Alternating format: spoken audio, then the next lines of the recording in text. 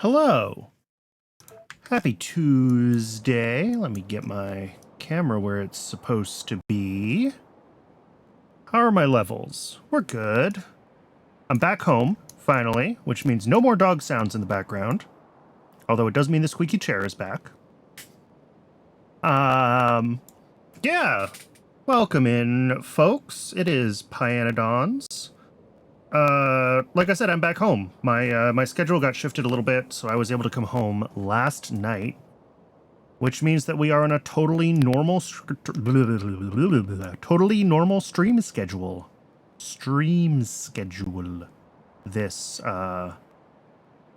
This week. What are we doing? What were we working on? Something about phytoplankton, right? Yeah, I got these phytoplankton farms. 36 of them. And do my buttons work? My buttons work. This is what we were looking at for phytoplankton last week. Using now I mean, heaps of flue gas. And we can make more flue gas if we need to. Fairly easily. There's lots of ways that we generate flue gas, and we're currently voiding most of it to acid gas. So it's kind of an available byproduct, because that acid gas conversion is pretty crappy. Could we instead, like, triple this? Yes, I suppose. But I think this is probably the better way to go. And we can set this as like a low priority source. So we prefer to use the tin-based phytoplankton and only go for the flue gas when we have to. So I think we will do that. I did have one other thing in my to-do list that I noticed, which is fix decay issue at Tritz Breeder. Do I remember what that means? At Tritz Breeder? Oh, this. Right. I think the issue is that we're unstacking as we come through here, so we lose the ability to actually pull through what needs to be pulled through and access fresh materials. Because when it's running correctly, it's going to be pulling a fairly large amount of what should be coming down that belt. So, like, once we can unblock it, it should be able to catch up on the decay. I think. It's also possible that my mining prod is just high enough at this point that it's always going to be an issue, and I need to add more storage for the decay to actually happen in. But for just one miner, that seems unlikely. I think it's just been allowed to back up because it hasn't been running at all.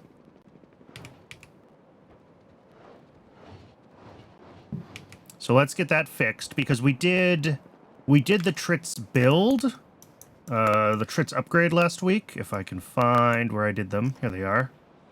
Let's move this more up here.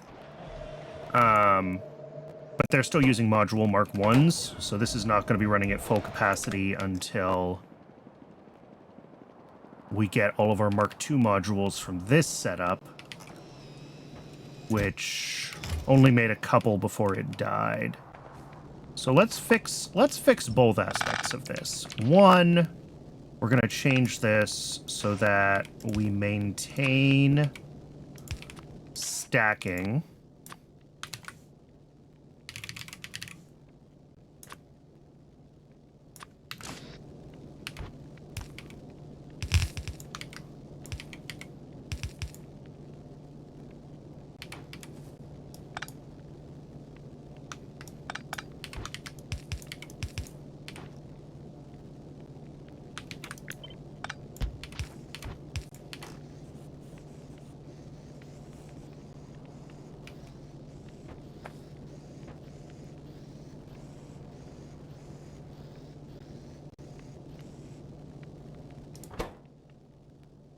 Cool.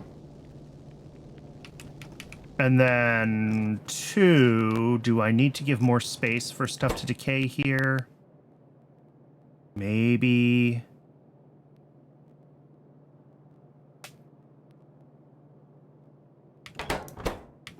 This is also very close to full. Yeah, 10,000. So it only needs a couple more stacks before it actually flips over. But the flora sort of compresses as it decays down because it goes from stacking to 50 to stacking to 100. So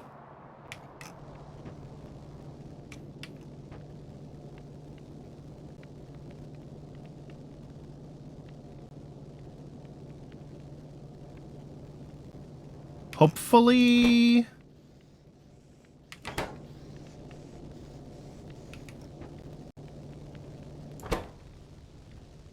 why are we getting cooler faster than we can?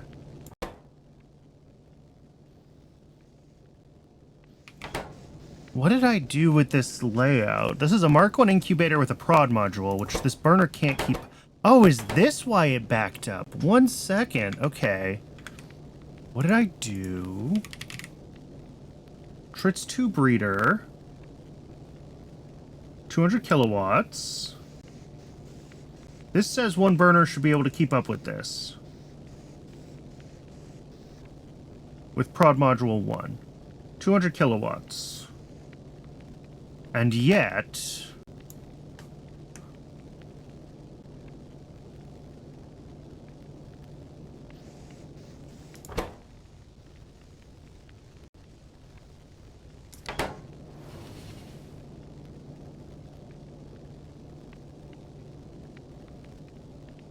Max consumption 6.6 megawatts. Output 2.5 megawatts.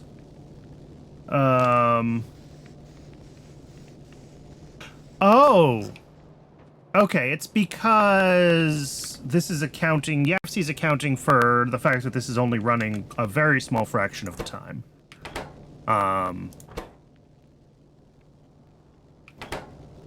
Yeah, and it just got disabled by control behavior, so now its temperature is going to get back up. Okay. So we have some, like, temperature buffering going on here, is part of it, I think. So it'll turn on and off as the Sarkarus ends up in this system. But this is running again. So... I mean, hopefully just having things being moved towards being stacked on the belt is going to be enough to... There's a lot stacked on this belt, though.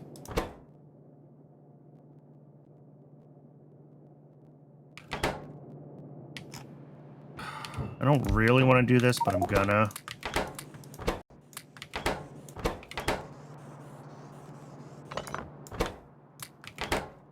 Let's change this over to a deposit.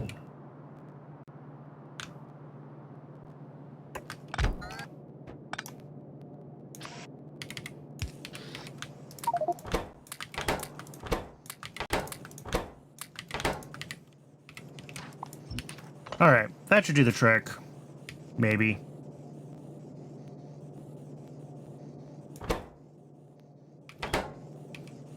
Because that just gives it a little more space to,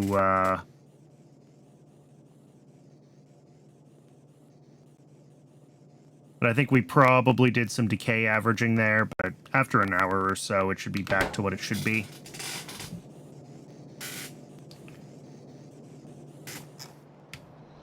But that just gives it more slots for the flora to decay in, which should make the system work a little better. So between that, and then also making sure that we pull it out in stacks so that we're not sort of constantly... I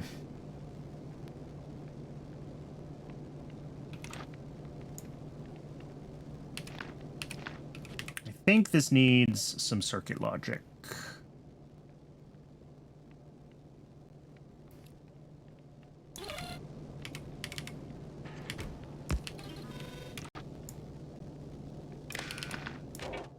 Read belt contents, hold.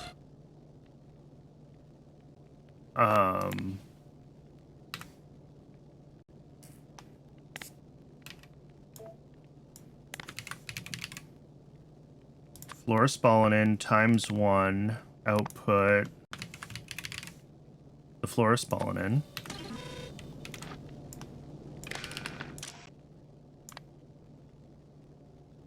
And then we need to do the same thing with here. Can I do this slightly differently?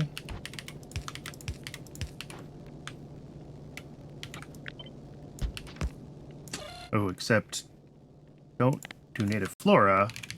Sorry, fluorospalanin times 1 output fluorospalanin. And then this one will be biomass output biomass.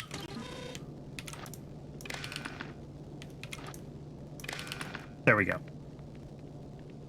And what this will make sure is that if this has like a partial hand of flora spalanin and somehow we end up with biomass on here, we want to make sure that this empties its hand, and then still we'll pick up the biomass, or vice versa. If it has a hand of biomass, it should empty it to pick up fluorospalanin. That should be fine. If we have multiple stacks of the same thing in a row, it'll pick them both up, right? It'll grab like fluorospollen and then deposit them. Whatever. Yeah, that should work. So that should keep this system running, and then almost everything that was on that decay belt did fit in here. Yes. Cool. Hopefully that's enough to keep up with this, this one machine. Is this a Mark II miner? Is that what I did? No, it's still a Mark I.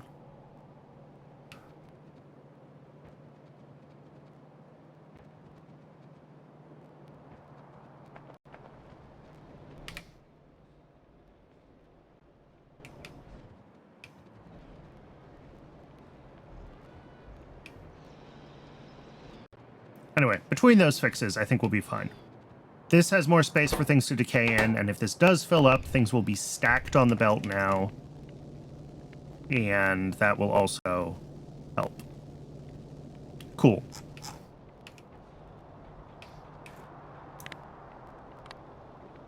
All of these are longer-term things. Where are we at on Bodos? Are they... Ooh, we have 32 Bodos Mark IIs now. How many do we need? Where are Bodos? I know they're down here somewhere. Bodos. We need 24 of them. Okay, yeah, let's go upgrade the Bodos. We can do that right now while we're thinking about it.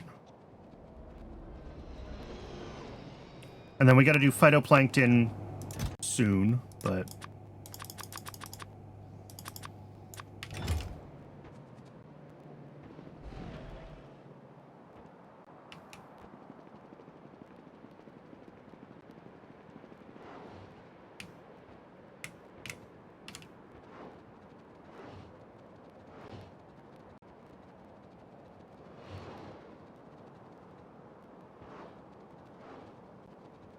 And I'm assuming science is still broken, I guess, before we dive further into things. Yeah, we're still waiting on these doohickeys.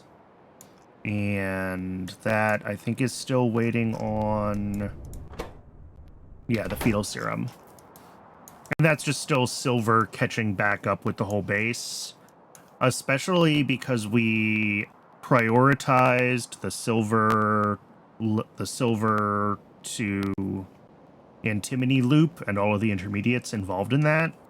It's just going to take a little while until our silver like backs up in that loop, and we can watch that here. Actually, it looks like it has. Yeah, ethylene glycol is backed up, and that should mean that silver can start to go to everything else. Yes, that needs silver, including fetal serum. Which is running, but it's just going to take a little while for this to catch up. I could make this bigger, I think, since we did just make a whole bunch more silver as part of trying to fix our woes with the silver antimony loop. But I'm not sure it's immediately necessary. I can check. I could check that in YAFC, see what our fetal serum demand is. But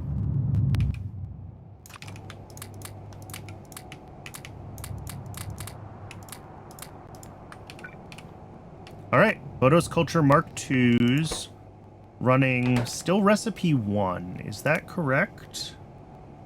No, we do want to switch these over to a new recipe. All right, so I have some work to do here. Oh, also I need a bunch more spore collectors. I didn't realize we're doubling the number of spore collectors. I guess that makes sense. But recipe 2 has some different inputs, so we are going to have to change some of this belt routing.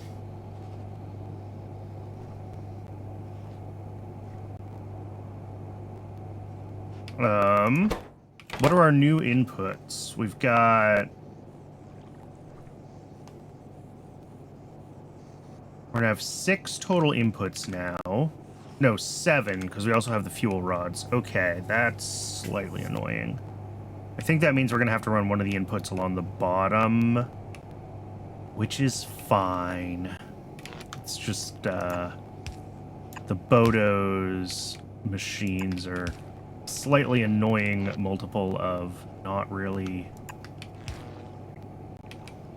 an even number of squares apart, so...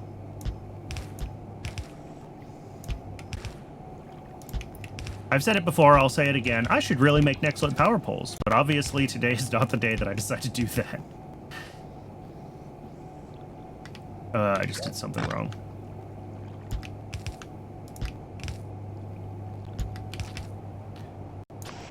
And then all of these are going to need to have...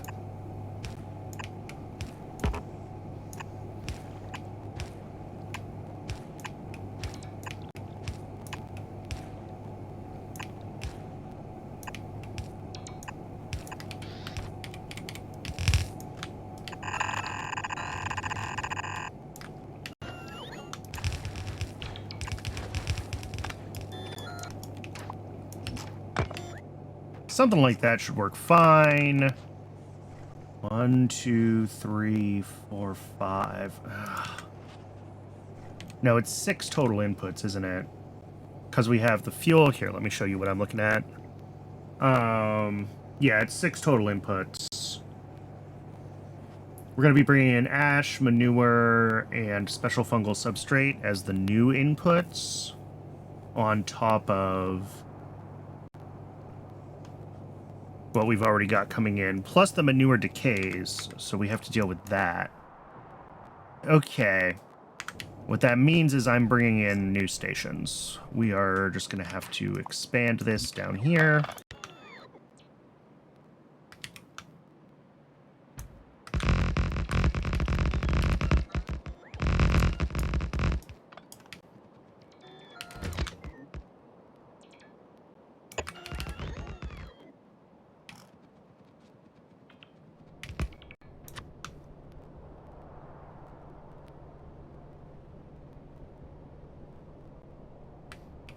A solid drop-off, which goes... What am I doing with this? Oh, this is moss gene samples. Okay, which are kind of... Alright, this is unfortunate the way I did this, but it is what it is. Moss gene samples are going to kind of be, like, in the middle of Bodo's, because I built them using these stations at the end. It's fine. It's fine.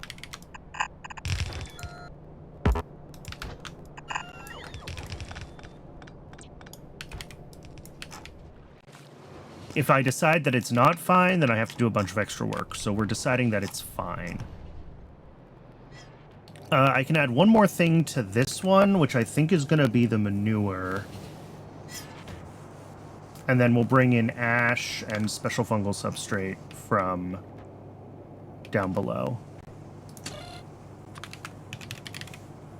Manure. I probably should put that on like a circuit condition so that we're not running it when we don't need it, but come on, that way. There we go. So there's manure.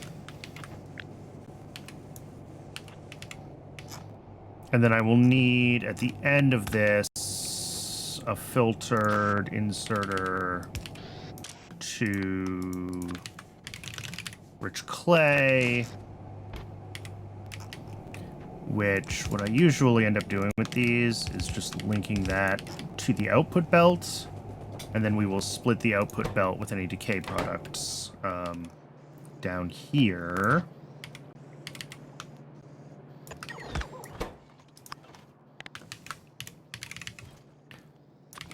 Yeah, send the Bodos that way. We're going to have way more Bodos now, so better inserter. 4.5 a second. That could even be 2 of these. I think 1 is technically sufficient, but whatever. Moss gene samples. Improved fungal substrate can go here. So these are going to need to go for Bodos too. All of them are going to be mad that they no longer have all of their inputs. But yeah, we bring in the manure, we bring in special fungal substrate, and we bring in ash.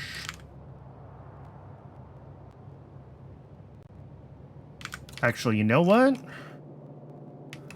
I'm going to do this a little bit differently.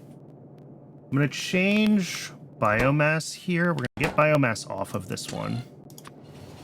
We're going to add the special fungal substrate here.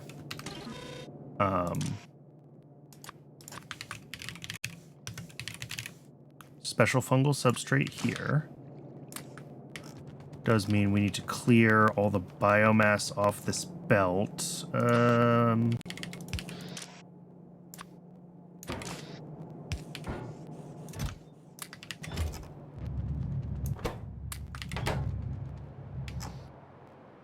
And then the station down here, because this is going to be bringing in ash, this is going to be a high throughput station. I realized it needs to be a high throughput station. So we'll also do biomass here, because biomass is the other sort of higher throughput item at a third of a belt. Everything else is in much smaller amounts. So we'll do the biomass and the ash down here. Since this is the high throughput station anyway. And my high throughput design properly has set filter on everything. So I think we can just do ash minus 30, biomass. I mean, minus 30 is probably fine, but let's do 60. We have the space in the station to request extra, so why not?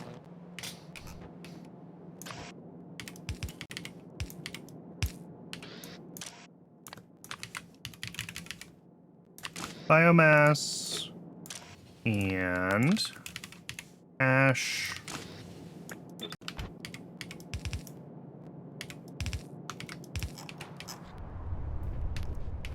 Yeah, now I have to route this stupid belt all the way around to where it needs to go.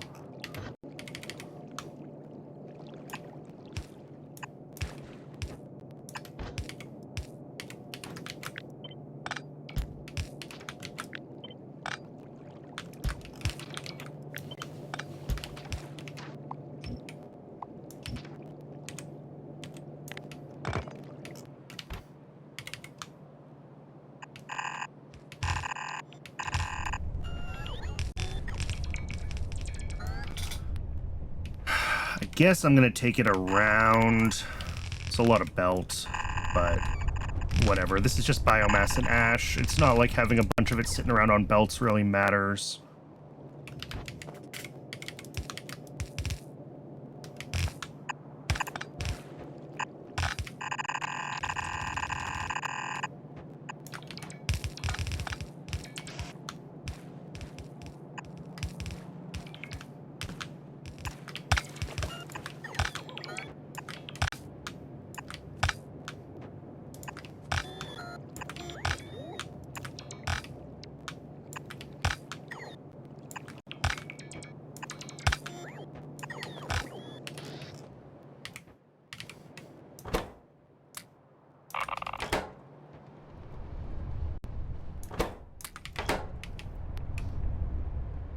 And then I think the last thing to do is just to pull this belt from here, which is going to be the potential rich clay output.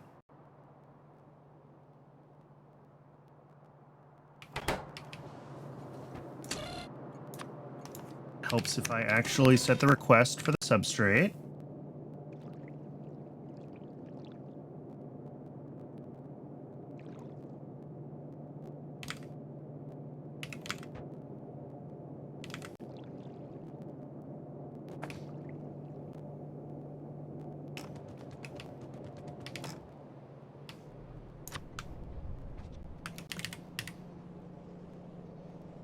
So yeah, right in here, pickup station. This is a decay product, so I need to grab One of my overflow logic keys. You'll do.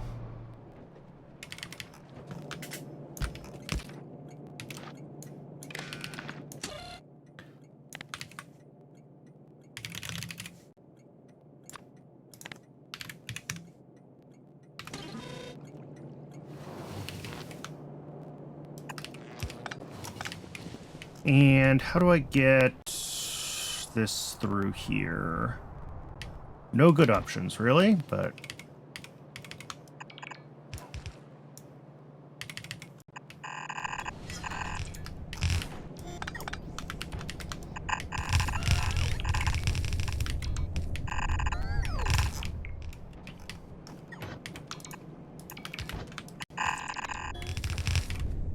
Oh, really?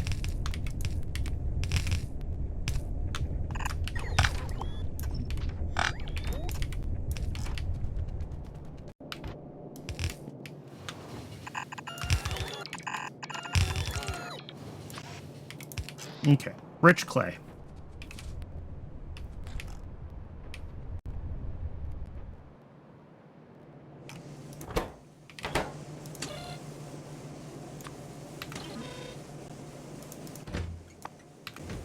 Are we out of manure? Uh-oh.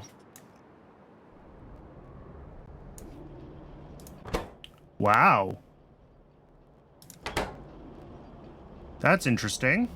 What's using all my manure?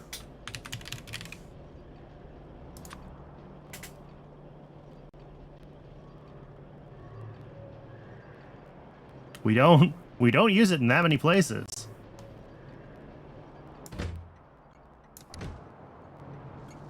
Oh, terephthalonyl chloride. Didn't I see that we were having issues with aramid at one point? Yes. Although now it's titanium, not the TCl.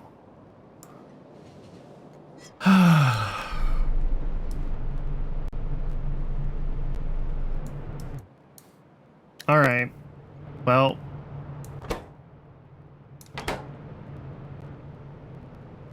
hopefully we don't actually have a long-term manure shortage, but a little bit worried there.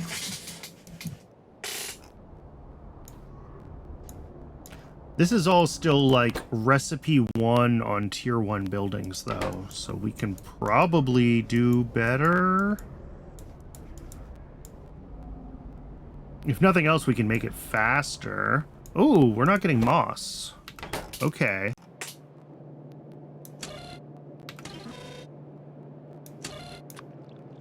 I mean, we could do this so that this requests more. Make sure that's set right. Okay, and we are getting multiple moss things dispatched now, so that might just be the issue. That we're not requesting enough... We weren't requesting enough moss. We didn't have enough, enough trains coming through.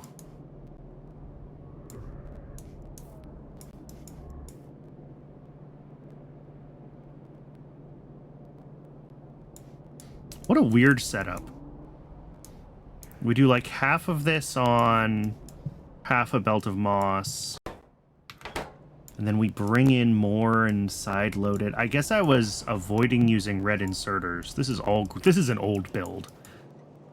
Is really the situation. Yeah, and we have lots of trains on the way now. Okay, hopefully that fixes it. We just needed to allow Cybersyn to bring more trains through.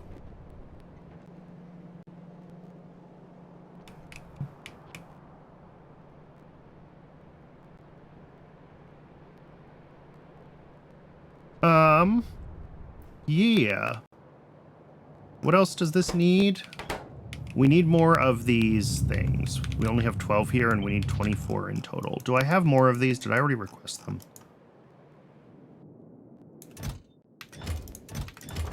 No.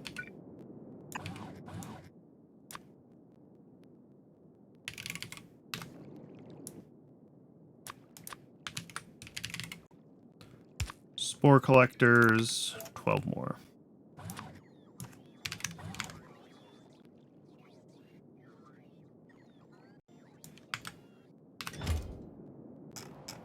Sweet. Well, we need those to be installed here, so we're not quite done with the Bodo's upgrade yet, but I'm going to say that's done. Oh, this is running. That means that we got a delivery of Whoozawhatsits to Science. Yeah, we got Vat Brain cartridges again. Cool. So now we need to see if this can stabilize some of its odd behavior with some of the sciences.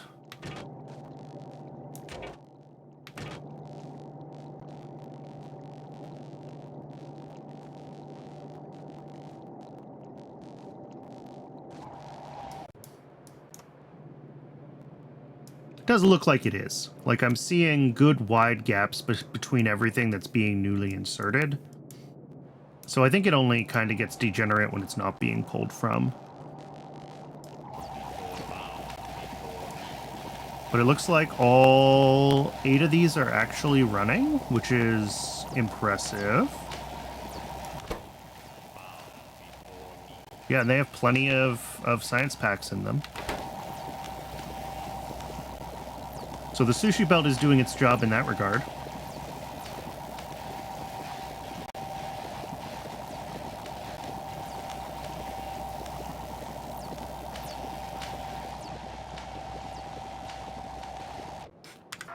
Cool. Let's finish Bodo's. So I'm going to grab those. Yeah, I want to grab these, and then I will find a spot for us to do the new phytoplankton build.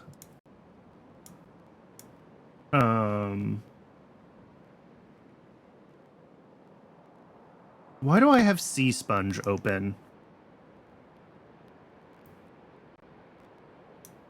Oh, this is all the stuff that uses phytoplankton. That's right. I was just adding up the, like, phytoplankton consumption.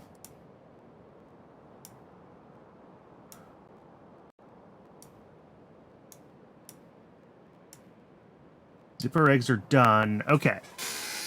So we still have to upgrade the Tritz rendering and the optical fiber build to, like, properly take advantage of all of our new photophores.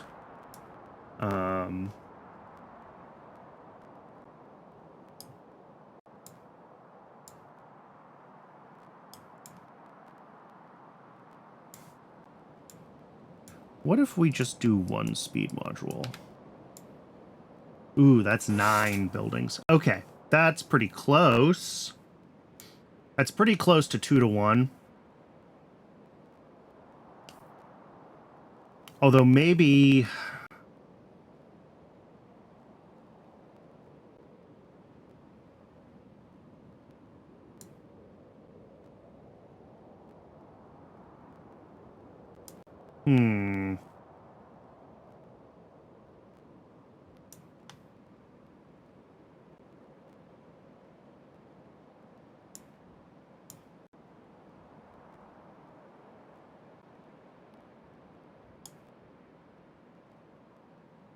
If we do it this way, and we do 2-to-1,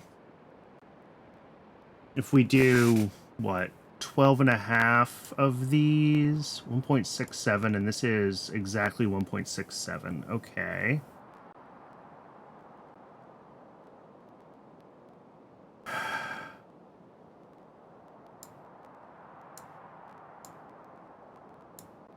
Speed module 2, 6 slaughterhouses. Okay, so if I do 6 automated factories, we can do direct insertion, is really what I'm trying to figure out, if I can, like, make that work.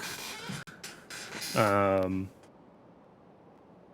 I think yes, because if we do the automated factories, then these will be faster than the photophore creation, right? Because it'll be like 6 to 6. But we really only need 5.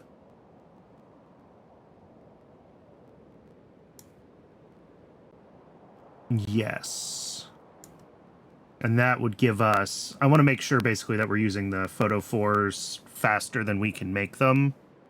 And if we can do direct insertion, because these decay so quickly, that's what we want. And then we, like, set up the...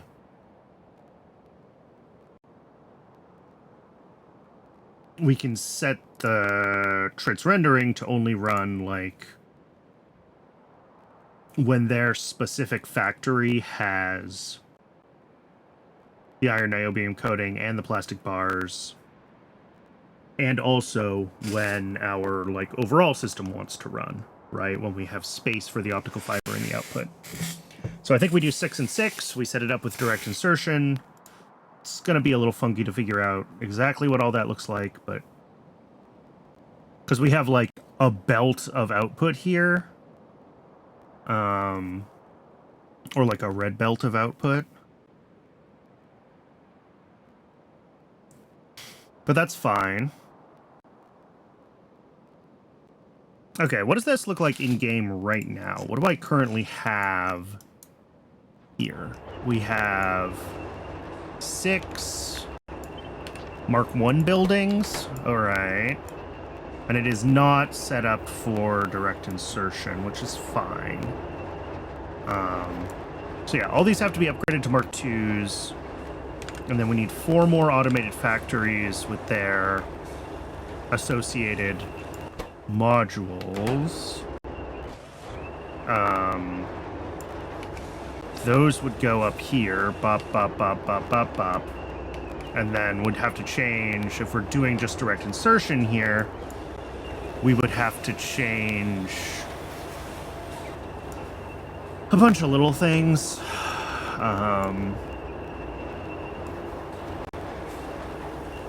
We might want to spread these out like one more tile apart.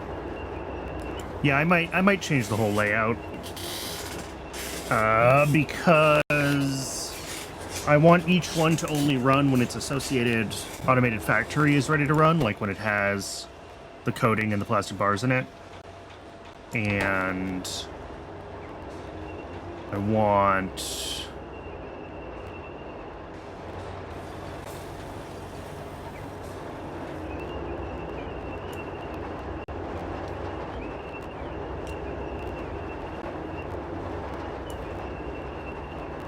And that means that I have to run signals a little bit differently. We have to have some space for extra deciders and things like that. So that would be, I think that is like a full refactor of everything. But not like an awful one. So let's request everything we need for that as well. Do I have that here already? Yes. No, this is something different. That's Dilmo food. I think then I do not. So we need... Nope. Nope. Nope. 4 more automated factories and 8 prod modules and 6 slaughterhouses and 12 oh, whoops, I just realized I accidentally put speed module 2s in YAFC. Speed module 1s. Okay, so it's 7. That's fine.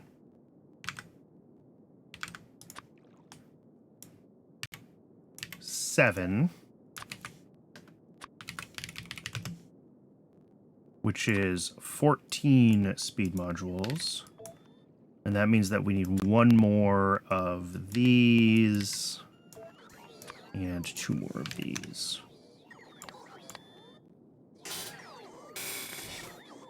And that'll get us, because there's already 2 automated factories, so we'll have 7 slaughterhouses, we'll have 7 automated factories. The automated factories won't run full speed, but that's fine. We want them to be limited by photophores so that we're decaying as few photophores as possible.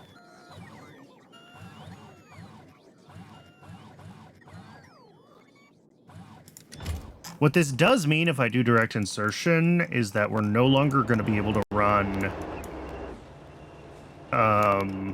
run these guys as a backup for lard. I think right now, because they do make quite a bit of lard, I have this request that says if our lard drops really low, start running trits. I don't think that's going to be a problem. I think we're running plenty of trits and plenty of augs for other reasons. So I think it's going to be okay if I get rid of that. That request for trits with lard. That's the hope, anyway.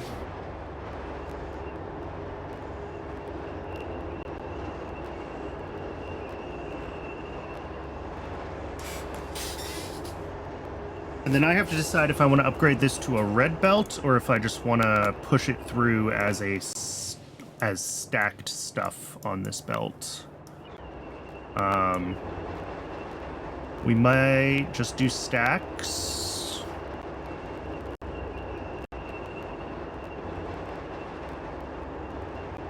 I think that's going to be easier to do a stacked belt out rather than trying to figure out anything else. Because if we want to do a red belt, then we have to like upgrade a whole bunch of this infrastructure to red through here, which we have had to do for other parts of our upgrades, but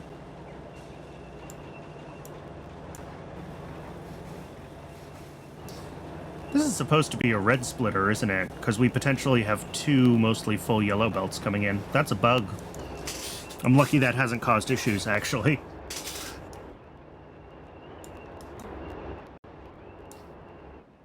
But, all right, hopefully... Oh, hey, J-Man, welcome in, welcome in. Good to see you.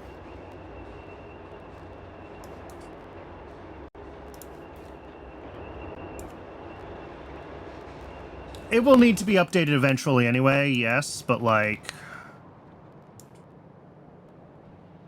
if we can avoid it, if we can just keep things on stacked belts, then...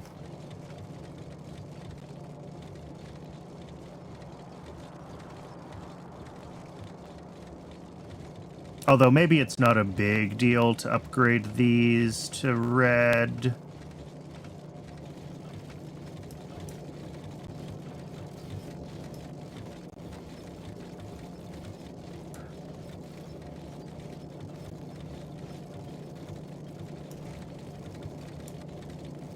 I also love that I still have photophores selected here for some reason. Where does this go? Is this just a dead-end belt? It is. Because I realized that photophores decayed too quickly, so we couldn't actually filter them out. Cool. Let's grab all the stuff that we've been talking about, and let's get things done. We gotta finish the Bodos. We gotta drop the rest of the spore collectors down there.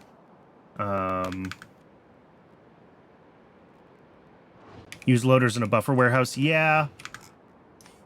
The problem, again, is I'm not set up to be able to use loaders, right? Like, we gotta get... If we want to use loaders, we have to be able to get their fuel or their lubricant. And it's not a lot, but logistically... And this is what I was talking about last week or the week before, right? Is like... We're not too far away from express loaders. I say that, you know, another 100 hours. And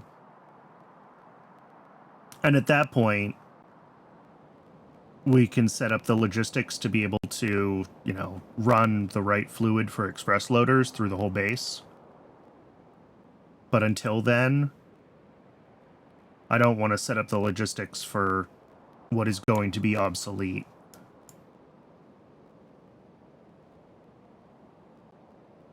So that's why I've been stalling on loaders. But, like, I do use with stack inserters a buffer warehouse in one place. Let me see if I can find it. Not that one. Here. And this just gets everything from random mess of not fully stacked because it's coming out of machines to,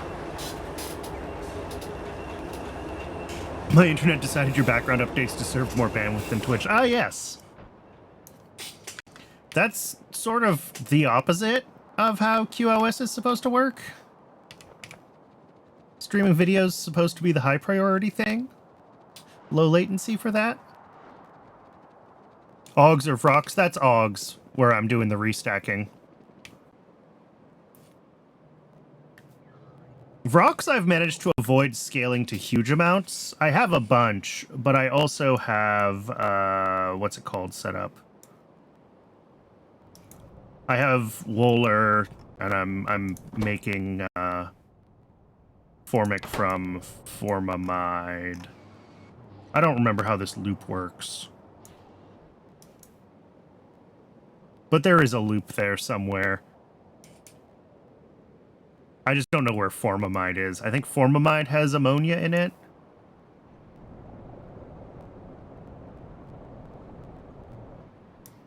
So we rely on this loop probably more than we should. I could probably scale Vrox up a little bit more.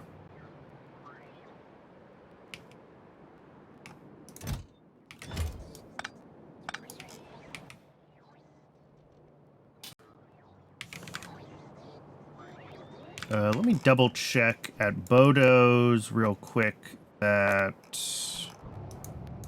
No, these don't have any modules in them.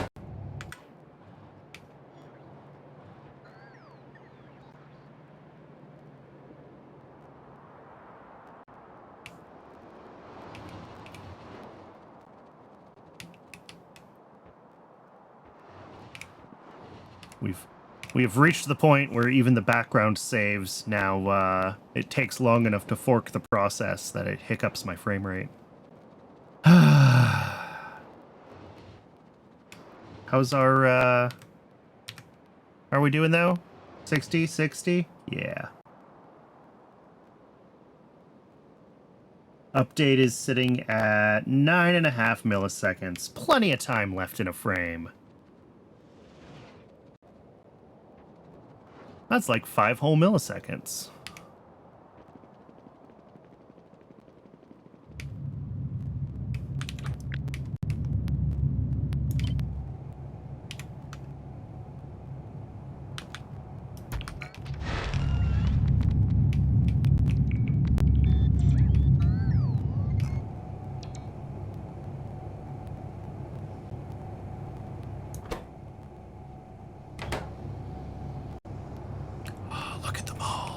Look at all the Bodos.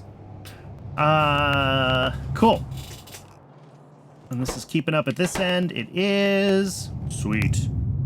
Next, on to the Tritz stuff. Is the Tritz breeder still running? Did it fall over again? It is still running. That's an awful noise. I'm so sorry.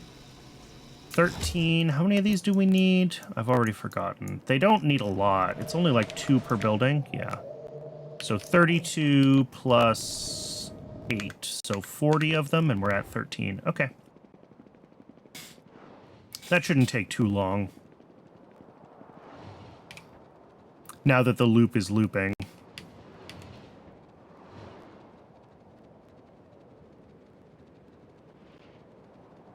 Lead antimony alloy backed up? Not fully. Okay. But it has all of its, well, I was going to say it has all of its inputs. How much antimony are we actually requesting here?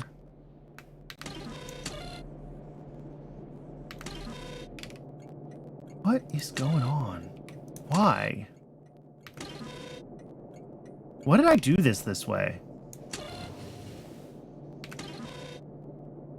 Good lord, that's a noise? Yes.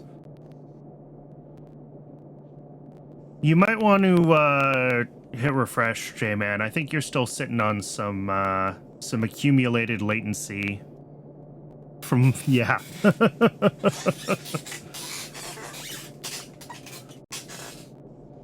Exactly. Can definitely tell your internet is still falling behind. Why did I do this way instead of just setting this as high priority? This doesn't have any other inputs. There's no reason to have a separate control combinator. Whatever. Well, no, I'm right here. I'm right here. I'm gonna fix it. So this can just be high priority here, and we don't need this at all. That's easy. And that is part of the, as I mentioned at the start of the stream, that is part of the silver loop that we need to make sure is prioritized. Solid 40 seconds. Yeah, right around there.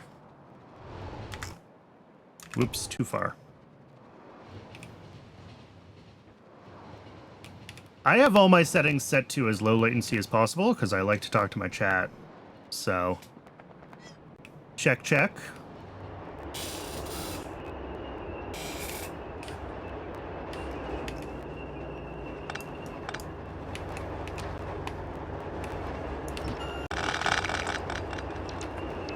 Alright, these shouldn't take too long to burn through what's left in their inputs. Over here, I said I wanted to turn off, because I'm going to switch this to direct insertion. We're not going to be able to do this anymore, but also, that's not a problem. Because I think our brain demand is keeping us constantly slaughtering Augs at this point.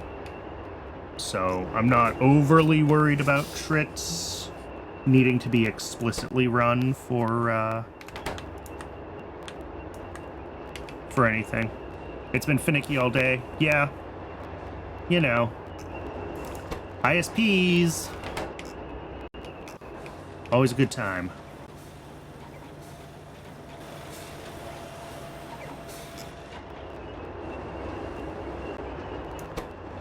Alright, I'm just waiting for these to finish running through and flush out, because I don't want to end up with a bunch of animal parts in my inventory. And then we can figure out how we want all this to be set up.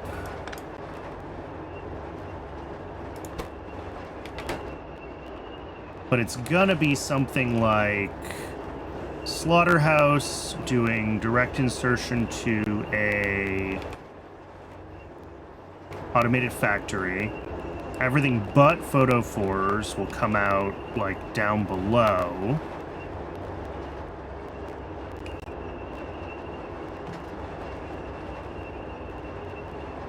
So I need to make a new spreadsheet now that I have a bunch of new AL critters.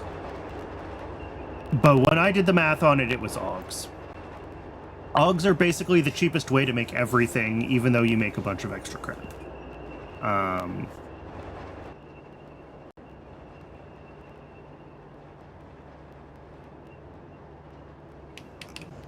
As far as I can tell, they are the option.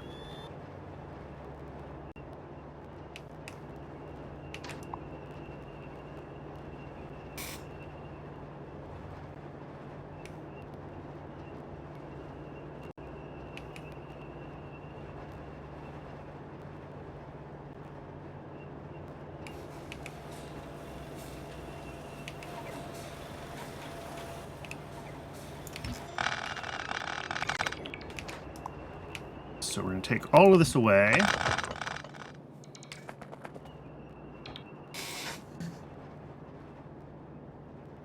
Yeah, the organ printing is definitely still expensive at this point. And it requires a bunch of chitin, but I also need chitin for chitosan, because that feeds science and feeds, what is it called? The advanced coding is also fed by chitosan. So, like, chitin is a major issue, which is why we've been going through a bunch of our AL upgrades, right? Like, Dilmos, yes, are for arthropod blood, but it's also a bunch of chitosan as a byproduct. Or a bunch of chitin, rather, which we will turn into chitosan. So that's going to go there. We're going to have our automated factory coming off of this thing. I mean, we could go all the way up here with it, doing this thing. And that leaves room to do like this with our outputs.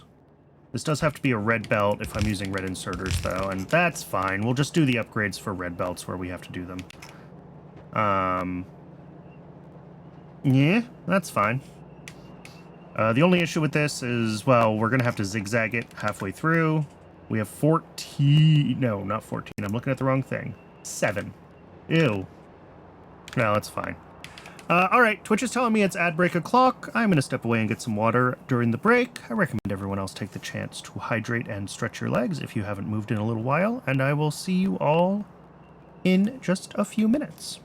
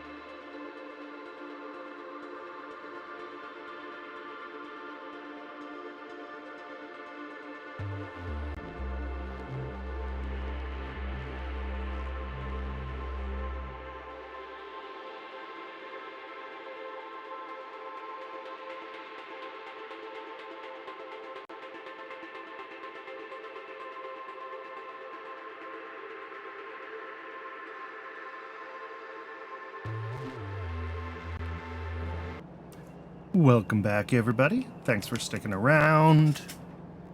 Okay. This needs to be adjusted slightly. I just realized I want it to be sitting more like here. We're not going to use inserter gating. Instead, we're going to turn these machines on and off, and that means that we do need, well, we need power in multiple places. We need power there, guess power there, and power there. And power there. And then this whole module goes right there again. This one goes right here. Taking optical fiber. Drop in our prod modules. Drop in our speed modules.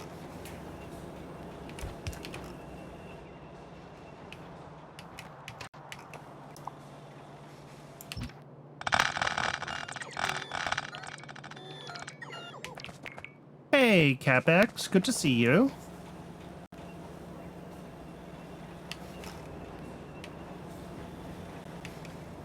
So what I want is... I don't want this red wire through here at all, I don't think. I don't think we need this red wire at all at this point. Because we only care if we're getting the signal from here that says we're low on optical fiber, please send more trits. And that comes from this side along these signals. I think I'm going to run that along the top. Because each of these modules is going to get a decider combinator that has here and here. Read contents don't include in crafting. So we're going to say if trits is greater than or equal to 1. And what are the other inputs? Iron niobium at 1, plastic bar at 5. All right. And those ones are on green. Iron niobium coating greater than or equal to 1. And greater than or equal to 5 is plastic bar. Sorry about the background noise if my microphone is picking that up. Oh, it definitely is. Output the green check.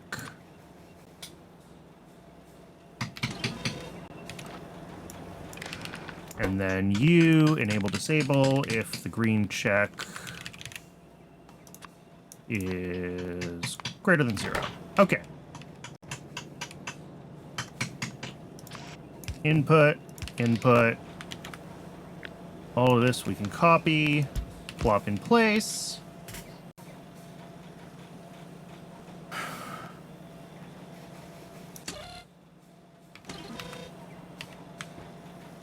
So I think that is 4, 6, and one more, 7.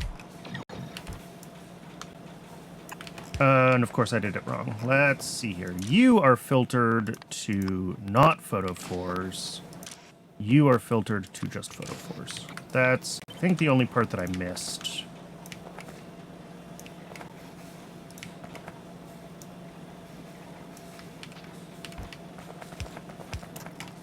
And then the other thing is that here we need to do a little switch around, make sure that we are using both halves of this belt. Fully admit, I try not to do anything really complicated with combinators. Like, it took me, what, a couple of weeks to figure out my automall. But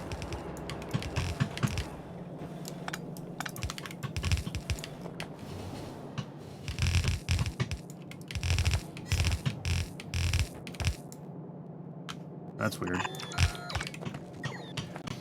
Okay. Now here, we need all of this stuff to be red splitters.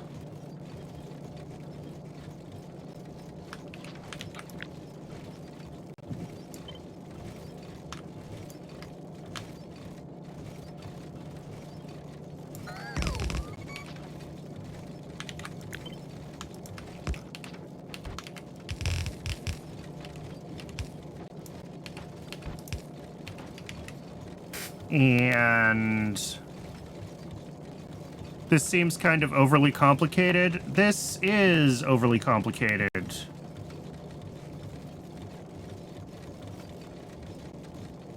I mean, it's just splitting out multiple mixed belts into there. Why not do a diagonal pattern? 'Cause this grew organically, and I never bothered to rebuild it. Is really the answer.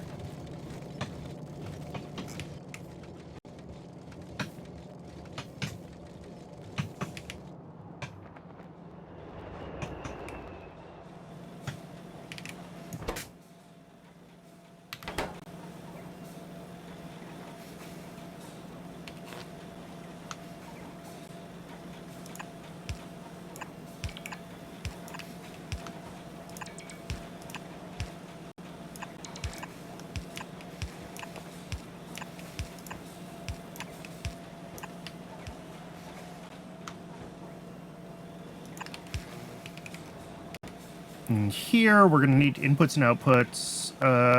2 items a second on the input belt. Sure. And our output.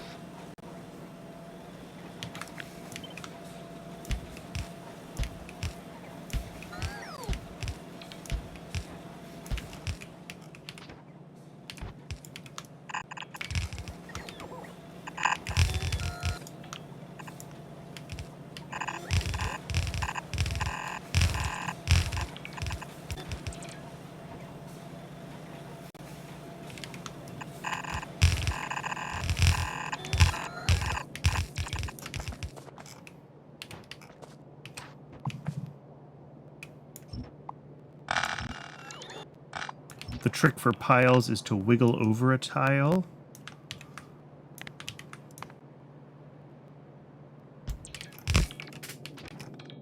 Ah, yeah. Filter out each,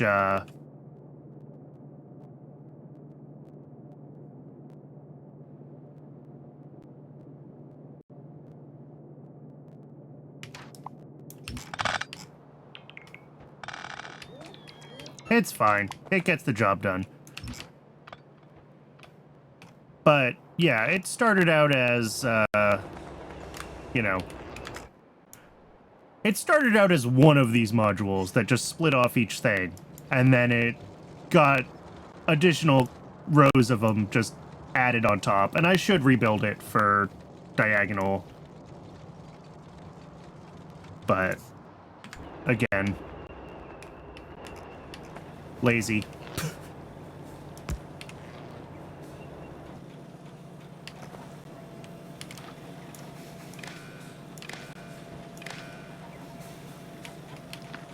No, we don't need to do this here. We want to do this one here. We'll bring this through here.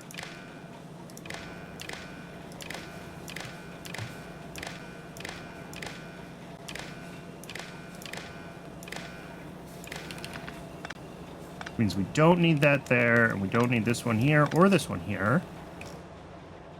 That should be power all the way across. All of these have everything in them. So now all these should say item ingredient shortage. They do. This output belt needs to come over to here.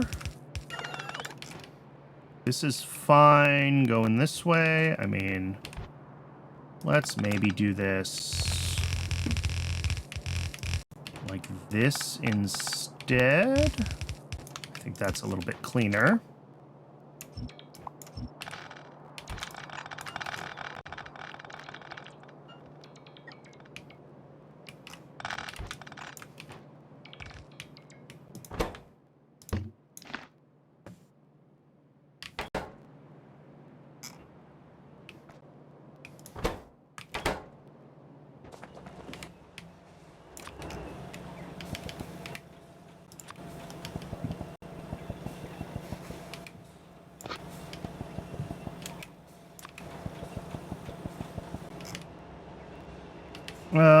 This is using both sides of this belt now, so this needs to change to be a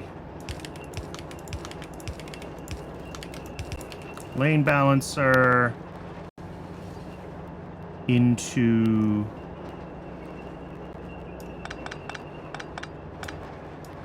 this is always just on one side of a belt, so we can get away with doing that. Into a merger here.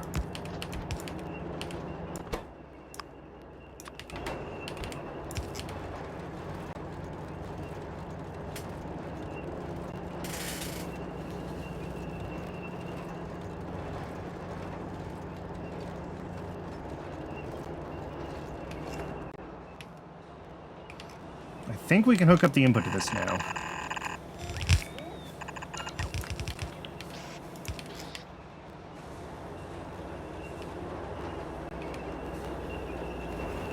My only concern is that I might need more output capacity. Yes.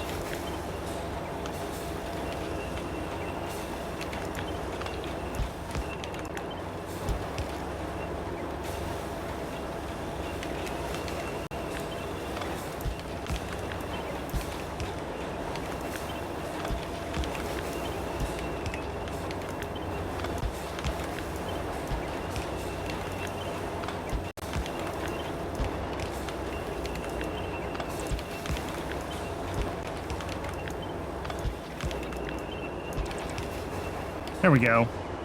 When in doubt, more inserters. I knew that I was going to be like right on the edge of functional, so that is fine.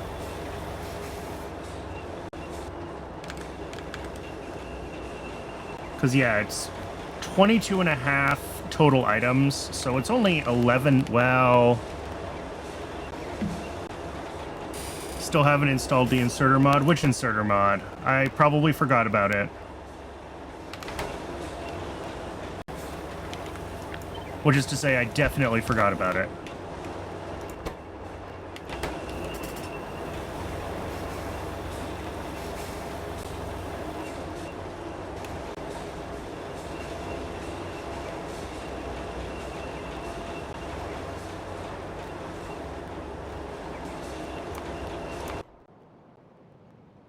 Oh, the inserter throughput. Yeah. I did completely forget about that. I guess in theory I could balance this because it is... Yeah, the GUI of items per second. In theory I could balance this because it is a slightly lopsided belt, but I'm not sure I actually care. I don't think it's necessary. I think we have plenty of space for it to merge with this still at whatever speed this is running at, so...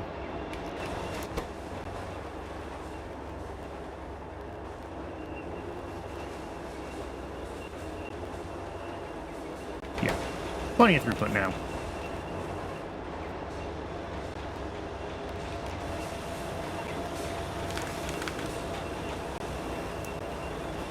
Oh, we are using 8.3 plastic bars a second. That is not going to work on this belt. So the input belt here is going to have to be...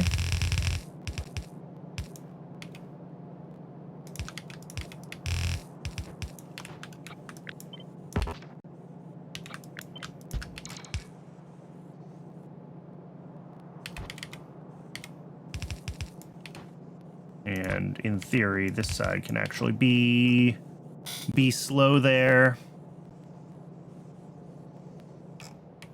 All right, and then how many optical fibers are we making? 6 a second, so that does fit on the output belt there. Well, a little more than 6 a second, but not many more than 6 a second, so I think that's fine.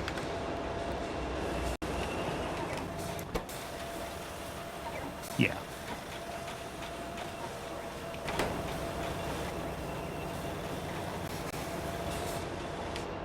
Okay. Obviously, until we upgrade our Trits modules, this is going to kind of turn on and off because the Trits aren't running at full speed up here. But...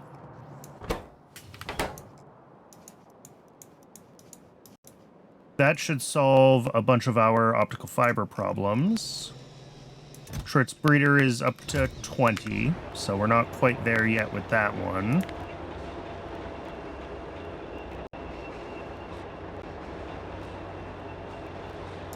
Yotoi is almost done, which is also great. Somehow I have ended up with a bunch of stuff in my inventory again. Guts, shells, and chitin. Okay.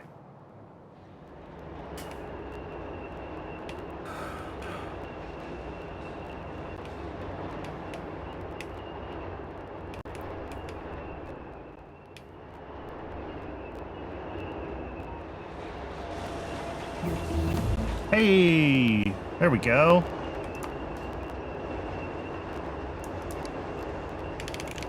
I already did the Domo tech research. Yes. So yeah, electronics stage 3.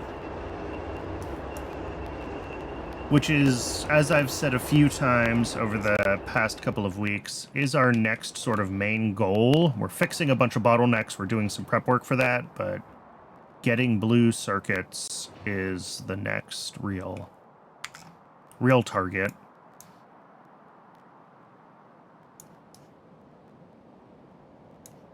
Where do I want to set up the new phytoplankton build? That is the next question for myself. Do it over here somewhere. It doesn't have a lot of inputs and outputs, I don't think. No. It's literally one input, one output. Both fluids. So, from a rail perspective, I can kind of squeeze it anywhere. From a, actual build perspective, it takes up a bunch of space. So maybe that's a good candidate to put, like, over here somewhere in some of this dead space, and we can just hook up to where we've got some stations here. Yeah, I like that plan. Let's do that.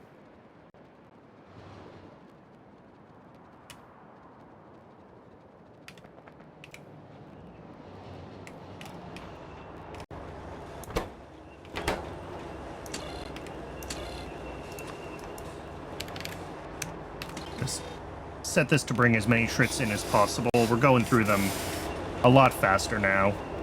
So, not that I think we're going through them that fast, but it doesn't hurt to let it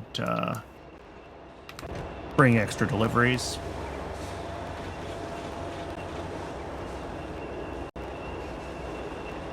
Oh, look at all that optical fiber. It's a beautiful, beautiful thing.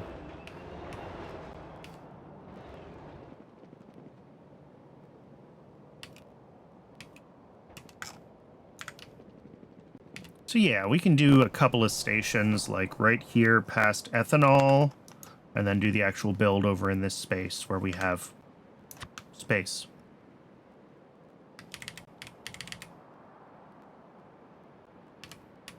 So, single fluid drop-off for flue gas. And a fluid pickup. That's going to be for the actual... What are they called? Phytoplankton. We'll set this one as a low priority station because we do want to prefer our other sources, because we do use flue gas for other things.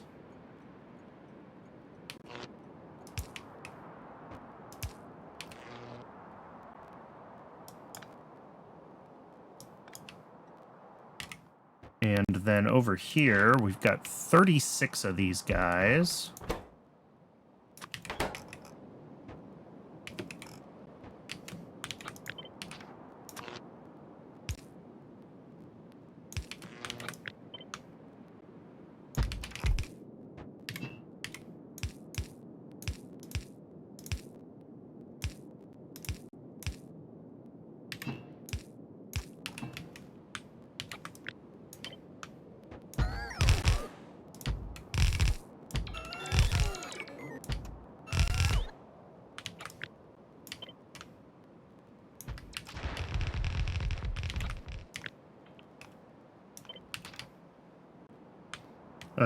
That's right, except I need to also add the output.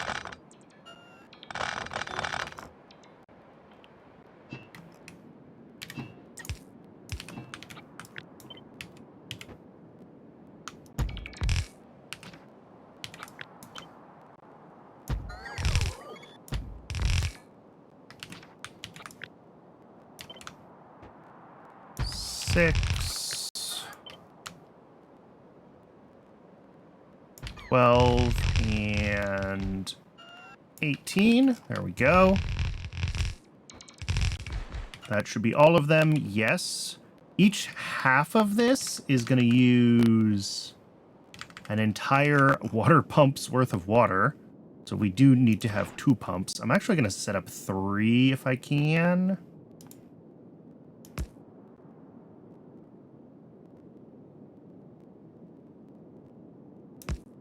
Which it doesn't really want to do cleanly. There we go.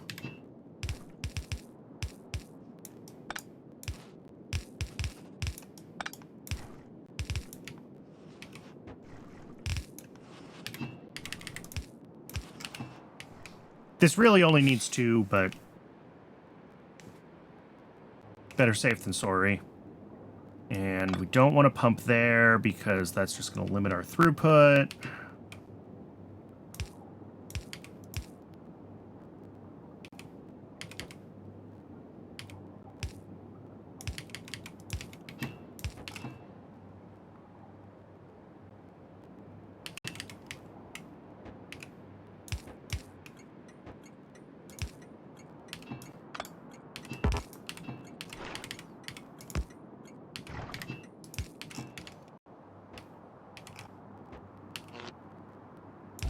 That it? Well, power, but...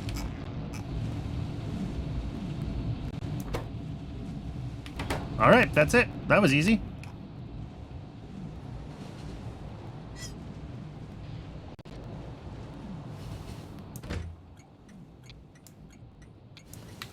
I might have to increase our buffer size, because we're going to be burning through a lot of flue gas here. That would be the only concern, is that with just one buffer, we can't dispatch enough trains quickly enough to bring enough flue gas.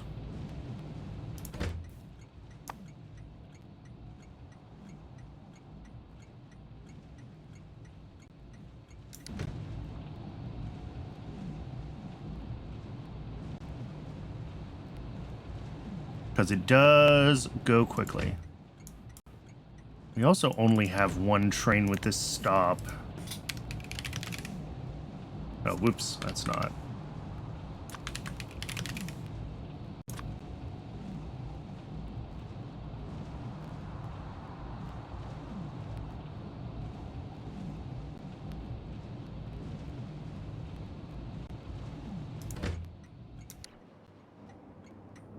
Yeah, this one's not set up as a void. It is set up as low priority, though.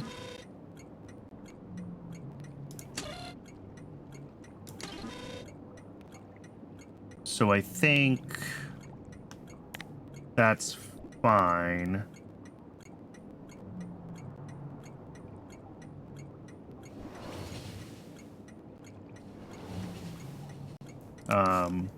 This station should be prioritized, but yeah, I think we have to just tell Cybersyn that it's okay to dispatch more trains here.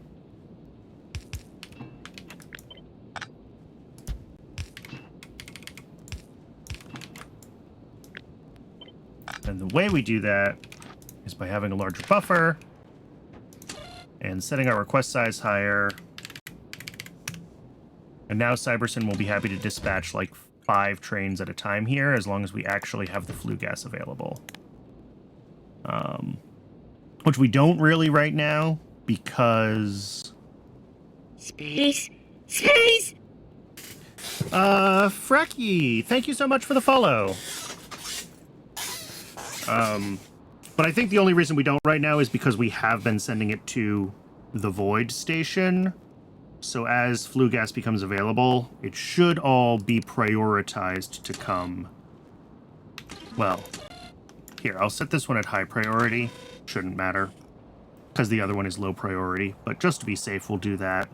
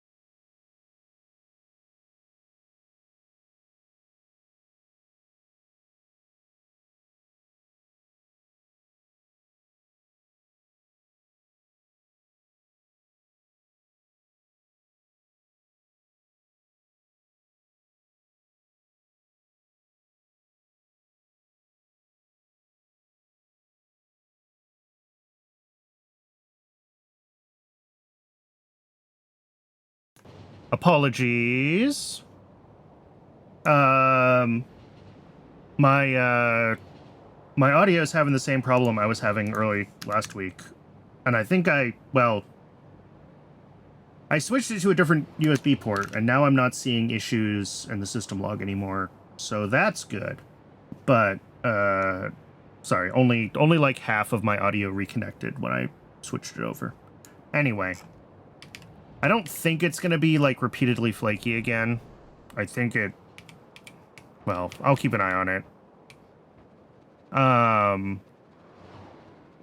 Probably I can unplug it and plug it back into the port that it was in, and it will be fine. I wonder if this USB cable is just a little bit iffy and it needs to be replaced. Like unplugging and plugging back in forces the link to retrain, and it ends up being happy again.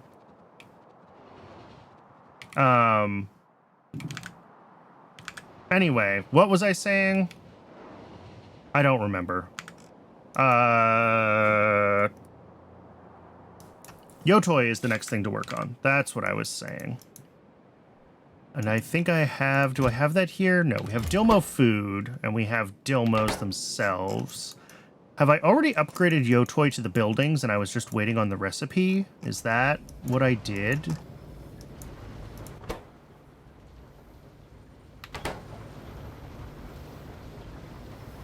Yes.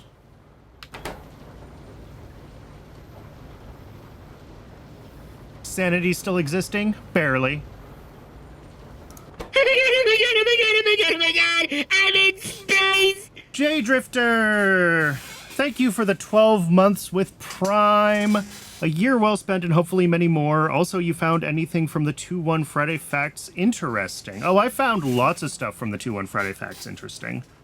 Do I remember the things that I found interesting is a different question.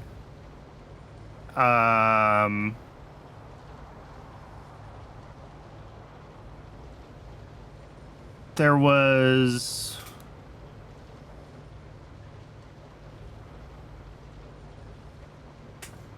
What was it that I found interesting? Now I have to double check. I've already forgotten.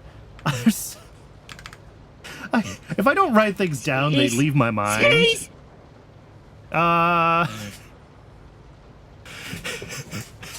Hentai Senpai. Oh, what a name. Thank you for the follow. I have been noticed, and I appreciate it.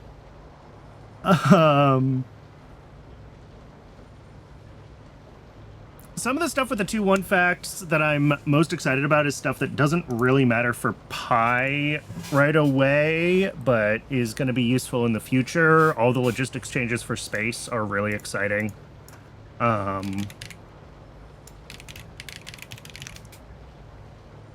The new circuits work so that you can read from and write to, like the red and green circuits separately, is going to let me simplify my mall a lot. Because the reason we have 2 assemblers on each of these is because one of them is doing reading and one of them is doing writing. So we set the recipe on this one, and then we read the ingredients, and over here we're setting recipe and reading contents. And we'll be able to, I think, do some things differently with some of this to handle ingredients and contents doing different things. I'm worried my mall will break anyway, so that's going to be a refactor from the Friday Facts. And what else was in the list of changes? I'm gonna flip back through them real quick and see if anything else catches my memory that I remember being excited about. But I think the circuits was the big one. Also, the new artwork for the assembling machine is super cool. I just gotta say, I'm sad that I don't get to see that all day, every day, playing Pi.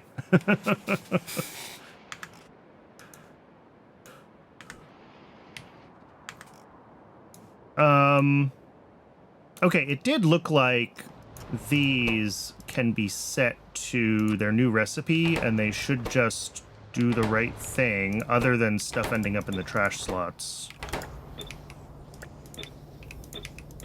Oh no, that's the wrong recipe. That's really the wrong recipe. I want Yotoi fruit too. Ah! It's so weird that if you manually set a recipe, stuff ends up in the trash slots. But if you, like, paste it, it doesn't always. Anyway, this one is broken. I have to go fix this now. I'm going to do that first before all that stuff ends up, like, sitting out on the belt, ruining my day. And then, Fraki and Senpai, I will get your names up on the Wall of Fame.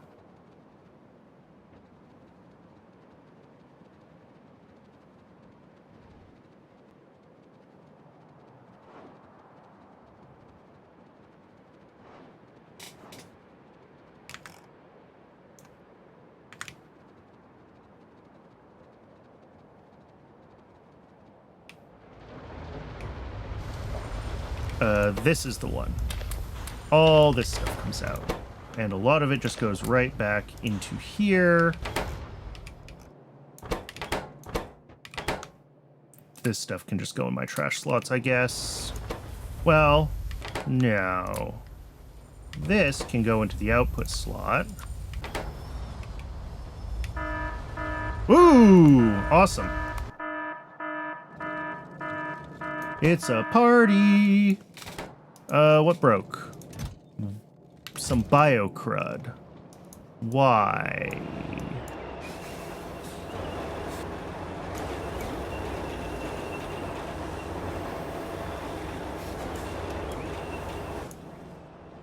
Why and how? What's backed up? Does look like we're kind of backed up on. All of this is moving. I wonder if we just need... None of these should ever be sitting on photophores. The photophores should always be in here. I do need to be filtering biocrud out of this belt, actually. Oh,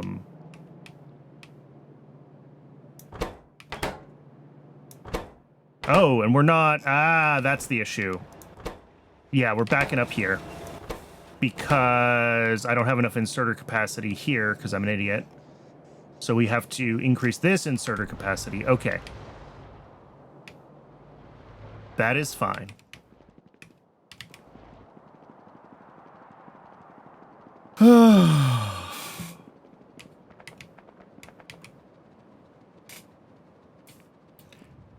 The number of times I've been bit by that, and that's one of those things that when we do finally switch to loaders is not going to be a problem anymore, right? Because every belt in and out of a train station will just be loaders at that point.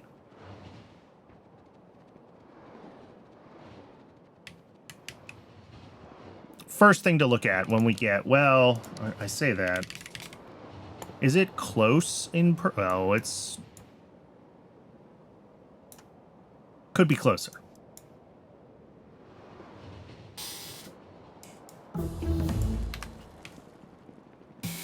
Oh, we need more tech. I guess we just start doing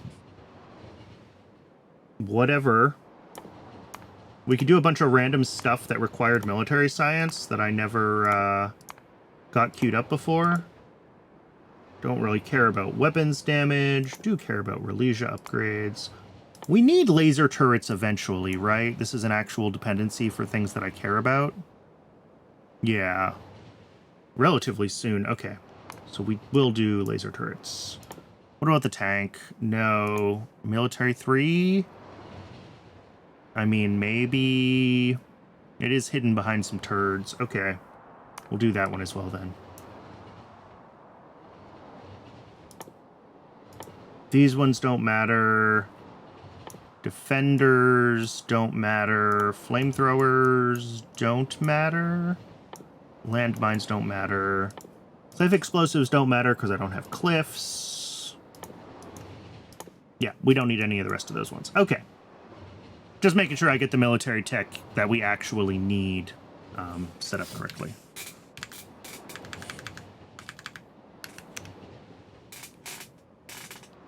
Ooh, that's bad. Hopefully this doesn't break everything. Am I still streaming? I didn't turn my Wi-Fi interface off. My Wi-Fi antenna is not even on my desktop most of the time. I only had it on while I was dog sitting last week. So it's connecting with the signal that it was getting from the Wi-Fi connectors, not even having an antenna connected. It should have preferred the Ethernet, so I think we're fine.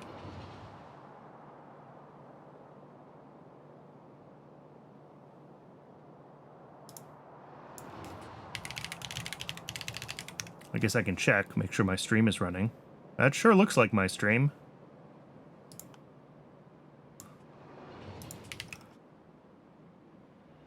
Okay, optical fiber, we just need more outserters is what I was saying. Yeah, outserters, and we need to filter the... Yeah.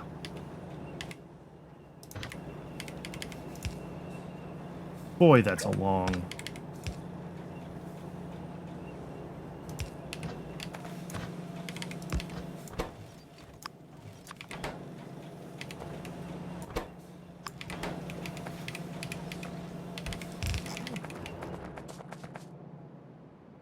And then up at this end, we will have better inserters. How much of this are we making? What does Yafsi say? I don't know. I closed the tab because I thought I was done here. Optical fiber, 6 a second. So yeah, 2 blue inserters with hand size upgrade is fine. That will keep up. Looks like this is already moving.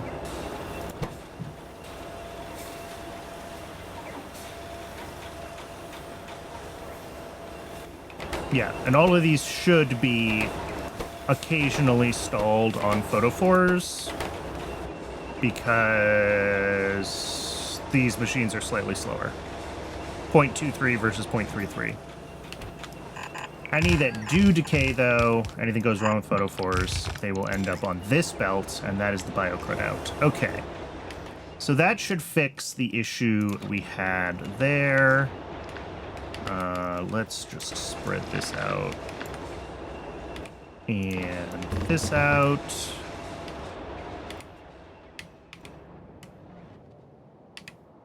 So up here, we should be able to grab the biocrud out.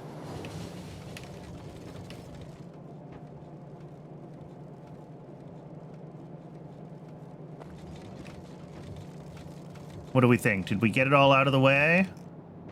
Any more coming up this belt? It's hard to judge. Well, I'll turn the sound back on, and if it yells at me again, so be it. Could not find train with enough cargo capacity for fluids. Okay, we'll need to make some more fluid trains. That's fine.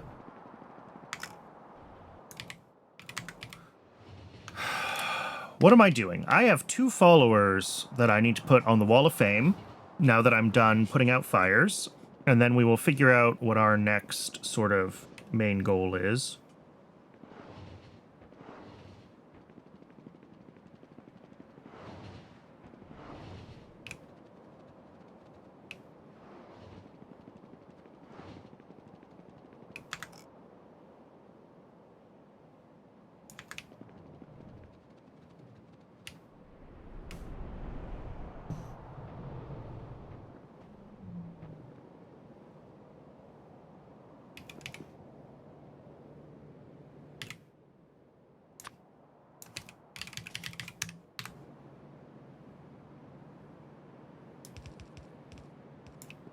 Well, that's the wrong number of...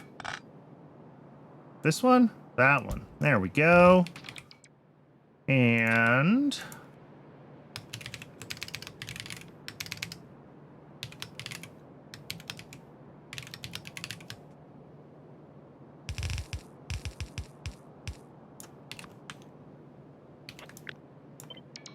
is that also a... odd center? That is an odd center. Of course it is. I can count. Thank you both for the follows. I do really appreciate it. As always, if anyone thinks that they should be on that Wall of Fame but isn't, you followed when I was playing a different game, or if I missed a notification, always feel free to let me know. I'm happy to throw your name up there.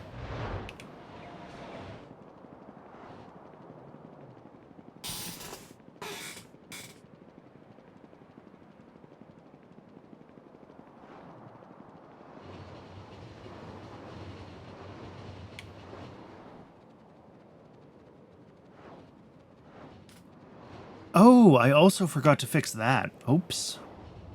Tomorrow, the stream will be in 1440p. It is not today because I had a bandwidth limit set again when I was dog sitting. My mom's internet is not as good as mine, so I had to bandwidth limit the Twitch streaming. But tomorrow we will be back in 1440p, and we should be in 1440p forever moving forward.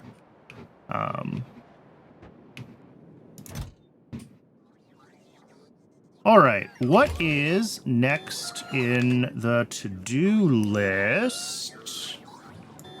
Yotoil Aloe Seeds is done, so is it the Dilmo upgrade? Is this the next big thing? The Dilmo upgrade and the Dilmo Slaughter upgrade? Boy, 14 machines. What if we put speed modules in those? 8 machines. All right, that's better.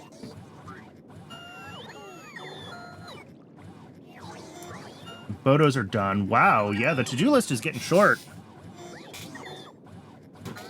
So once we get these last couple of things done for Dilmos, we're gonna be pretty much looking at. I have machines for Dilmo food. I'm assuming that's because this should also be on the list. Yeah. I think Dilmo food is a new build, so we're gonna have to look at that. So where are we at? What do we have for stuff here? This shows 3.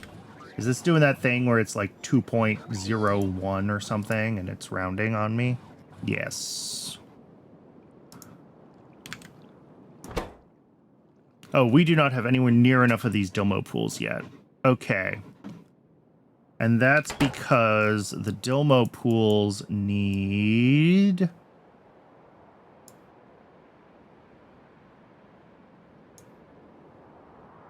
neuromorphic chips, which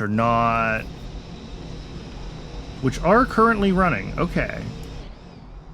Just slowly. I mean, I can go hand deliver these, but that's not really the long-term solution. All right, so we can't do Dilmos yet.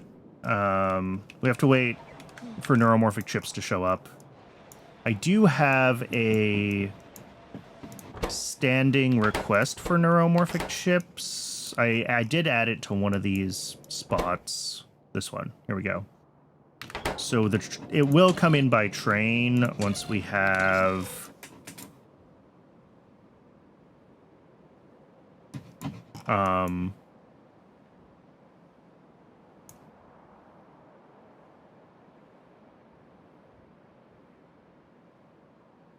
once we have them available. Which, you know, they're not the fastest thing in the whole wide world.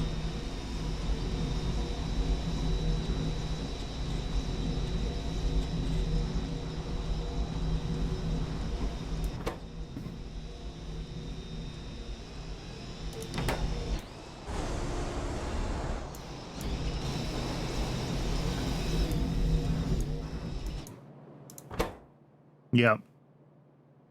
I mean, I could hand deliver, whatever, this 1,100 more. I don't know if that's enough for what we need to get built. So if we're going to have to wait for more to get built anyway, we may as well wait for the 2,000. Well, I can do the math on this. How many more do we need?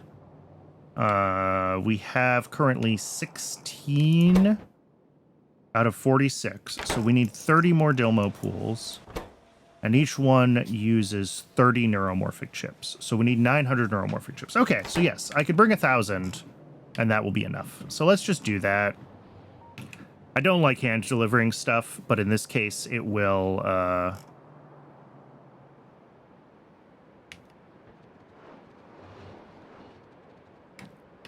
it'll get the things moving that we need moving.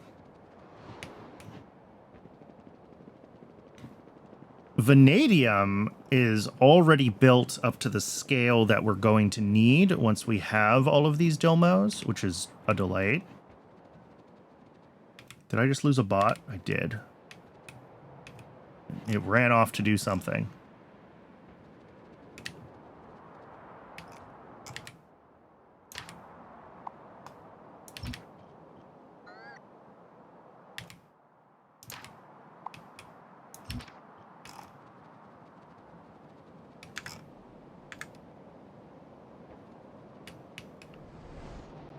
So yeah, we're just going to grab these neuromorphic chips. We're going to deliver them by hand to the mall.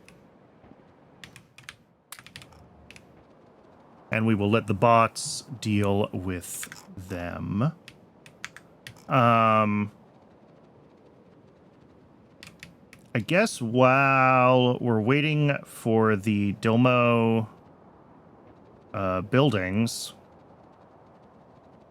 we can figure out what our next steps are on the way to blue chips.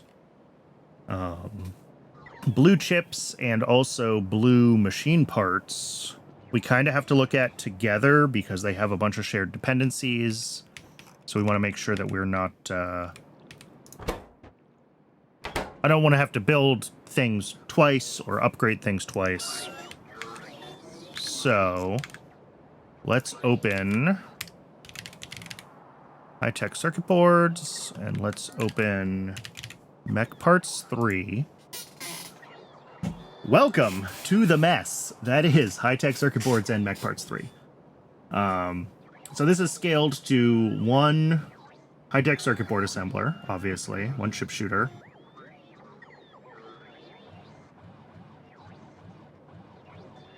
This feels like it is all of the things that are like the circuit components, and everything else here is stuff that we just kind of need to upgrade. We do have the new heavily p-doped silicon that we're going to have to look at.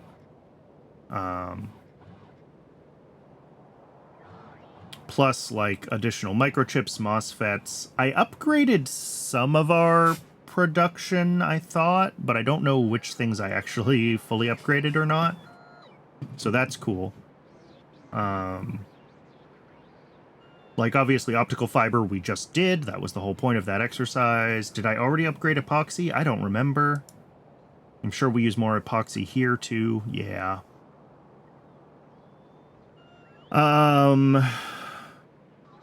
Yeah, we're going to need a little bit of gold, so we are going to need to look into chromium. Probably also in high-tech circuit boards. Yeah.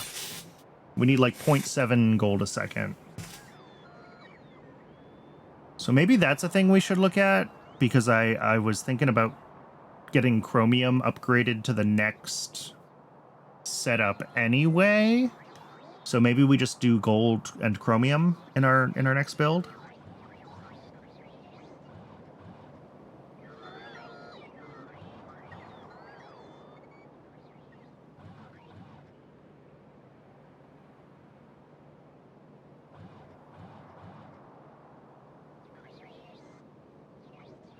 Sure, why not? Chromium. So this is the current chromium build. Oh, which is only one belt of ore input. Jeez, okay. This is going to be chromium and gold.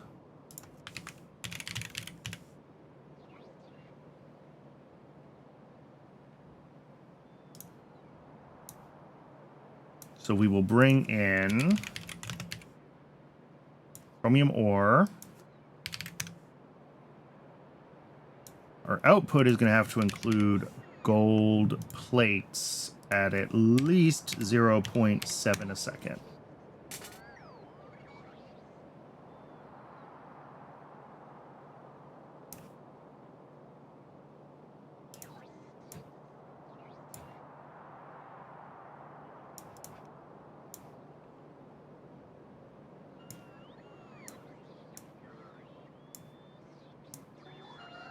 Gold concentrate from gold precipitate type 1 from chromium rejects. Okay. I'm assuming the chromium rejects... No, we can only turn into gold. Okay. And then we've got prepared chromium. We've got chromite concentrate. Chromite fines. A lot of this stuff is probably not proddable, so we want to be using Mark 1 buildings. Yeah. Well, the buffs, we probably want efficiency modules in. Same with these. Everything else, we can just use Mark 1 buildings. There's no sense efficiencying things that are only running like 20% of the time anyway.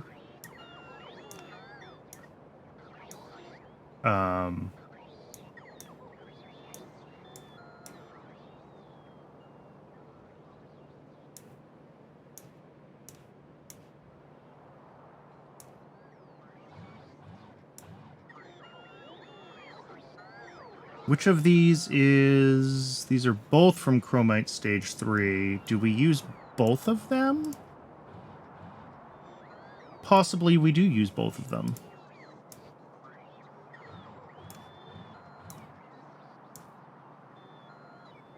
Oh god, this is a messy, messy setup. Okay.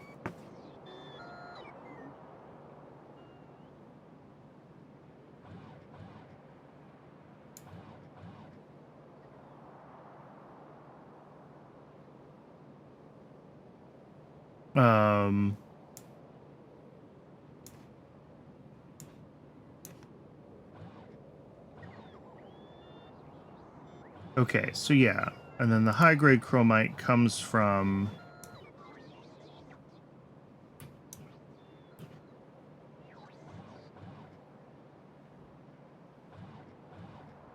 Wait. 1 second. We're going to start a bunch of this chain from the front, I think. I think everything up to, like, the chromite solution. So let's grab chromium ore and start breaking this down. Chromite grade 1 to the chromite grade 3 to chromite separation, which returns more 1. That's fine. The grade 4. The rejects get recycled back to grade 3. Okay.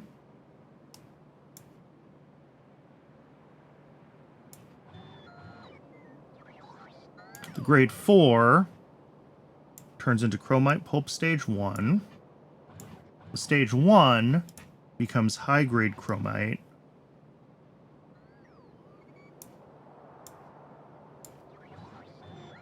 Which also includes some chromite solution. Okay. Which we can also turn into chromite sand. Cool. And then the high-grade chromite becomes processed chromite. Processed chromite cycles back to high-grade chromite. Okay.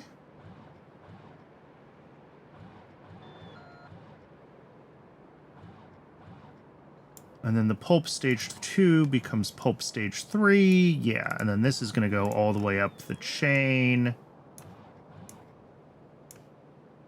Sort of.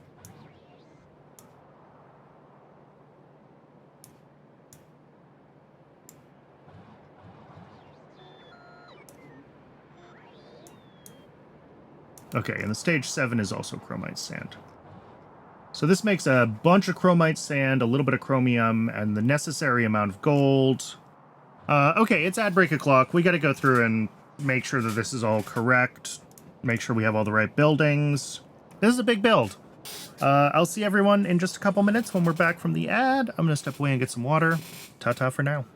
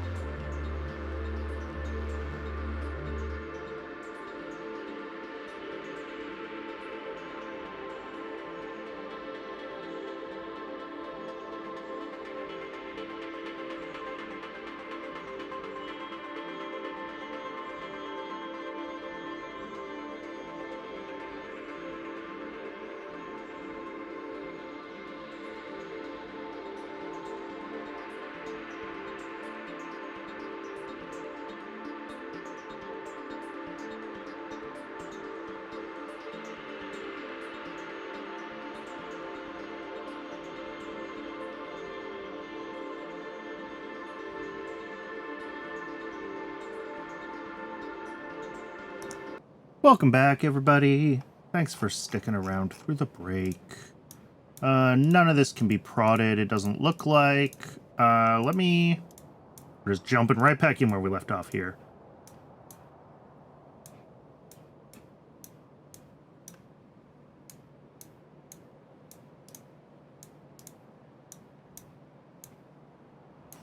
So there's definitely like a minimum amount of chromium that we have to make if we're going to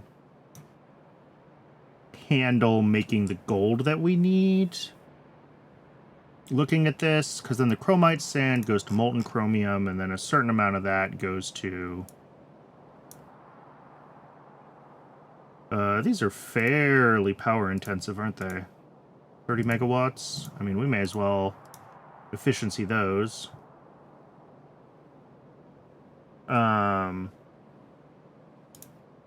And then that casts to chromium itself.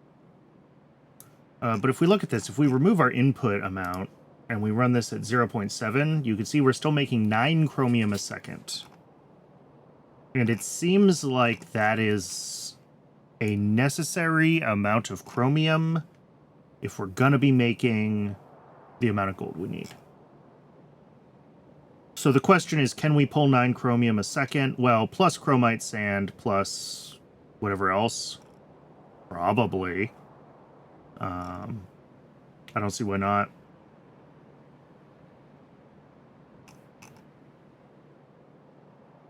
How much does this build currently make? 16 a second. Yeah. Surely we're pulling 9 chromium a second through this base. Between steel and all the places where we need, you know, nichrome. Surely we're pulling enough.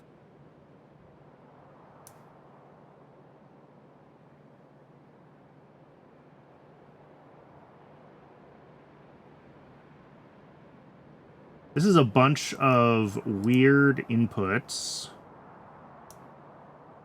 But none of it's too weird. That's at 4 chrome a second too, but so that means that we actually can get away right now with just 1 belt of chromium. And we would still make significantly more than we're currently making, plus plenty of gold. Okay. Sure, why not?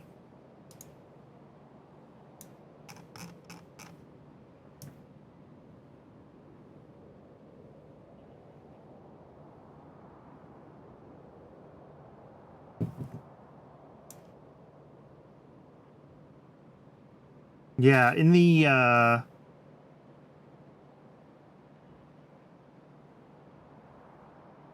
the silver and lead setup, you can turn all of it eventually into either silver or lead. In this setup, I mean, you could turn it all into chromium, but I didn't see a path for, like, the Chromite Pulp 7 or 5 or 4 or 6 to do anything other than, like, go through their processing chain. So I don't think there is a way, unfortunately, to...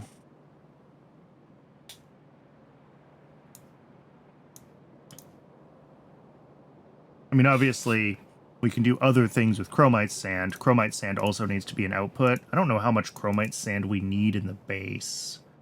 I don't really have that accounted for in this sheet. But we'll be able to do plenty, right? We make a total of, like, just about 30 chromite sand a second.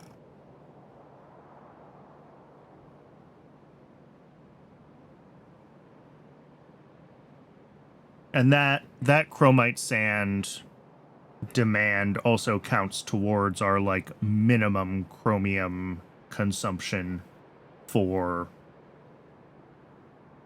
our gold production to work.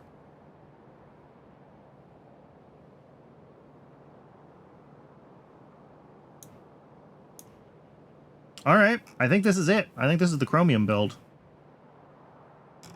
This is much, much bigger than our existing chromium build, so I do not think it's going to be feasible to put this in place over here where we're doing it currently. I think we're going to have to do a clean build, which is too bad, but not the end of the world. What else do we need to do? Oh, graphite is an on-site thing. Yeah. So we can prod that. Bunch of high-pressure furnaces. How much coke are we pulling in? Just 12.3 a second. Was the BOF? Oh, we only have one BOF. Yeah, that's not too bad. Everything else is... I mean, we have a lot of different fluid inputs. That's not a surprise.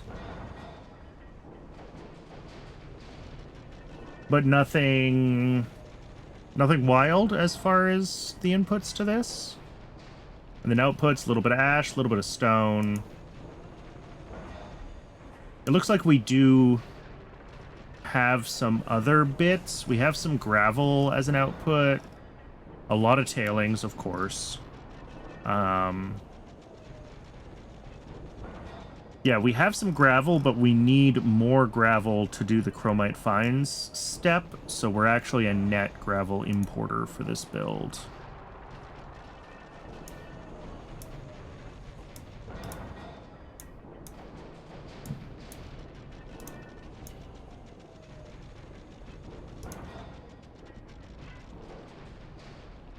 All right.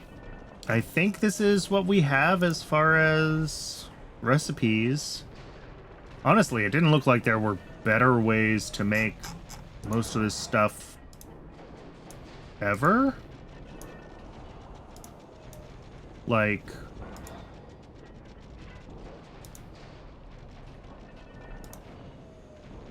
Ah, here we go. New gold concentrate recipe. That's where you would insert the next step.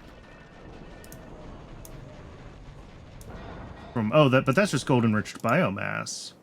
Is there really not like a gold 2? Is there no more chromium upgrades or gold upgrades? There is not a gold 2. There is a chromium 4. Okay. Ah, but this only takes the chromite sand into an upgraded state, so that doesn't change any of that path at all. Okay.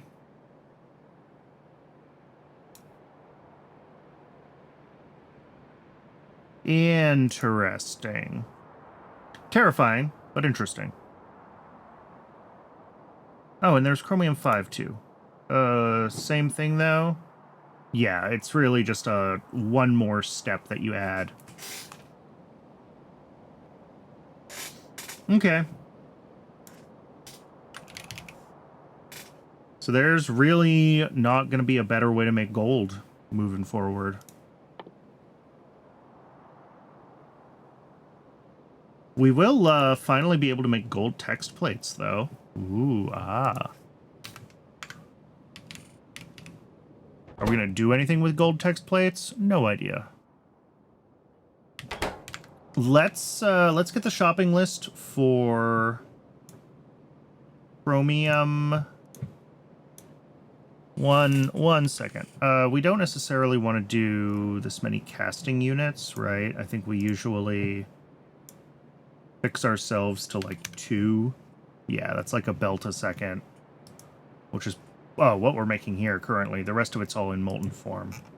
Yeah, and then we allow overproduction of molten. And we allow overproduction of chromite sand. It's going to decide that it all should be output in the form of chromite sand here, because that's one less processing step.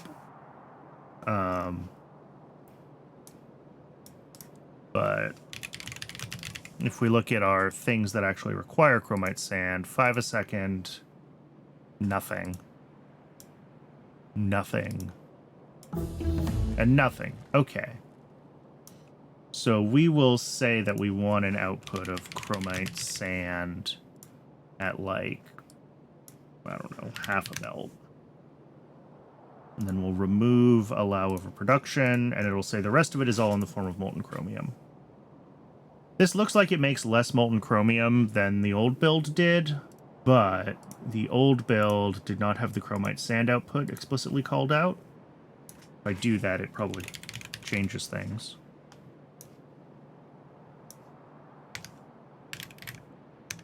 Yeah. But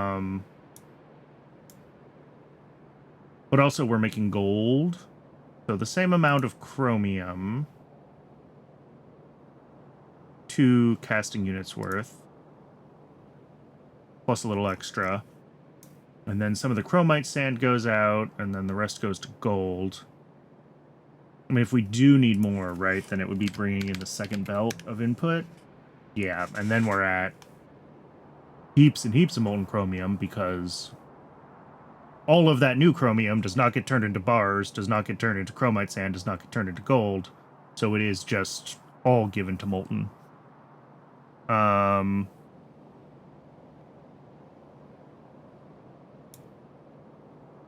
Do we run this at this scale? I guess we may as well build it at this scale, right? This is the scale that we build like everything to. Is 2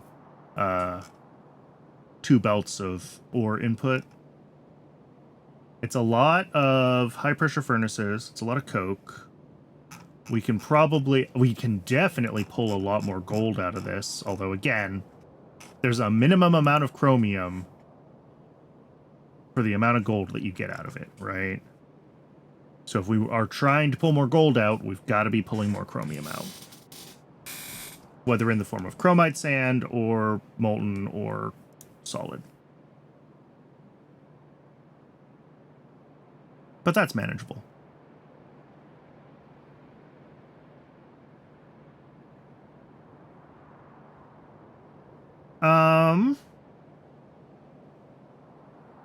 Yeah, this is fine. Absolutely fine. Let's get the shopping list going. Put this in a warehouse because we have a lot of different stuff.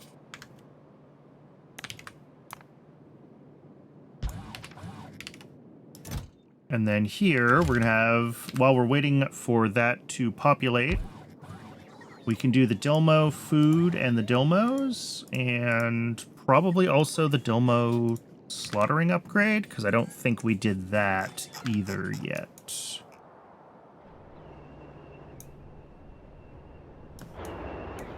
Is it even an upgrade, or is it a whole new build? It's a whole new build. All right, we're not slaughtering Dilmos at all. We're using them for... I don't know what we're using them for, but not slaughtering them. We're not using them for their sweet, sweet blood.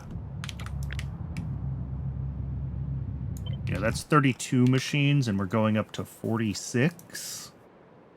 42. Plus 3 making cubs. All right. That's not bad. We'll figure that out. But they are going to have a bunch of new inputs that we're going to have to route around. Because these ones don't have any additional solid inputs. And we're going to switch them over to needing...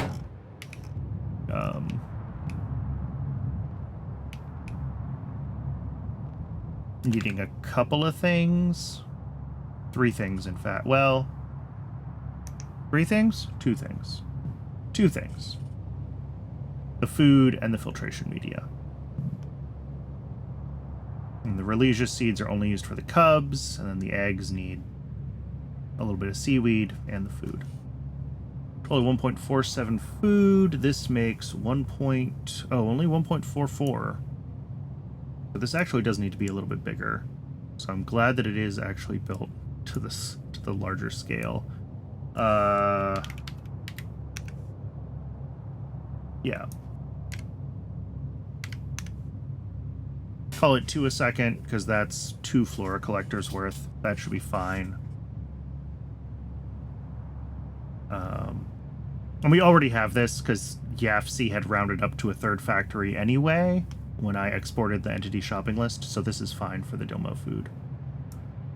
Old chromium, I can delete the page for. Mech parts 3, we will be looking at later. High-tech circuit boards, we will look at later. Chromium and gold is after Dilmos. Okay. The Dilmo food, good here. And then 45. That says 45. I have 46. I'm not sure why.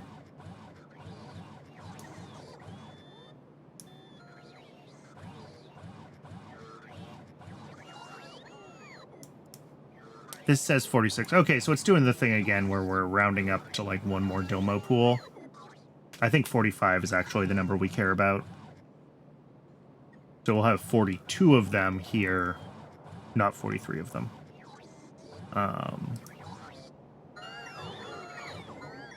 But if we check ingredients for the other things we use Dilmos for, PySci 3, 0.13 plus 0.93 is only 1.06, and this is 1.1, so yeah, we're good.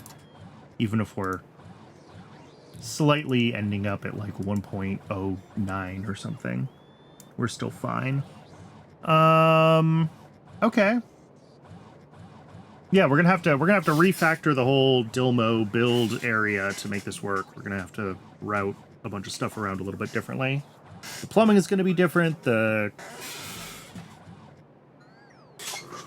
gonna have new input belts, so the whole thing's gonna be a little bit funky, but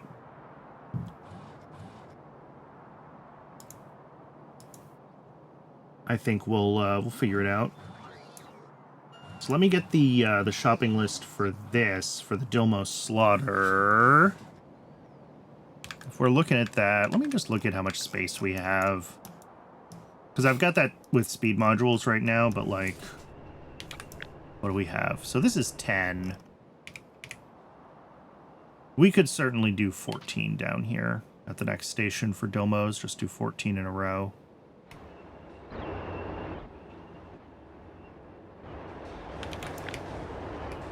Yeah, that's another row of 10. This is a lot, but it's also beaconed. Like, we go through so many augs. Yeah, maybe we could just get away with 14. Well, how many is it going to be? Yeah, 14. Without modules. I think we could just do that. Uses a little bit less power in total, and yeah. So let's grab the shopping list for this.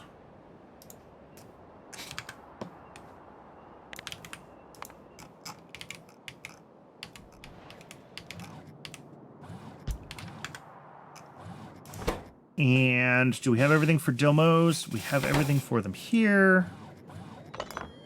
We have everything for food. Yes. Dilmo food has to be done somewhere near native flora, so that is something to keep in mind when we're looking for a place to do the build. How's the power load look? That's a good question. I try not to think about it. We're doing okay.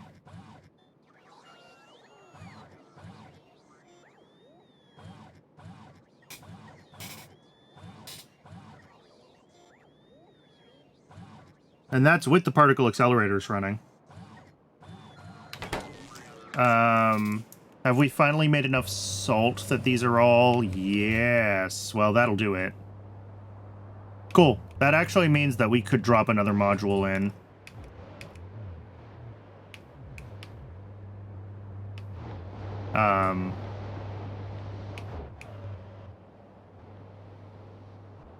Because that's the limiting factor to how quickly we can build these. It's, well, to some extent, it's how quickly the mall can get all the panels built. But it is also how quickly can we be spitting out molten salt. I should... Time to double it again. Honestly, that's kind of what I was thinking. Like, whatever we need here for that.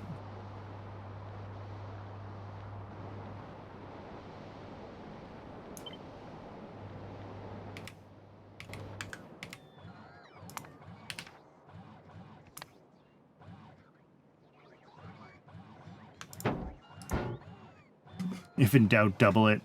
That will certainly give us plenty of,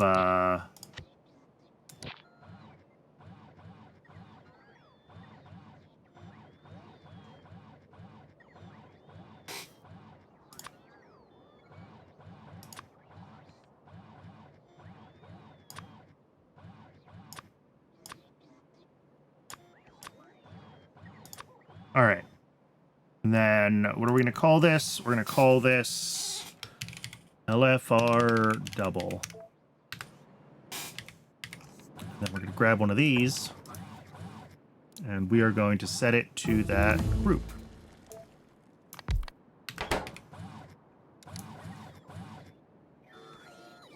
Woo! New mining prod. Let's, before I forget, let's update YAFC here. Is it under preferences? Progression? Mining productivity bonus. 50%.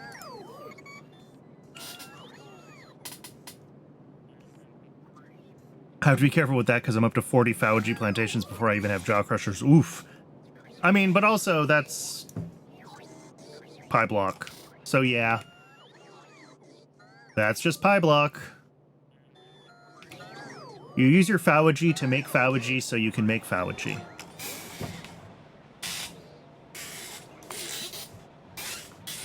Ooh! Ooh, ooh, ooh! That's bad.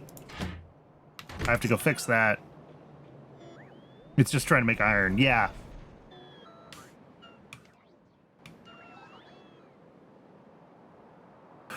Yep. I have vague memories of Faoji when I played with PieBlock briefly.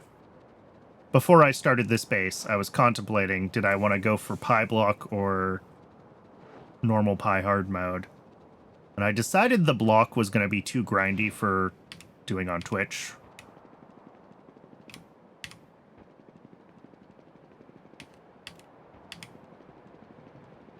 At least for a streamer of my size. I think a bigger streamer with a bigger audience that has more people just hanging out chatting with them for the sake of chatting with them can do, like, effectively a just chatting stream with PieBlock happening in the background. But trying to do commentary and talk through things, that would be a lot of dead air time.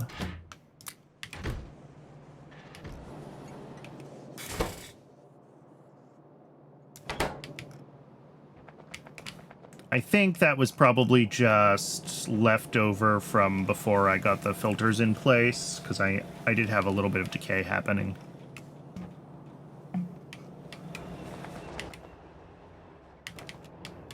I mean, that's also why my GTNH stuff is YouTube only, right? For every, half-hour episode that I make, I'm playing two or 3 hours every night after I'm done with pie. You know, finish pie, spin up GTNH, AFK for a while I'm doing other things. What are we doing? We're doing Dilmos. I need to figure out where I want to make the Dilmo food, because it needs to be near native flora. How many other inputs does it have? A bunch. Along with 2 things that decay to 2 different... Ugh. So yeah, we've got 7 inputs, so that's 2 input stations. And 3 output stations, because we have, well... Yeah. Yeah, 7 input stations, and then 3 output stations, because we have 2 decays. Yeah, we have some decayed flora, and we're going to have some potential decayed guts. So both of those need to happen.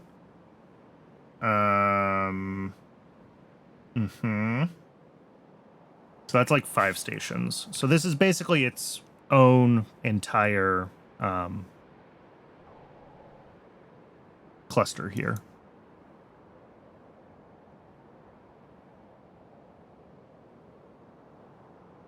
There are a bunch of random station like slots around here, but not enough to do the Dilmo food build. There's native flora here. Maybe we do it over here and we can just hook right up to the native flora.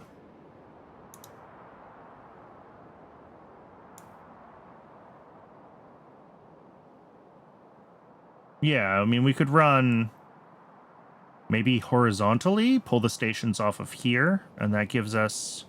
I'm worried about this rock.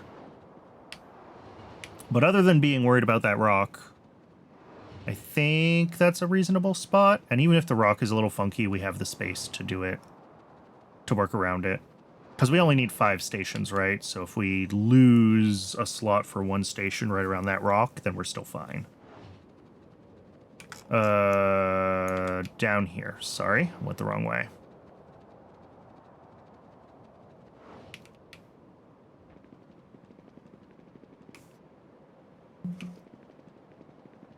Area would be sitting empty otherwise. Well, yeah. I mean, I would find something to squeeze in here.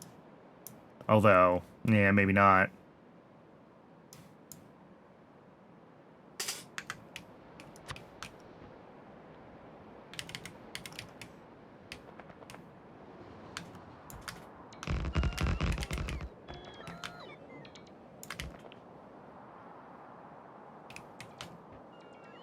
Yep, that's exactly what I was afraid of. Look at that.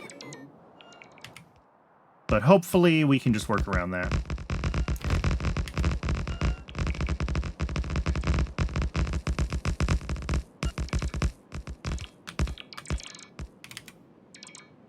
What is it? Oh, it's trying to do... Is there a way to...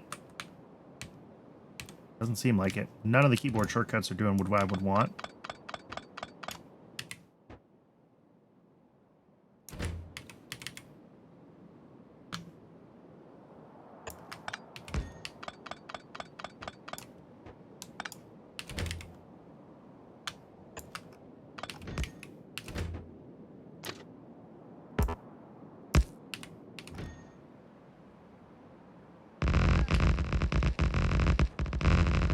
And if I'm lucky, we'll see if we're lucky. We can do...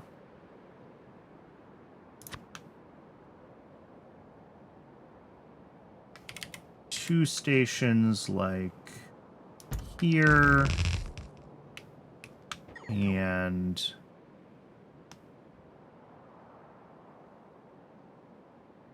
here. Yeah.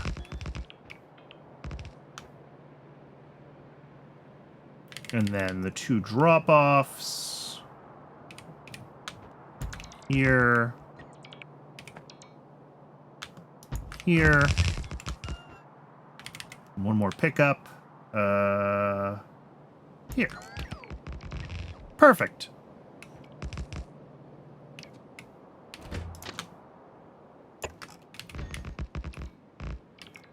Absolutely perfect.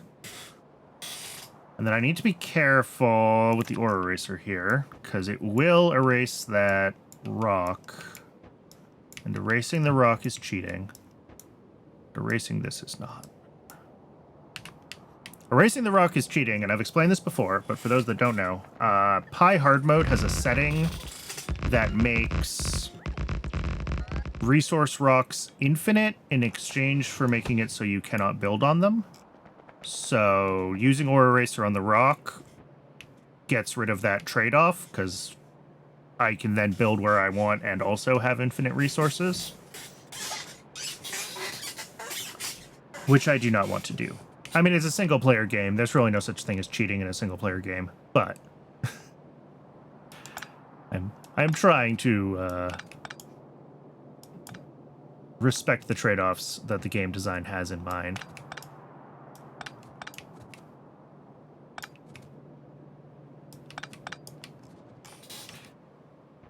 All right.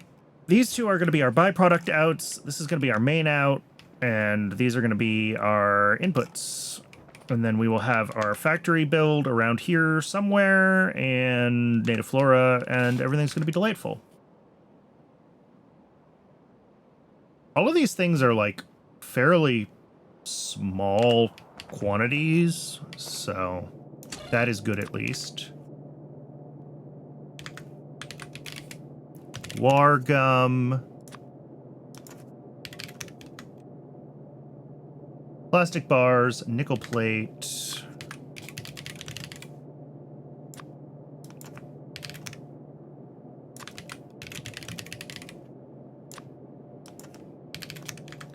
And seaweed? Skin.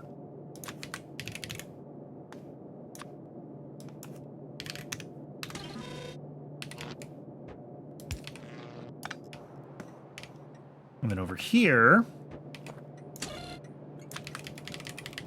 seaweed,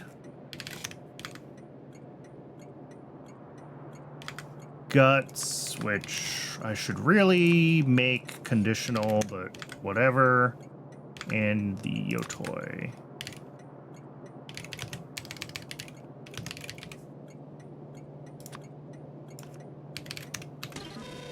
Yeah, let's do guts right.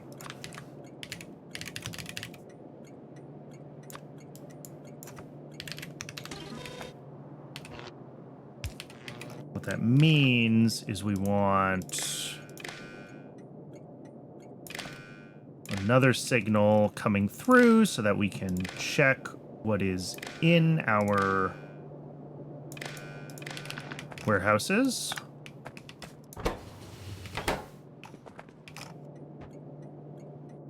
And then a decider combinator here. Decider combinator, can I find? That's cybernetic. There it is, decider.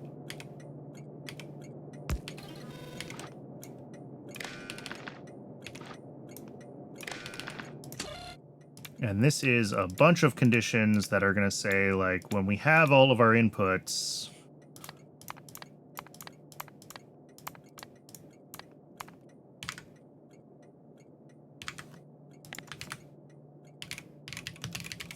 yeah, we have yotoi aloe seeds, and we have seaweed, and we have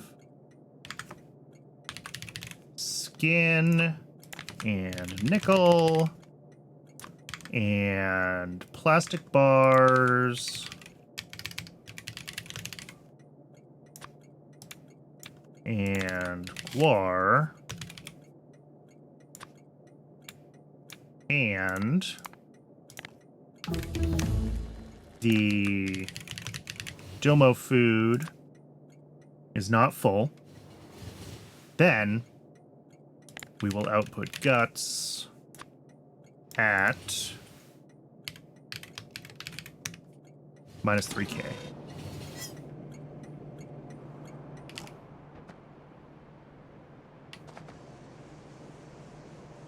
And that should do what we needed to do. One of these outputs is going to be for the native flora mining, or the flora decay. So we need a separate one. I do these all the same. Native flora decays in 2 stages, and the middle stage I have no use for. So we just give it another buffer to decay in all the way down to biomass, and then biomass is a useful byproduct that we can ship around the base and have available. And then this will be for jerky from guts.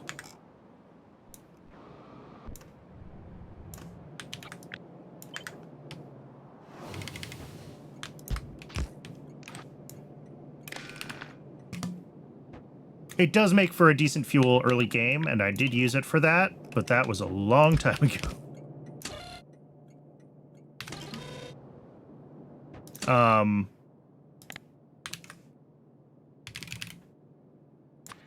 What? What?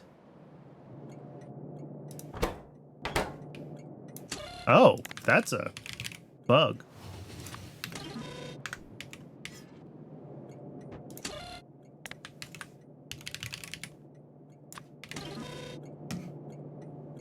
Downside of buy-block being that flora isn't free. Well, yes. That's what Fauji's for.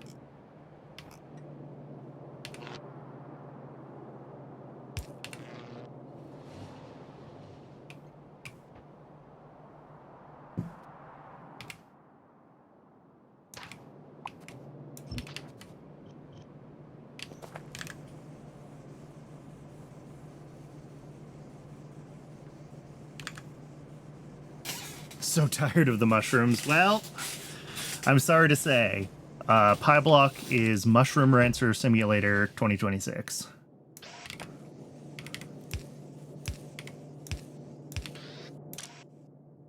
Let's see. We'll put skin and guar on one, and plastic and nickel on the other, and maybe we'll even, like, do this correctly.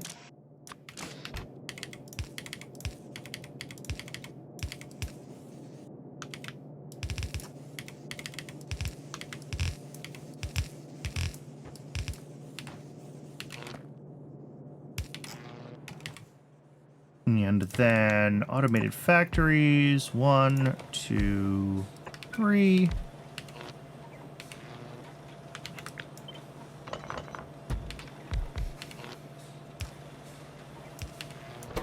Making Dilmo food.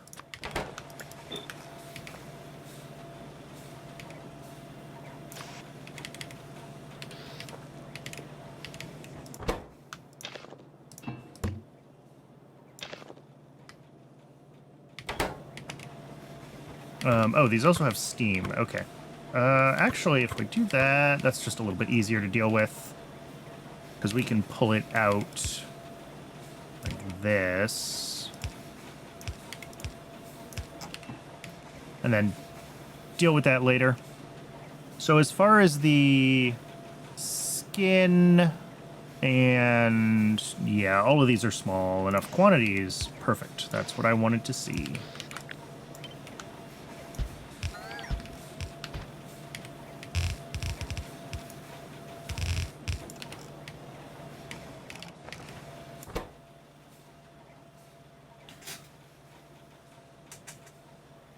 We're going to have...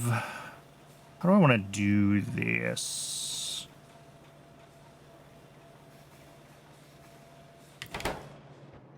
Coming in here, if we do the Yotoi and the... Why don't we have seaweed? Is seaweed broken? Didn't we upgrade seaweed recently? We have no saline water. Wow. Well, I guess that... I mean, that kind of surprises me, but...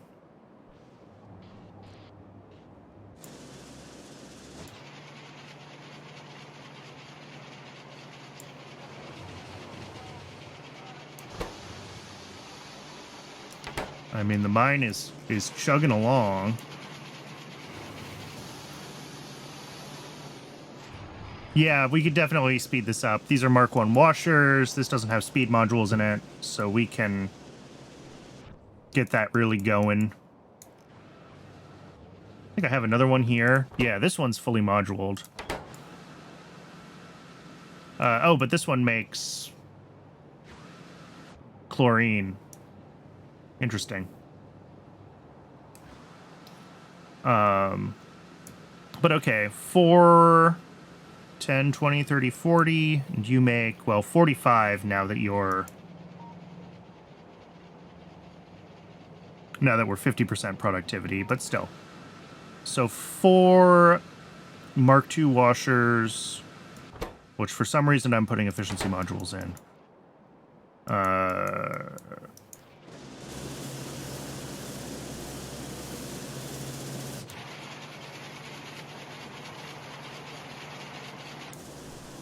So yeah, 3 of these is exactly one of these. So yeah, 5 speed modules, and then upgrade the Mark II washers.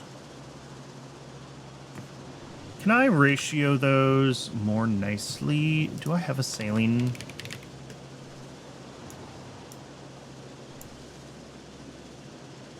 Yes, but this isn't actually useful, is it? Let's just change this to be 1 mine worth of... with speed modules in it. And then if we speed module the washers and make them Mark IIs... Alright. That's fine. So we need 3 Mark II washers and 11 speed modules to upgrade that.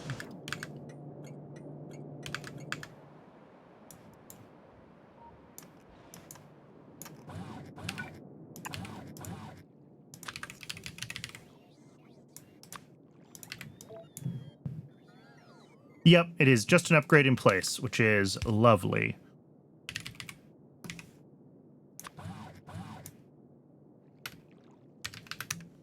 Well, yes.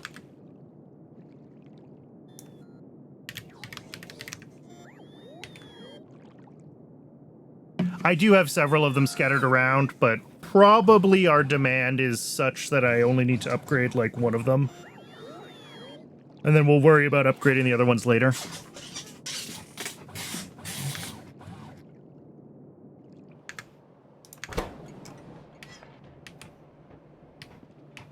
Hey, we did get that finally, though. How much? 3 Yotoi alloy a second. Okay. I'm gonna do this. This is overkill, but that way we are a little future-proofed on our station design.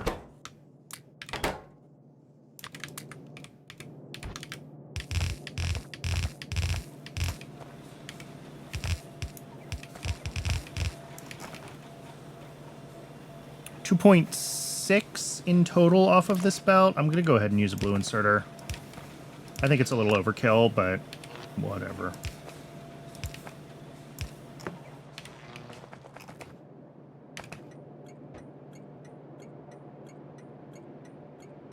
And then what else is missing?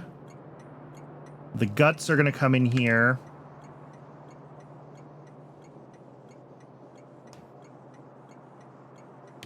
And then the native flora as well. All right. I guess I could put the native flora and the guts on one belt then, and that'll have sort of all of our decay products on that belt. And then I just have to figure, or all of our decayable things, I should say, on that belt. So we'll do like 2 of these. And 1 here for guts.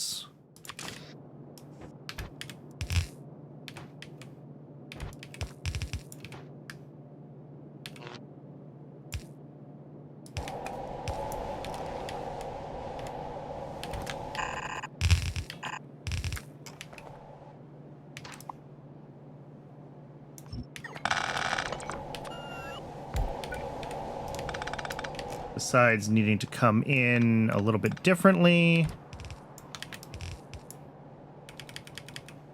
Yeah, let's just bring this one in here. I think that's better. Just looks cleaner.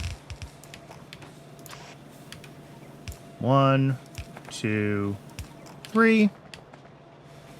And then at the end, we need a filter for fluorospalanin. Nope. Fluorospalanin for biomass and for jerky. Right? Guts are jerky? Guts are jerky.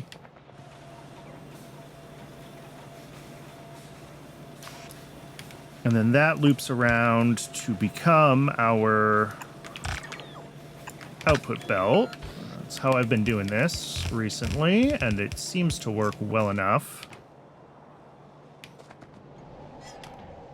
And then this will need to be split and filtered appropriately.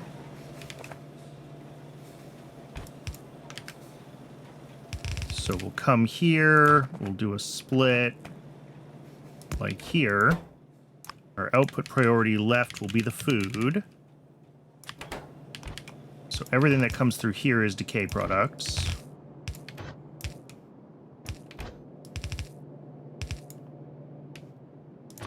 And then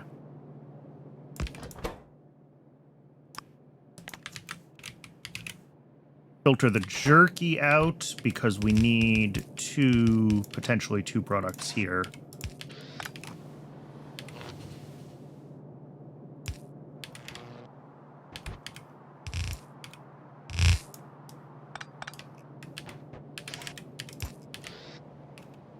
There we go. Just gotta get the actual food out.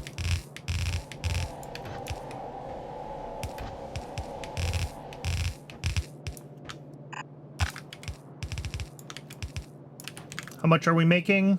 2 a second. 1 inserter. No problemo.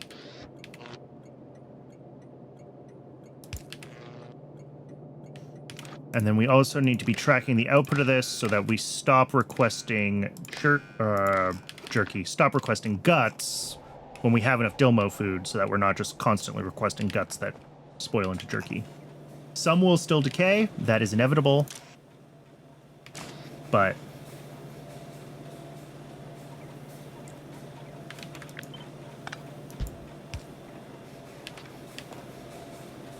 there we go. What are we waiting for? Oh, steam.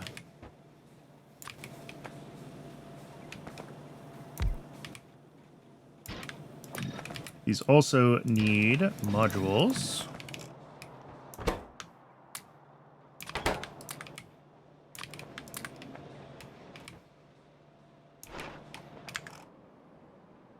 Huh. Down here, I guess. I never expect water to be hard to find on this map. Usually, Alien Biomes has me covered.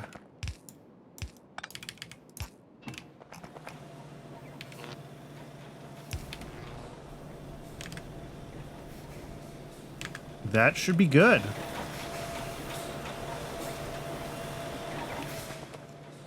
The river sevening is definitely something. It really is something. It says it's experimental, and I turned it on anyway. And in some places it does look good. It manages to do things that look reasonable, but a lot of it is more like marshes than rivers.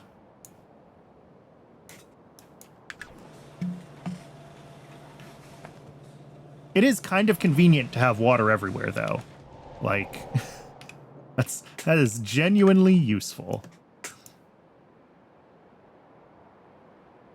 But yeah, it was definitely an issue early on in the base before I had easy access to landfill, like having to work around the water. Not that you can really see it anymore, but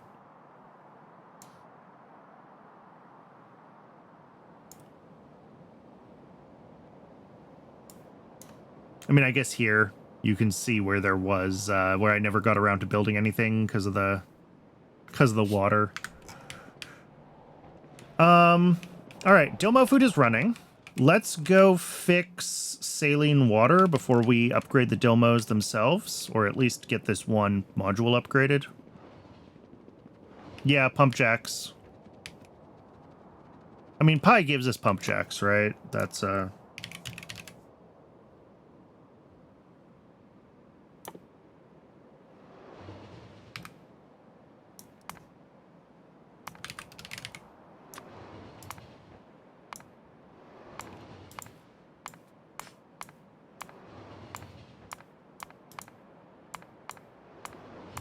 don't know if this will show up on here.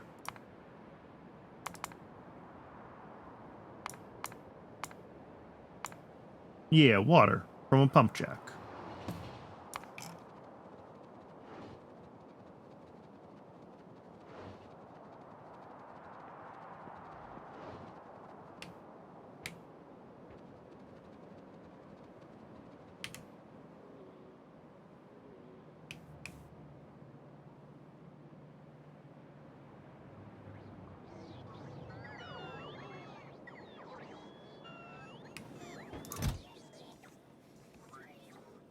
That's bad.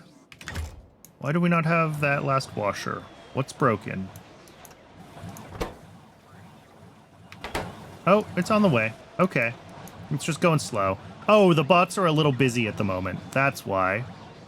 Lol. Yeah, we're kind of... The mall is kind of overwhelmed at the moment, trying to make my, my upgrade here. That is,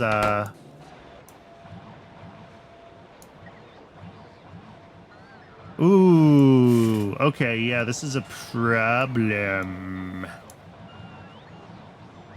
Because I requested so many of these simultaneously, it's basically taken over the whole mall. And everything else is running at, like... Yeah. Yeah, I can't expand it. That is an option. The issue, and I think I have this hard-coded in every one of these, so it's hard to fix. But yeah, there's this times minus 50 that tells each of these that, like, it looks at how many other stations are running and spreads it out amongst the whole system 50 at a time. But I'm requesting 600 LFR panels, so it's allowed to assign, you know, 12 machines just to the LFR panels. And then each of those is requesting so many trackers. Okay, 9. Well, 10, I guess, is the number. So we've got like 12 times 10. Which is 120, so we should have like 3 of these making trackers, and that's what I'm seeing. And then some for the whatever these are called, the main LFR power plants. This is more of these than I expected, and I don't know why. Oh, because some of these request more, of course, because they're requesting a total of 10 crafts worth, which is 20 from each of these, so 240. So this could be up to 4. Yes, 4 of them. 1, 2, 3, 4 got assigned, yeah. What should happen is that the trackers, because we've got so many machines making trackers, will catch up with demand, because we can only make mirrors so quickly up here. We're still going to have way too many of these assigned to LFR panels, and there's not a lot I can do about that.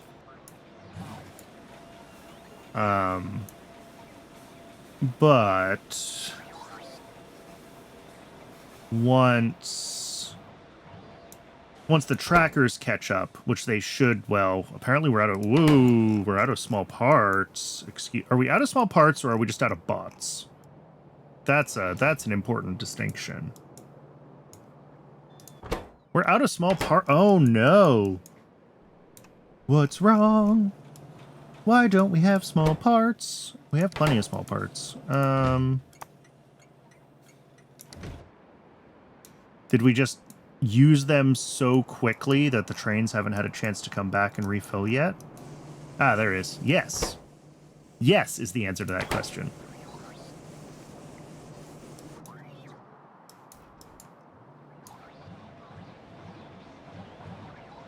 But as I was saying, the trackers will get built much more quickly than these will get built. So we'll still have way too many machines that are assigned to this, and they're all going to be blocked on mirrors, and that's annoying that it's taking up that much bandwidth. But the trackers at least should all get made. We'll probably hit a point where 0 of these actively need to be made, so all of the crafts will flush through. And then we'll have space in the system at that point for other tasks.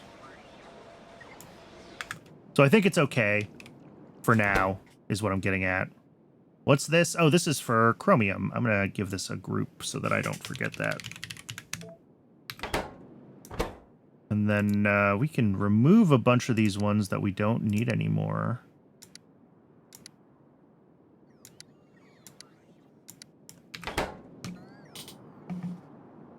Wouldn't it make sense to have a small parts factory in the mall since you have the molten metals anyway? Yeah, probably.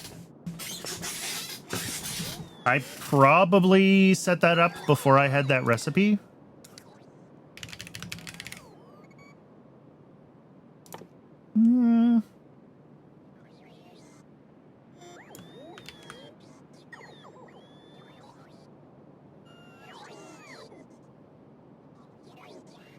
Oh, right. It's one of the casting. Yeah, because it's blue science to be able to cast the bolts and the sticks. Yeah. So yes, I probably set up the mall before I had this.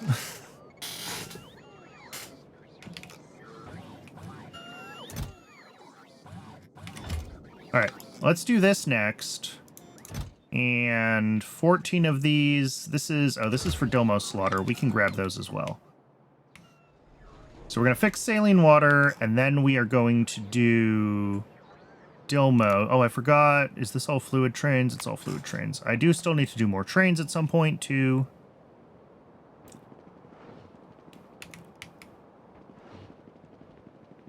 And Twitch is letting me know we have our 1-minute warning for the next ad break. I do run just the one ad break an hour, just long enough to keep pre-roll ads turned off, because pre-roll ads are stupid. I will step away for a few minutes during the break, get a little bit of water. I recommend everyone else take the opportunity to do the same. Stretch your legs, take care of yourselves, and when we return, this needs to be off onto a red belt, and then split out and swapped lanes. Could probably spend 40 hours just doing little efficiency stuff like that. Oh, definitely. When we return, we will go do the Dilmo upgrade and whatever else needs doing. Whoa, okay, here's a problem. How are we getting 18 a second in here? I might have to switch these over to stack inserters. We'll check that after the ad break.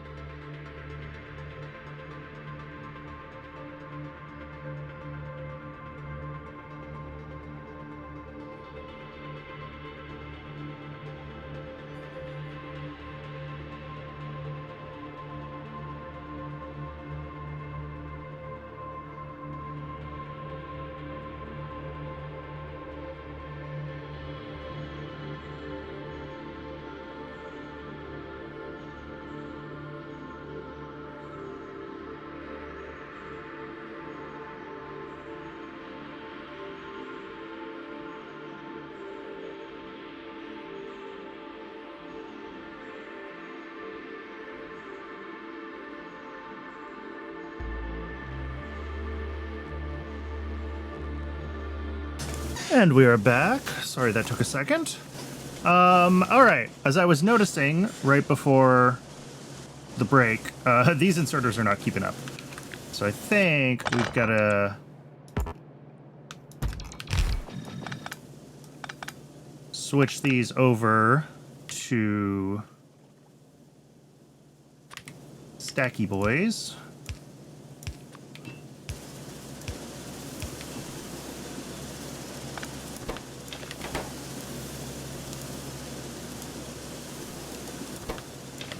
Which do seem to be able to keep up. Oh yeah, they can.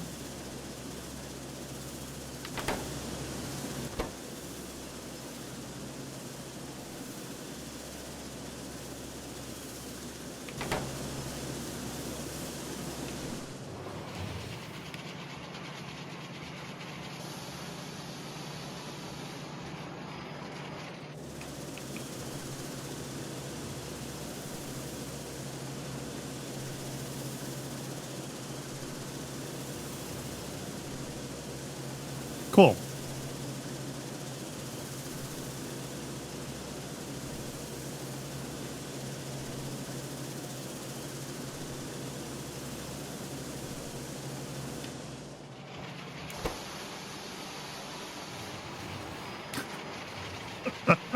That's ridiculous. Okay. Salt mine go burr. This will hopefully help with some of our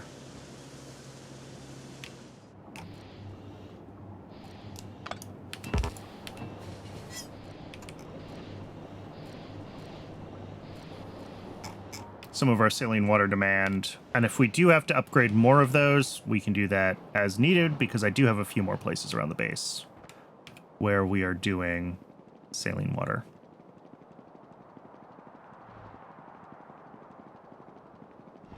Dilmos. All right.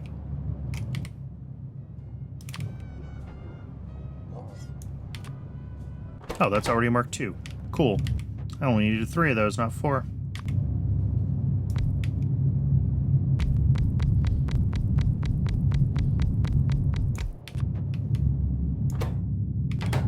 Here's a question.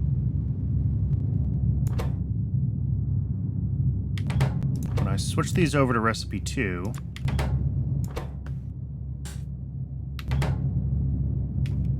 oh, we've already got all the fluid inputs, so it's really just a matter of getting the solid inputs routed in. The filtration media and Dilmo food. Okay. In that case, if we do this, and we change this output belt to be no longer an output belt,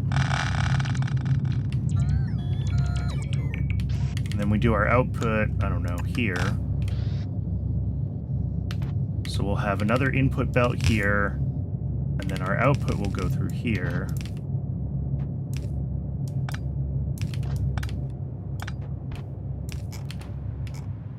Yeah?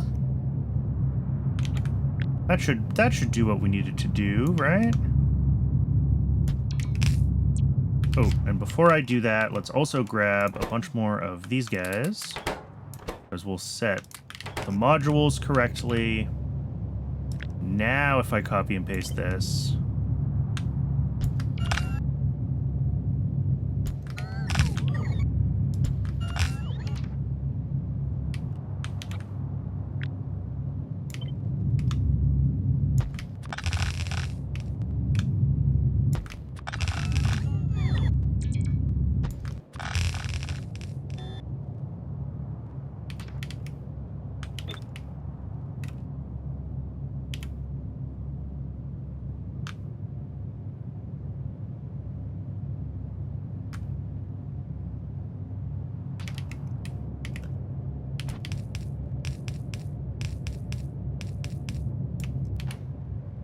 and then we gotta do a little bit slightly differently. Flip this vertical here.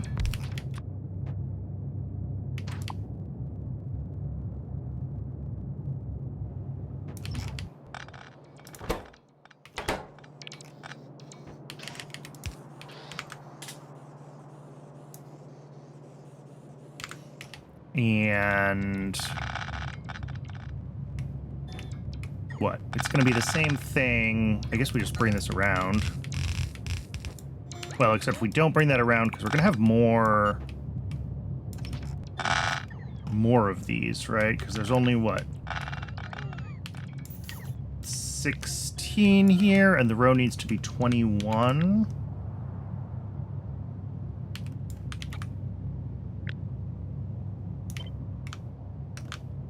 So there.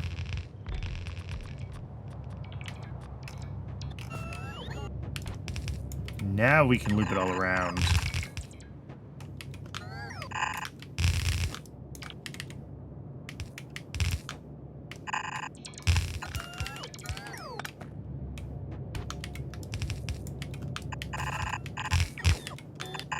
Bring the inputs through. And pop the output out. There we go.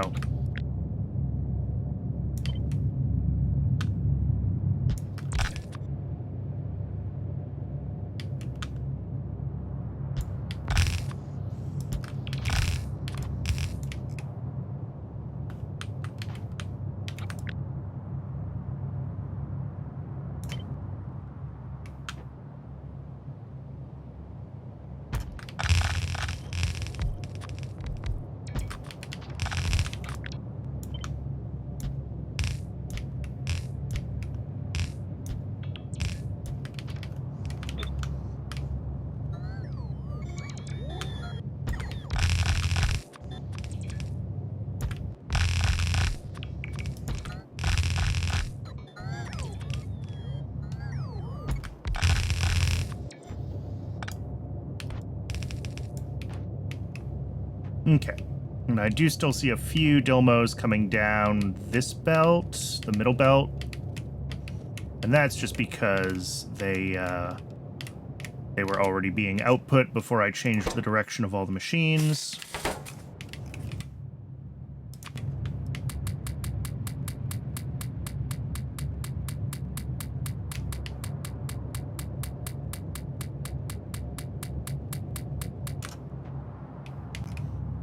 So now we just got to get our other inputs in on this belt here,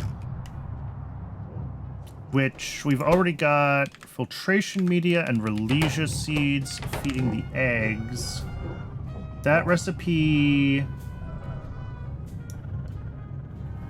does need to change. This is going to be Dilmo Egg 2.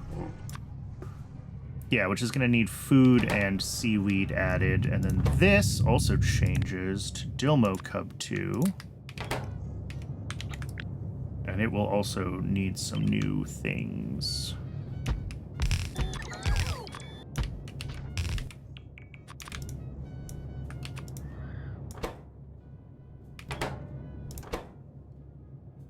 Did I not copy and paste that correctly? Okay.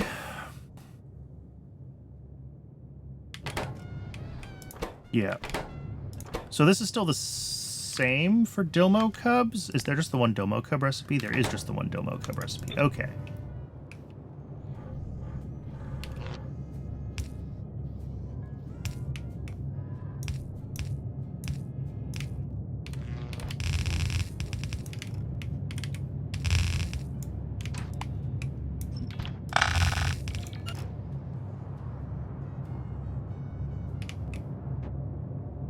Oh, this is the output belt, which I did not properly drag across. Not that it's running right now. So that is all of those. How many? Oh, I only need 3 of these machines making Dilmo Cups, not 4. That's fine.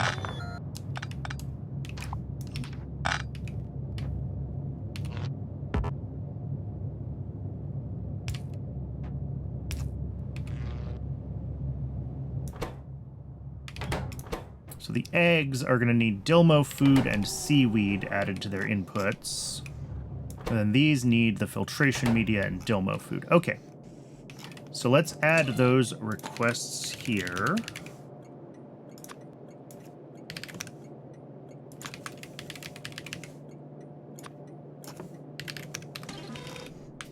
I think filtration media to eggs. I'm gonna go ahead and upgrade that. We're gonna run this over like this so that we have a little more room to route some other things. Because above this is where the seaweed and the Domo food are gonna have to go.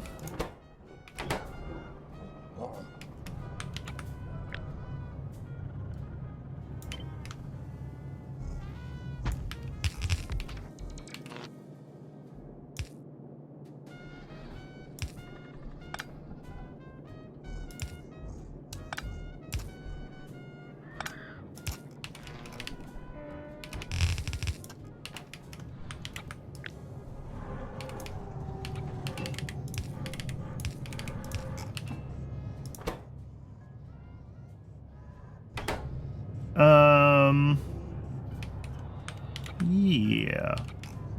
Besides this not being really useful in that form.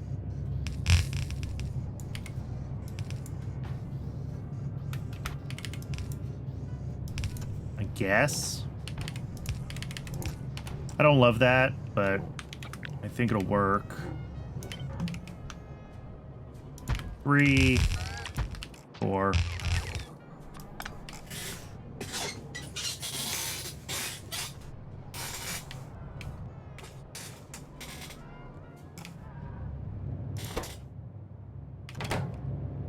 That'll need to come in on this belt, which is going to be like that kind of sort of thing. Ooh, perfect. Yes.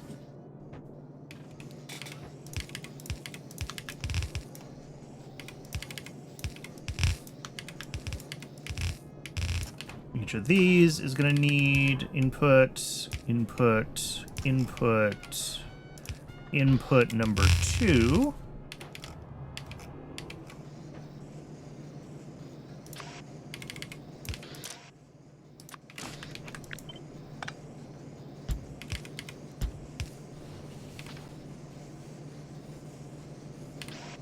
We may as well do everything.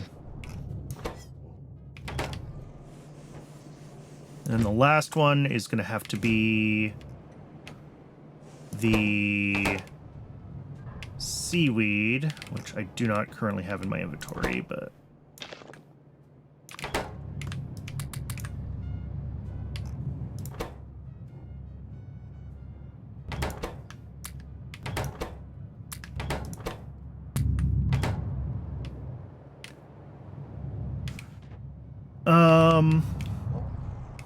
Why do I have an extra? Oh, I have an extra reproductive complex because there was already one here. Yep. So 4 repro complexes, 3 Dilmo pools making cubs, and 42 making full-size Dilmos. Yes.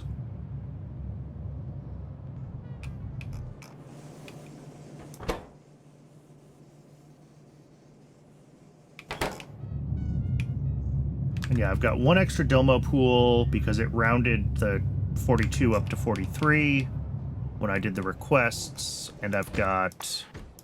Are you seaweed? You're seaweed. Excellent.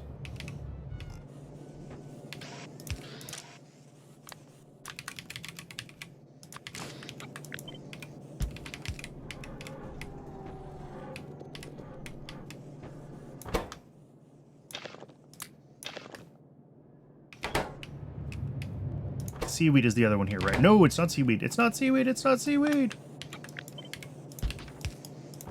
Filtration media.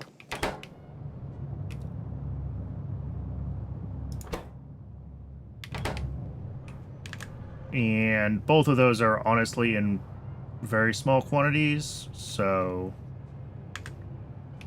The only thing that's used in large quantities is actually the Relesia seeds. So I'm going to do this. Actually going to give this one more outserter.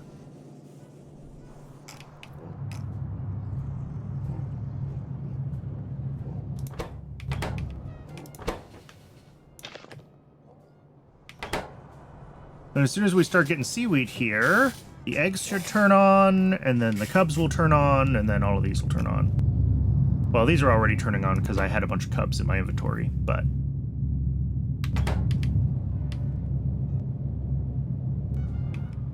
I am impressed that I managed to retrofit this without really doing any major surgery.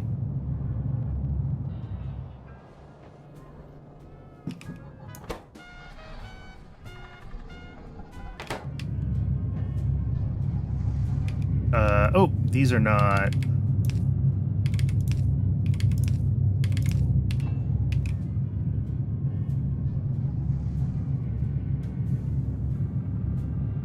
Yup, those are running now. Or they will be as soon as they get eggs.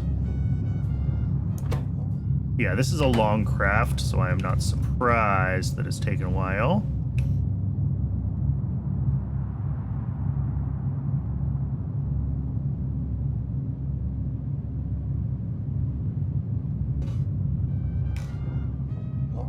Okay.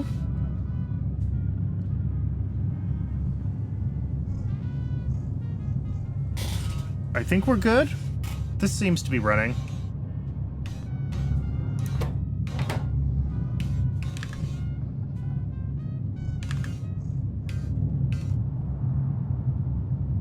Yeah, we're taking a little while for everything to make its way all the way around the belts, but nothing's in large quantities, so it's just a big build. Okay, let's get out of here and let's go do Dilmo processing.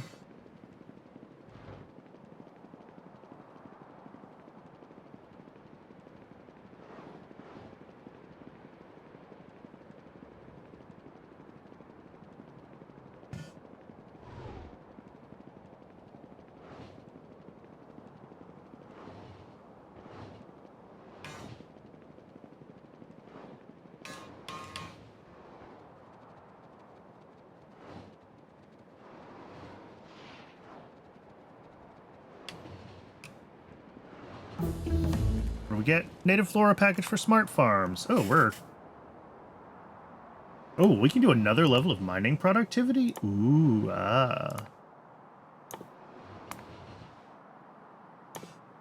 I'm just queuing everything up that's there to queue up in the list.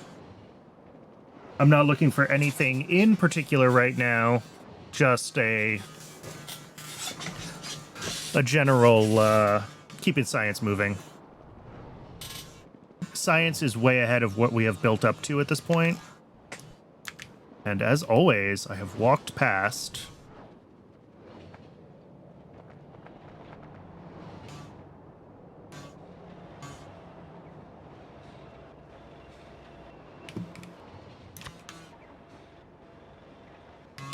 Alright, drop-off station right here. We will request the Dilmos. I think I managed to skip it. Did I see military science finally? Yeah, that happened relatively recently.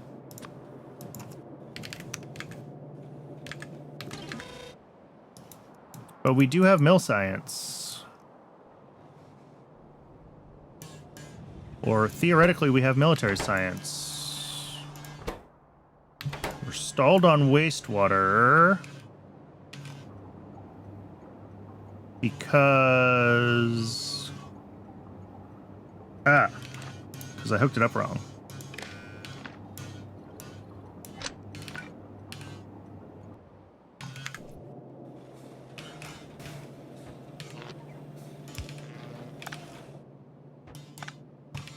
That's a good reason. It is frequently the reason. So, Dilmos... Yes, I am glad you said something. Dilmos can run here. Really, we trigger Zeiss right now for... Oh, I guess because I have a void for... shells. Yeah. So it's fine to run them for that. But I think what I want to do is I want to say if we go below, like, 100k, we trigger Zeiss. And then...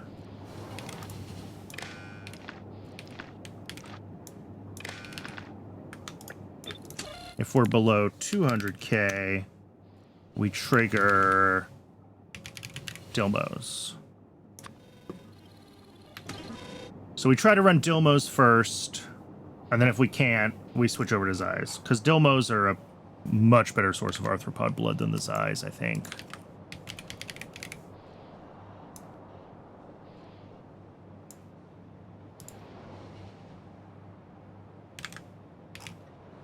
Plus, the Dilmos make chitin instead of shells as their byproduct, and we really need more chitin.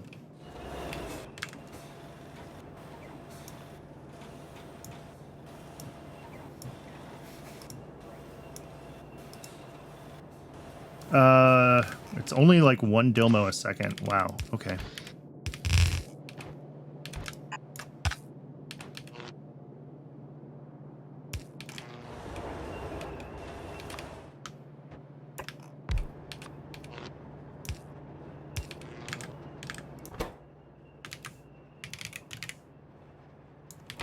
Dilmo, and these run if the Dilmo signal is greater than 0.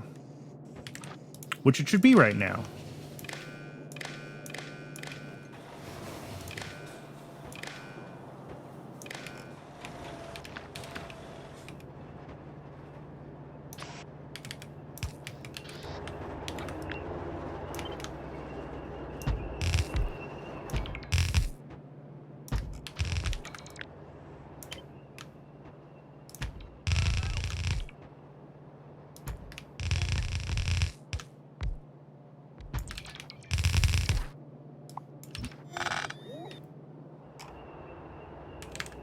What's our total output of other stuff? It's actually not a lot. 5.6 items a second. Okay. Do we merge this with these and make this a red belt a little bit sooner? I think so. Yeah, the AL stuff is obnoxiously slow.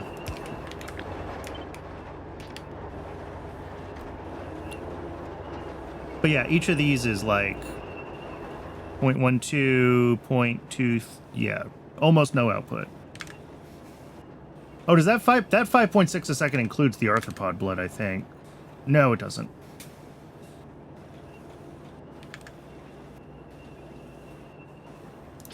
So yeah, each of these is just like one output thingy.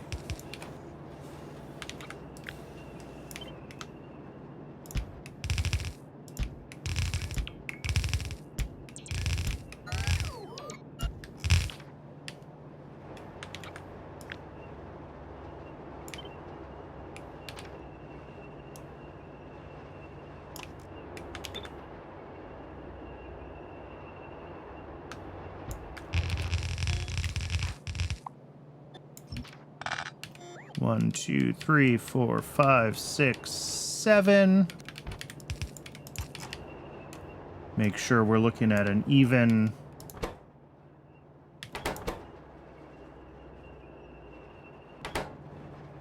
Oh, and I didn't wire this all the way across.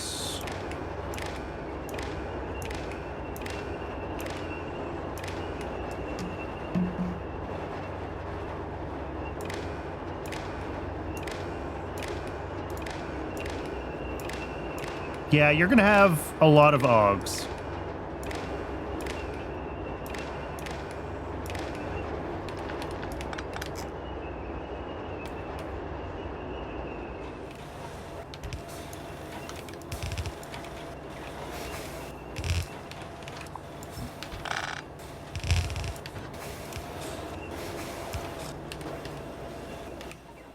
And this is where I think we do this.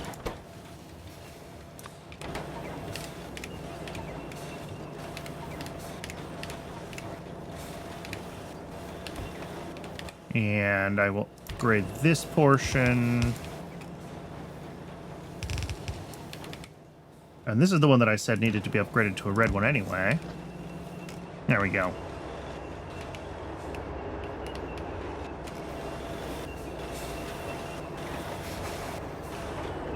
I don't know what our total IO is from the Fanyots. 2, 4 2/3, plus 4, 8 2/3, plus 5 here is 15. What mod is it that allows the items to show? I think it's just called like Filter Helper.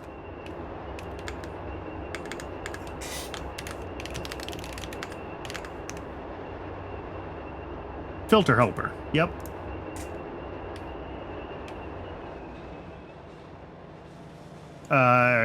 It looks at like, it's really good QOL. So it looks at the contents of containers. It looks at recipe ingredients and outputs, and it also adds the decay products of all of the things that it finds.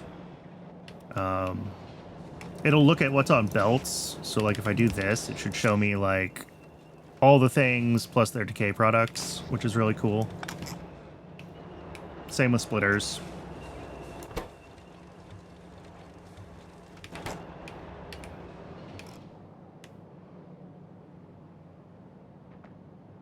All right. I'm hoping that this red belt was not too oversubscribed and that adding another like 5 items a second is not going to ruin my life. I don't think it is.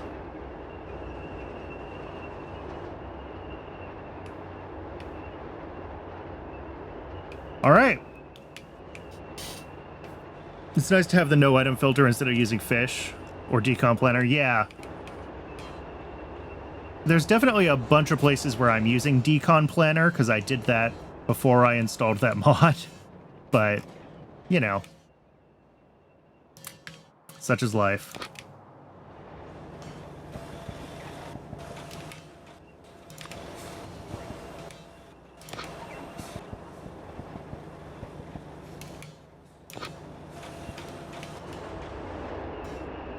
Especially when fish is a valid input. Yeah, we are in the land of pie where fish are useful.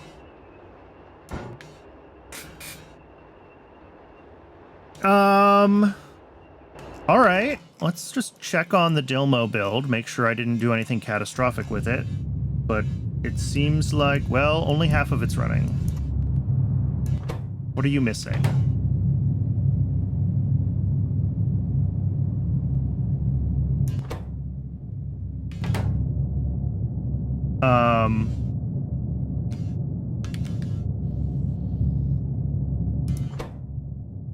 Why aren't you grabbing...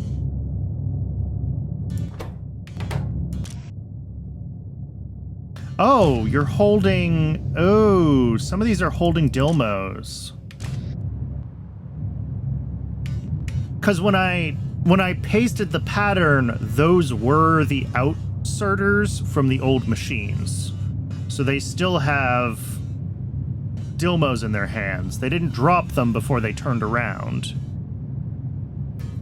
So I gotta go grab the Dilmos from all of these freaking inserters.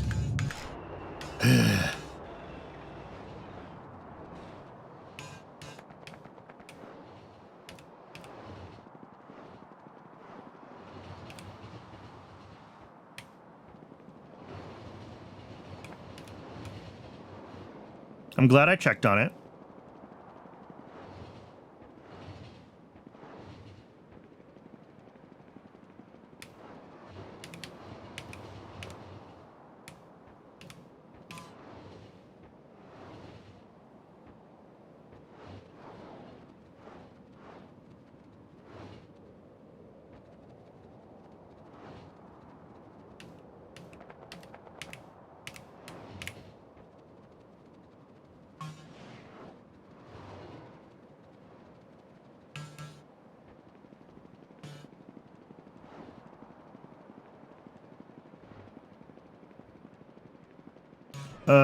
Dilmos. Here we go. So I think all the ingredients have made it all the way around. So anyone that isn't running probably just has a clogged up former outserter.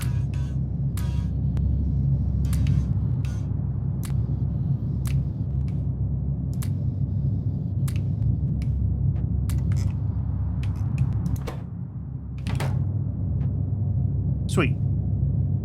Now the issue is just that we're not getting Dilmo cubs, and that is probably a matter of...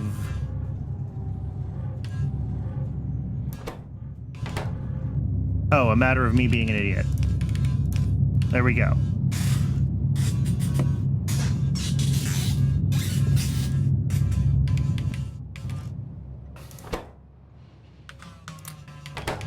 Cool. Streamer brain strikes again. Yep.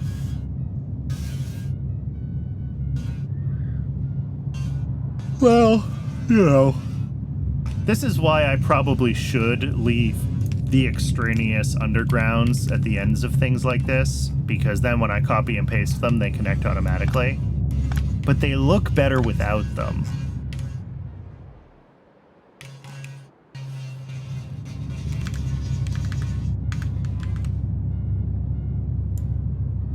Okay. What is next? The next thing on the to-do list, I think, is chromium and gold, which... Is it just me? There is something grinding in the background. Yeah, there's construction happening in the room, like, diagonally above the room I use as my office. And I'm sure it is creeping in through my microphone. Plus, that could leave an odd number of under... Yeah, but the bots fill up my inventory. I don't even look at that anymore. How are we doing here? We got all the LFR power plants. We're up to 30 panels. Did we catch up on... Ah, yeah. So exactly as I said, because we have so many machines trying to make the LFR panels and not enough of these guys able to make the solar panels or whatever they are. Mirrors, not solar panels. We caught up on all the demand for the trackers, and that freed up a bunch of crafting sets. Plus the one that was running the sort of core LFR panels. So what do we got free? 1, 2, 3, 4, 5, 6, 7, 8 free. That's fine. That's manageable.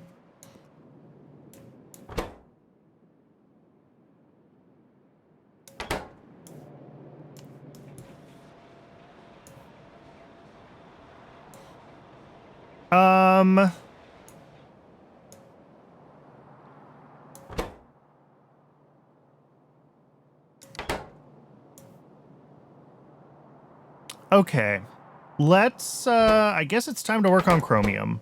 That is going to be the big thing. Let me find where we're doing chromium ore.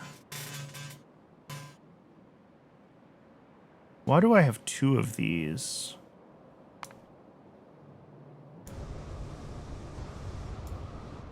What is this? Oh, this was... No, this is the one. What's this capable of making? Okay, 18 a second. So we do need a little more chromium if we want to be able to run the full 30 a second.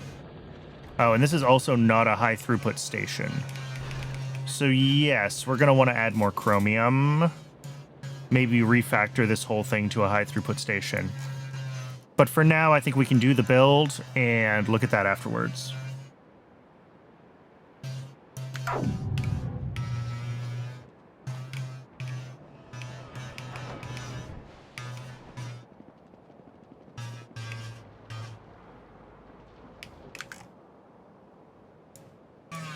So where do we have space to do the actual, like, big chromium build? I guess here we could do it. If we were going to keep going west here and connect up here anyway. Maybe we just don't bother connecting up and then we can kind of squeeze chromium in this area. Other options... Not a lot right now.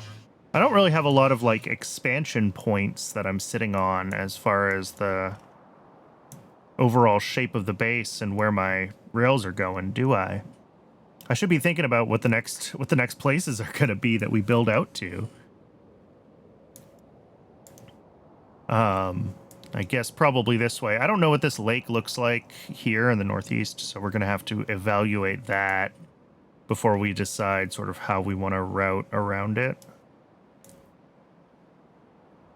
I do want to keep a bunch of, I've said this before, a bunch of this space that's just to the east of the mall, I want to keep available. Because we've got space here where I can hook up more stations as needed. Because our stations for the mall are starting to fill up. And also, if I will want to extend the belt portion of the mall, because we will need, you know, certainly at the very least, blue belts and undergrounds and splitters, right?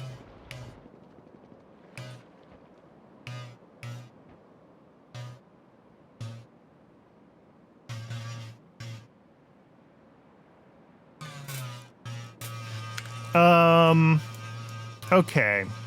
Let's grab the stuff for chromium. I still don't know where I'm going to put it, but we can at least go grab it.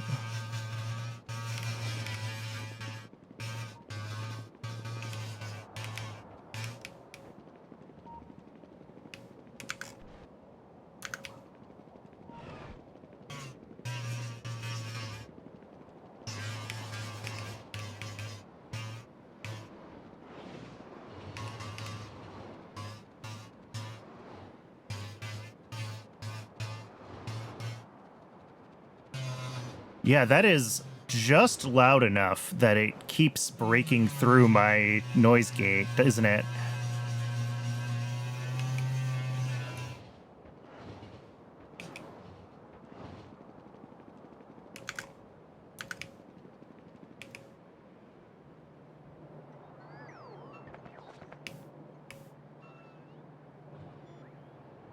Thought it was your audio having a tantrum. Yeah. I mean, I can see on my meters, it's not that loud. It's just annoying. At least I have a directional microphone. Okay, we need this. Boy, that's a lot of stuff. What can I clear out of my inventory?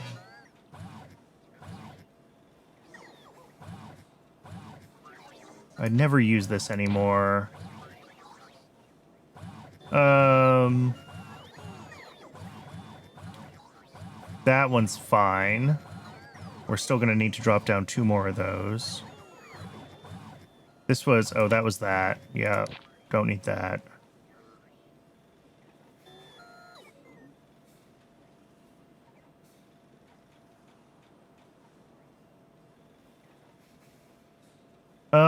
Okay. So yeah, where do we want to do chromium? That is the question.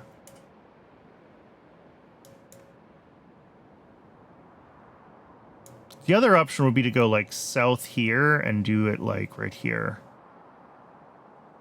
Or over here, we have spaces we could go south and try to do it. Landfill the lake. No!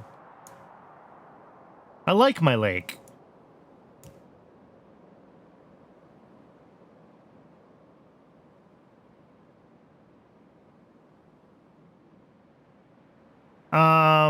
We also have space here. Again, where we could try to squeeze some stuff going south.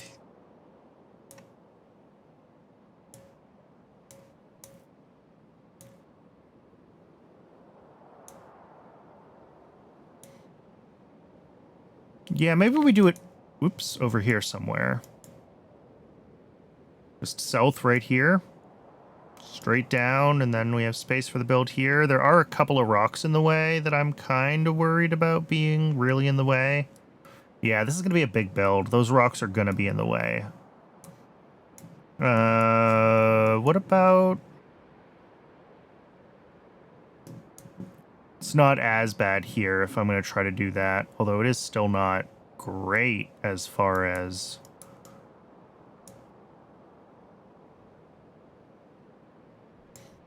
I want to keep trying to use the space in here for more, like, AL module breeders because it's close to the mall and it's convenient, so I don't want to take up this square.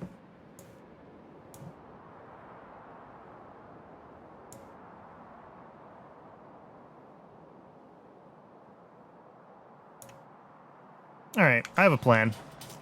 I know where I'm going.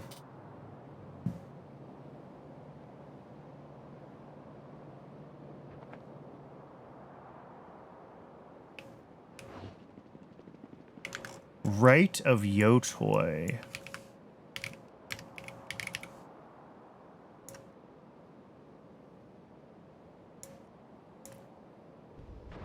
Yeah, that's actually... If you mean this Yotoy, then yes, that's where I'm going, right in this area.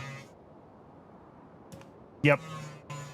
Yeah, I think we're going to go, like, east right here with the stations, and we can do the build right down here. I'll leave space up here for smaller builds, because it's kind of funky, and the depot's not really on the grid, because I did a bad job when I designed the depot, or rather, I didn't really design the depot just kind of happened, and then I copied and pasted it. So it's kind of funky to work close to the depot. It's not on the same, not quite on the same, like, grid as all of our other things. But if we go a little further south there, then we have plenty of space to work.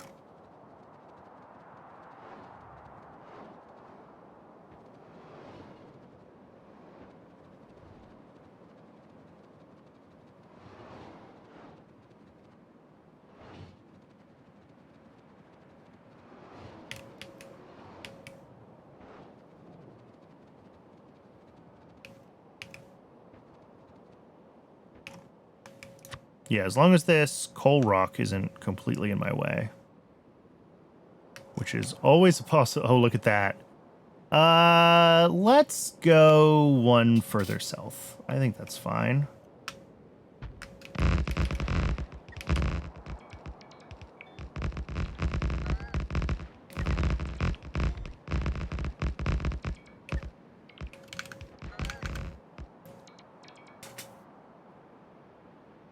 Geez, we have a lot of weird, random inputs to this. But that's fine. Those frame drops every time we start adding new rails, and it has to repath all the trains, or at least it update the acceleration, whatever acceleration structure it uses for its internal representation of the rails for train pathing. How many frickin' input stations do we have here?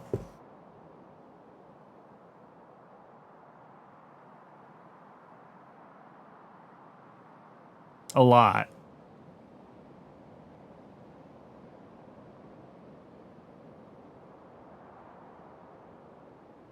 All right, I count 10, well, 11 inputs if you include chromium ore.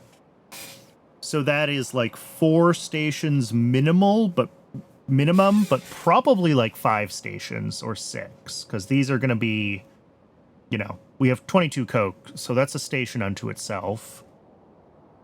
And then all the fluids.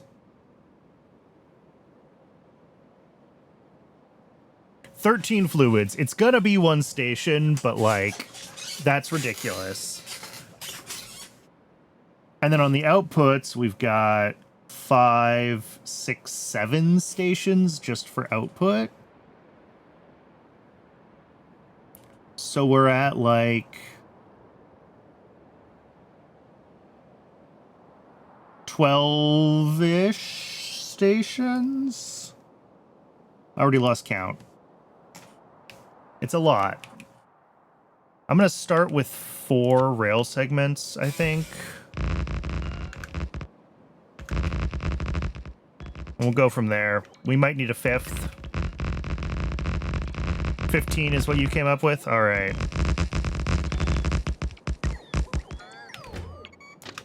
I wasn't sure if I was double counting something. I think I came up to 14, but I thought I was double counting. This is lots, though. This is so many.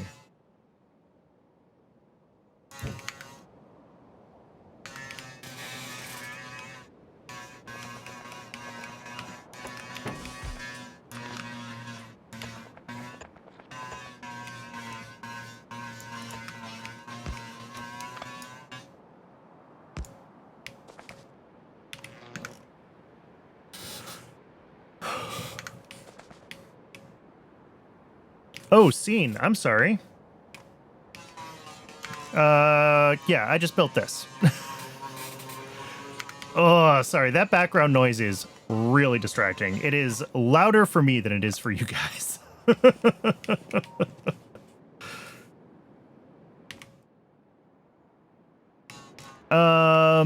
Okay. Let's get some drop-off stations here, and I'm gonna have to... Ooh, I was gonna say I have to move this radar, but I think it just... Well, no. I think it just squeezes in. Look at that.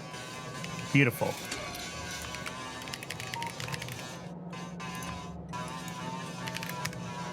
Nope. Yep. Okay.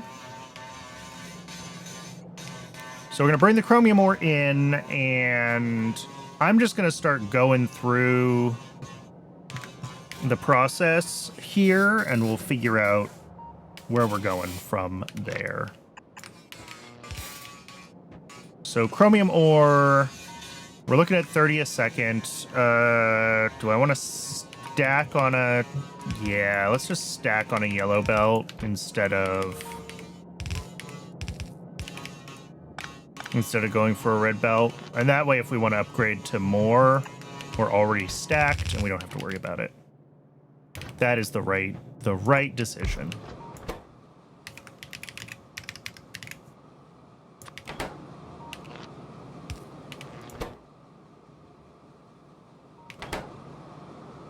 $5 a second on the input. Wow.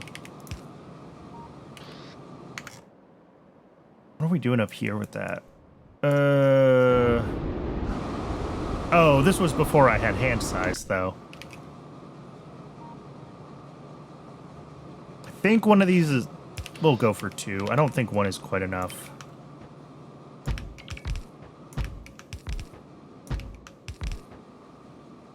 And you know what? Let's do that. This can be a little bit more compact. Output-wise, what are we looking at? 1.5 items. That's definitely just a yellow.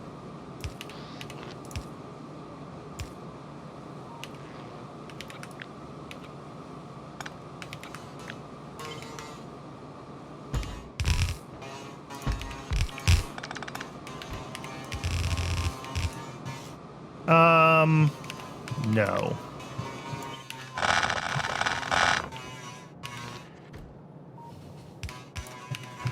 I just want a little bit more room for belt work up here. So we're going to pull this down one more.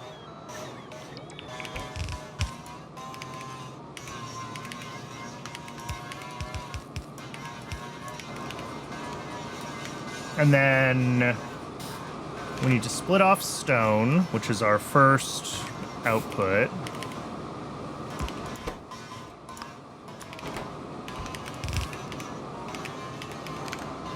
What is our total amount? Our total is 9, which means that we do need both halves of the belt.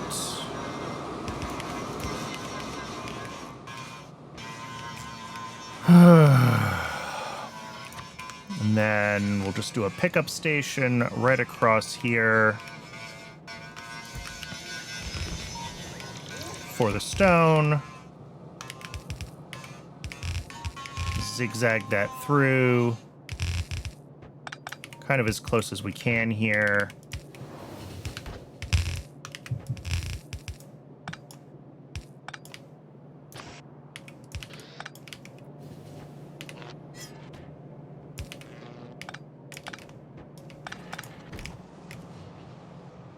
Okay.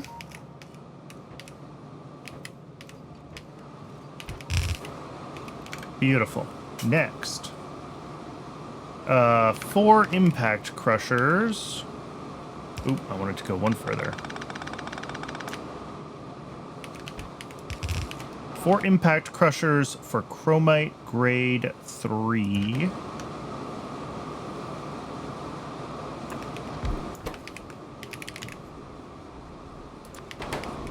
And that is inputting 2 a second. That is definitely just one of these. And outputting 1.4 a second, also one of these.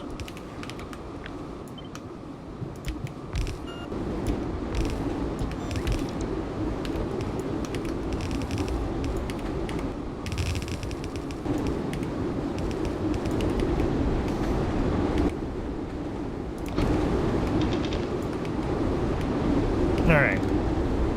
And then we're going to do the grade 2 first. So the grade 3 can go left.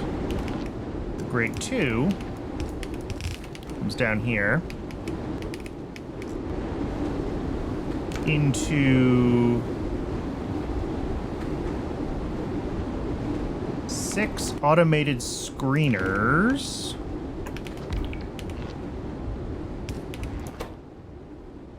Doing something with chromite. Here it is. Chromite separation grade 2. Input to that is a quarter of an item a second. Okay, and the output is also a tiny amount.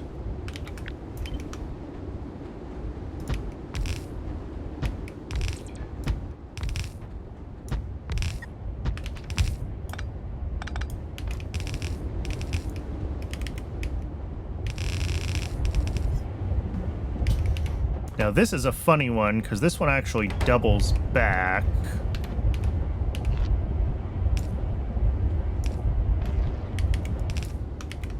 So this comes to here, and we will do something like that with it. And here, we will output the chromite grade 1 to the left.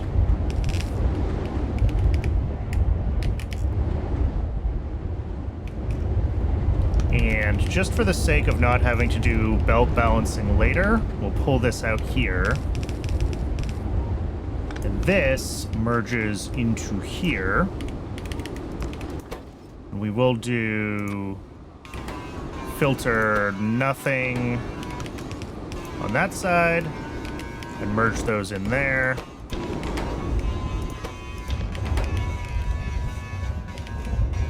Here we're going to have gravel out. And that actually is not an output because we need gravel in a later step. So the gravel is going to get merged later on.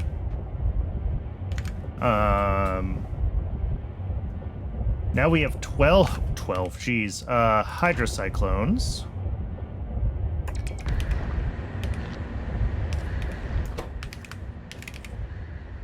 Doing, chromite grade 4. Which is half an item of input, bonk, and 2 items of output, bonk.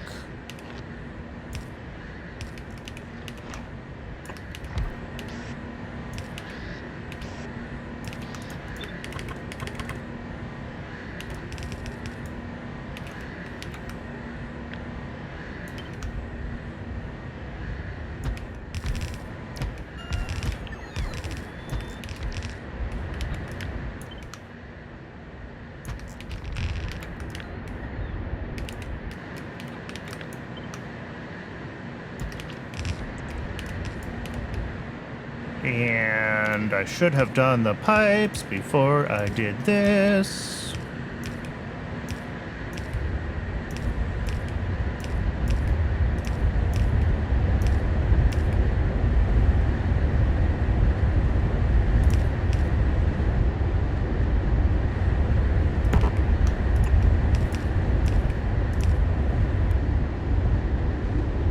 That is very loud in the final mix. Huh. Alright, Twitch is telling me that it's ad break o'clock again, so I am going to step away and get a little bit of water, as I usually do during the breaks. I recommend everyone else take the chance to hydrate, stretch your legs, take care of yourselves as human beings. When we return from the ad break, we will keep working on the upgraded chromium build. And yeah, this is probably going to take a good chunk of the next hour, so I'll see everybody shortly. I appreciate y'all sticking around through the break.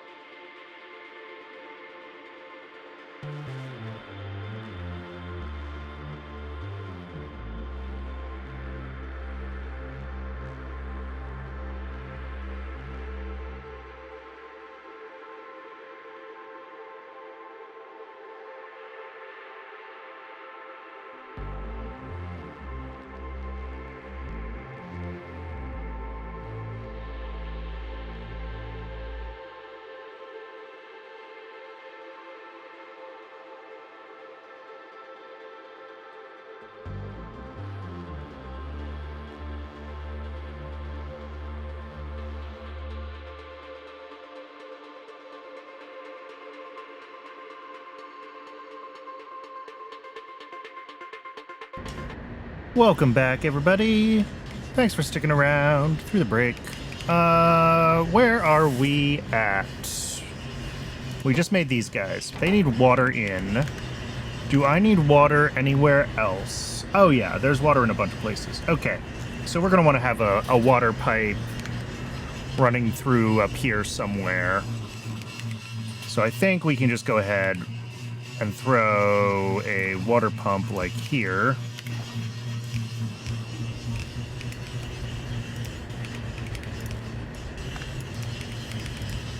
And then that'll keep going wherever it needs to go.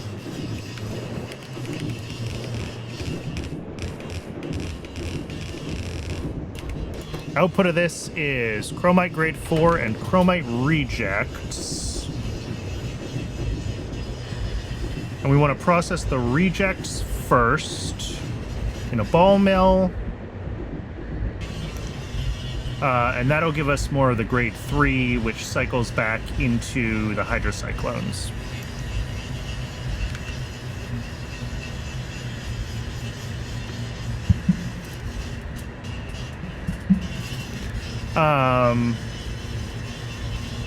Yeah, that did nothing. Okay. I'm trying to adjust the position of my microphone to see if I can reduce the background noise. I don't think I can.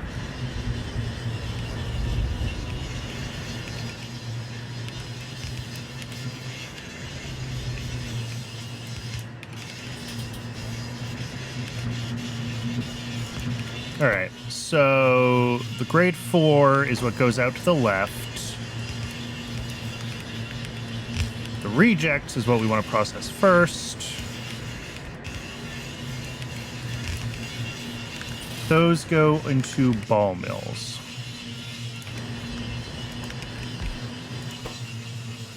Doing chromite grade 3. Yes. 1 into 0.2. Guess what? That's just gray inserters.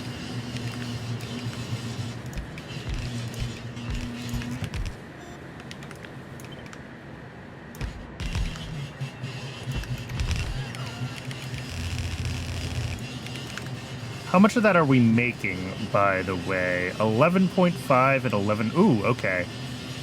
Yeah, this needs to be a double-sided belt and also a red belt.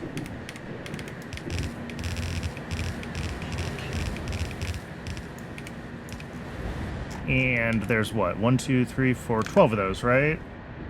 Yes. 1, 2, 3, 4, 5, 6. Ooh, I lost count. Zooming in and out there. 1, 2, 3, 4, 5, 6. There we go. And then we take this, and this is actually going to be like a...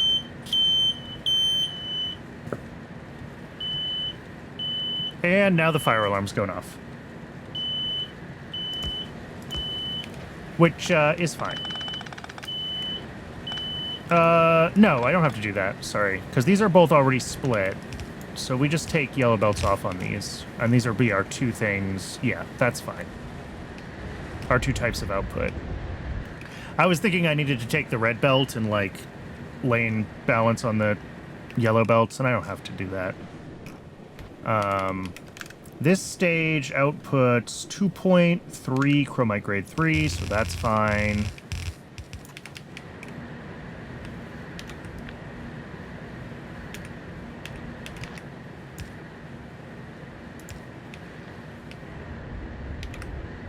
How does this work? That kind of needs to come to here. This one doesn't need a split, though. This just comes right up here. Down and in. And then the grade 4 moves on to the next step. Yes, the grade 4 moves on to the next step. Which is just 2 agitators. Wow, okay. Agitator.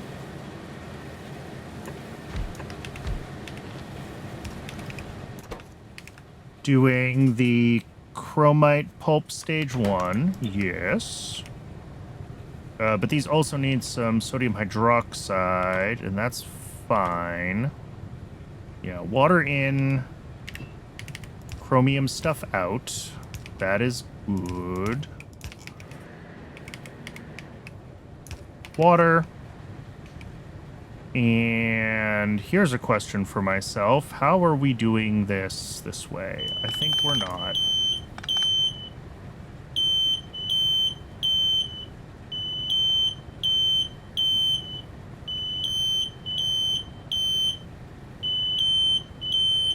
That's my smoke alarm.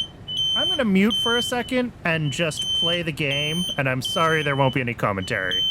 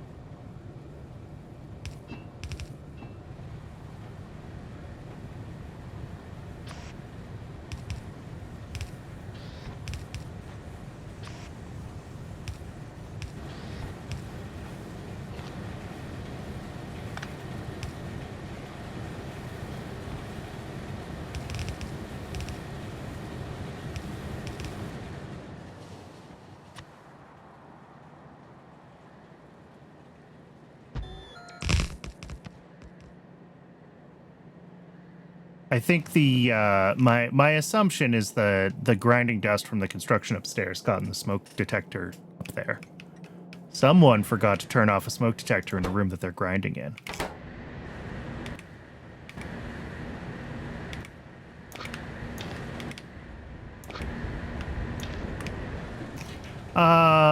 Okay. This, does not need to be a high throughput station. That needs to be a normal station. I think this one's just a normal station. But this one's bringing in sodium hydroxide, which is only like 3 a second. Yeah, and then it'll be some other stuff too, but we'll start with the sodium hydroxide.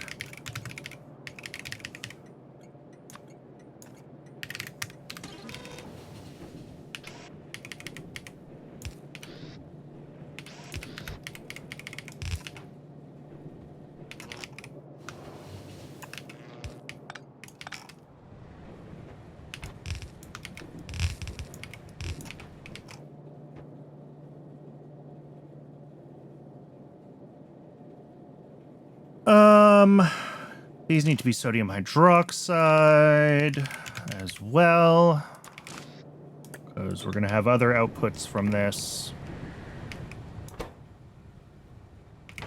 Okay. And the chromite pulp 1 comes over to more machines. 2 flotation cells. Oh, actually, that's direct insertion. But it's funky. Well, is it funky? I think I can make this work. Let's experiment. 1, how big is a flotation cell? That's maybe the first question. Yeah, see, they're bigger. But within reason. Well, sort of within reason. Okay. So if we want to do that, be like, we've got these going here, and these would have to come down to like here, and then we can hook it up like that.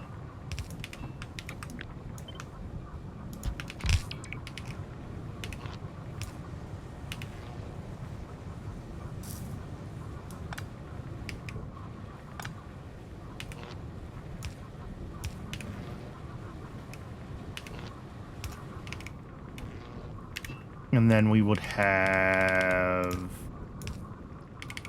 this fluid output. I don't know how I feel about this.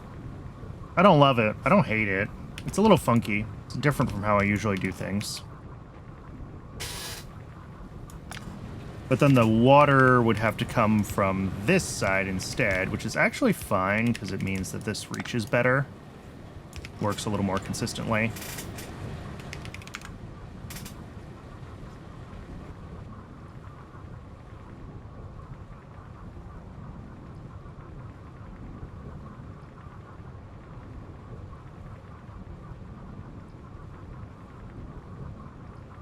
Okay.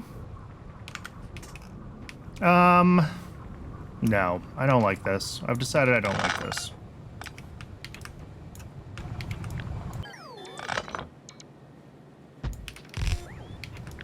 We're gonna do things quote-unquote normally.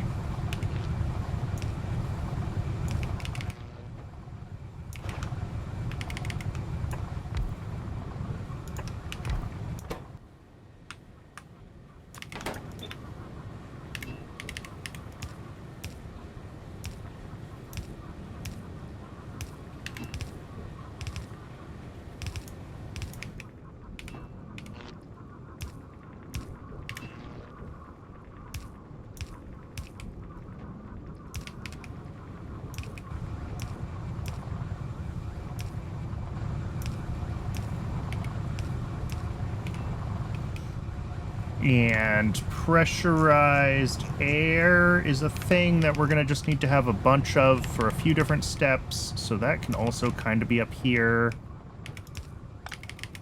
Sort of in the same area that we're doing oxygen. Oxygen, water. I mean, water is oxygen. A third oxygen, at least. But, yeah.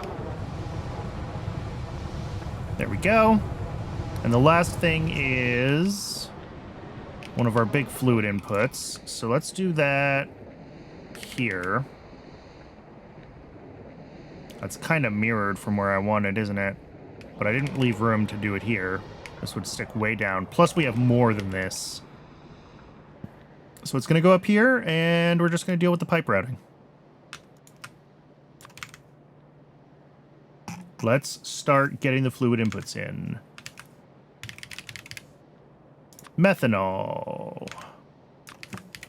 Glycerol.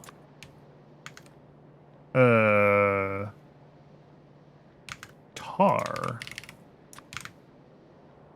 Organic solvent. Hot air. Oxygen. Aerofloat, which is the one we need right now. Peroxide. And then a few more.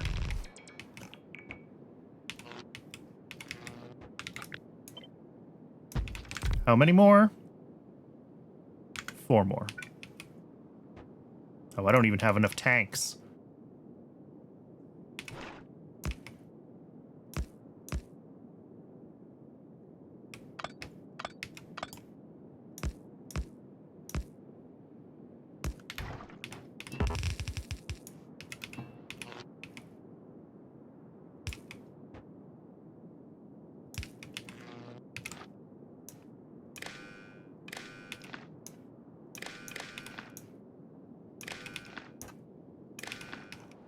Okay, after hydrogen peroxide, we've got chlorine. Oops.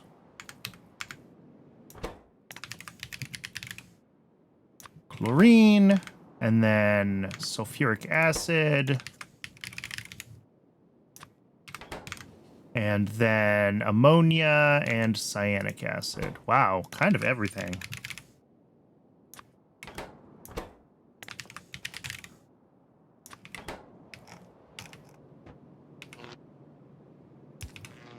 Same here.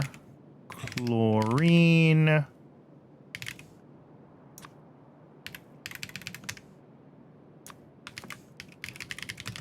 Sulfuric acid. And I'm not going to do the last two because I don't have tanks for them, and it'll jam up the system if I put it there. But what we need right now is the Aerofloat.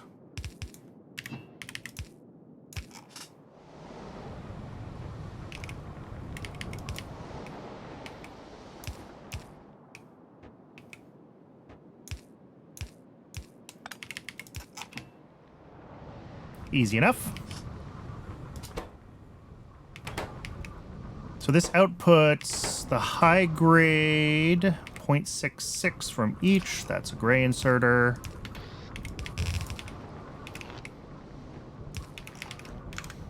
Yeah,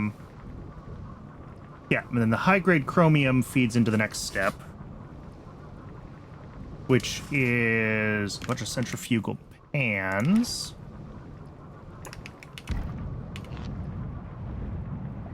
Which are really big machines. All right. And this makes processed chromite.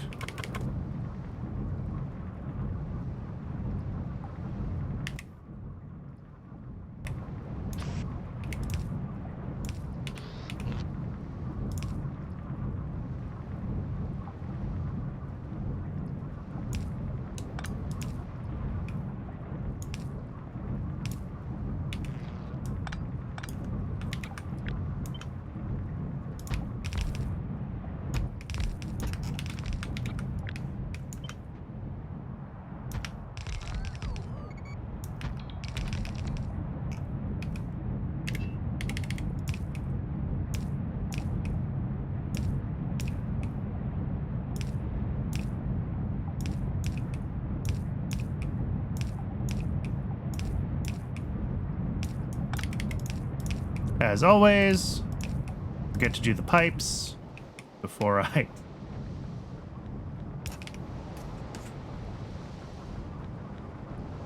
Do I find it easier to do complex design work with the buildings instead of ghosting?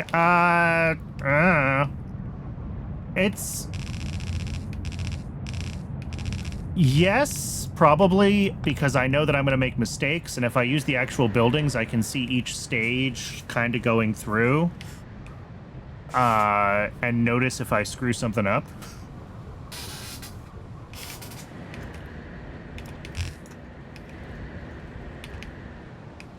Which is valuable.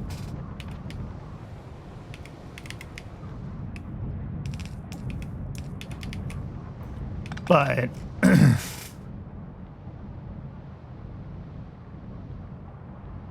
really, Factorio just doesn't have good tools for designing with ghosting, because you can't flag a ghost as something for the bots to not build. So, like, yes, I could turn off my personal roboport, but then I still have to think about what I'm pasting as a ghost versus when I'm just clicking things by hand. And then I'm going to end up with a weird mix of ghosts and not ghosts anyway. So...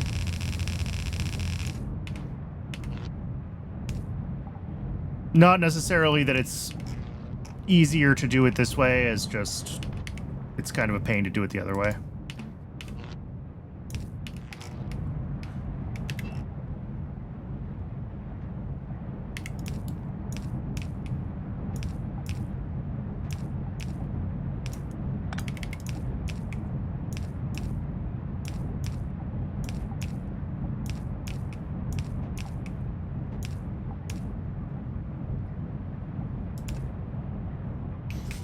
Okay. What is next? Next is the processed chromite.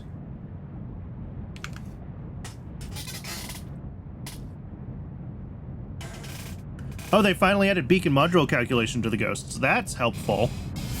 Because that's definitely a thing that I have been annoyed by in 2.0. I mean... with the bots, and especially with the Quick Start mod that gives me the high-end bots, like, it doesn't take that long for them to move things around if I need to cut and paste something.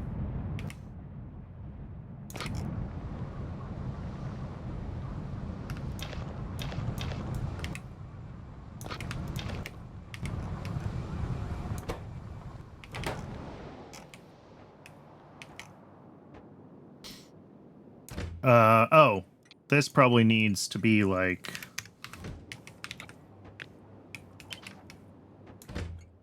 yeah. Let this dispatch all of its trains, please, or I'm never going to get my input chemicals. Okay, next step. The processed chromite comes out to a bunch of secondary crushers. The buildings in my inventory are getting smaller. I guess that's another reason that I like to do this, is I know that I'm making the right numbers of things because I have the right numbers of buildings in my inventory. But that's just, you know, me being bad at counting. Let's see, 0.2 of this and 0.2 sand, so that's fine. How many of these? How many more do I have?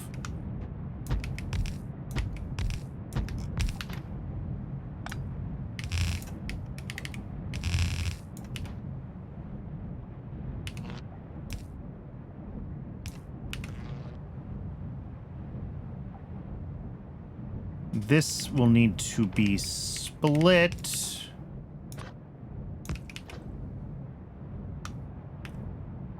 Pull the... well, no. This one's more like this one. Where we're going... except in this case, it is the high-grade chromite that we're looping back around to here. And this will be sand out. Just like the gravel, the sand is used in a later stage. So that's not going to a byproduct output. Oh, there we go. We got the aerofloat. So all of these stages should be able to get themselves going now. There we go. Let's pull this. Yeah.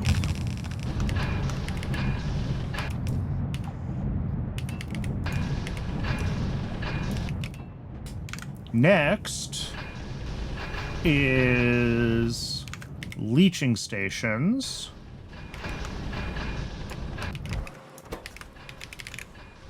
Making chromite pulp 3 from chromite pulp 2. This is chromite pulp 2. Okay.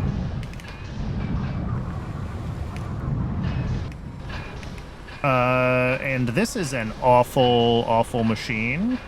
Or at least an awful layout.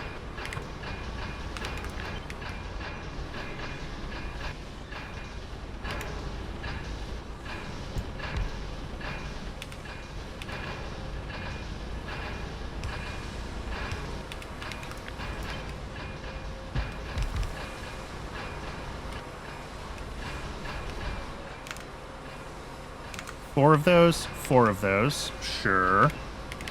So we got the 2 here.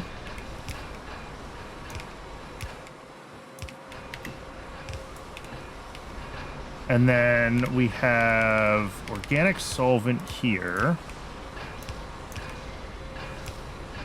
which will have to come in. And then the 3 out. I mean, it's not great, but I have definitely done worse. I need to be careful here about where I'm routing the organic solvent, because that is going to be... We're going to have more train stations here, so I don't want to have pipes coming right through where train stations are going to be.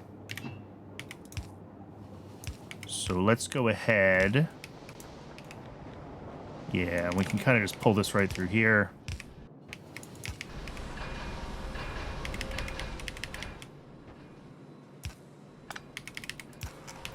There we go. So that makes the chromite pulp 3.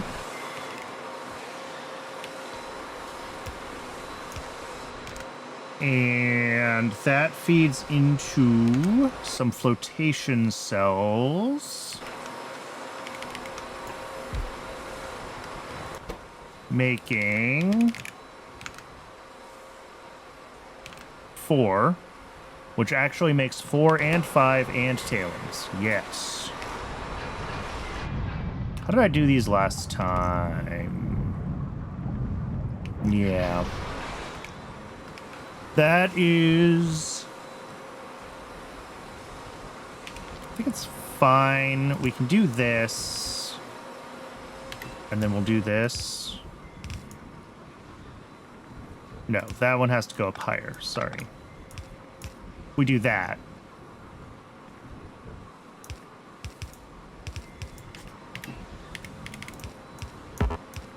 Then everything fits around the power pole.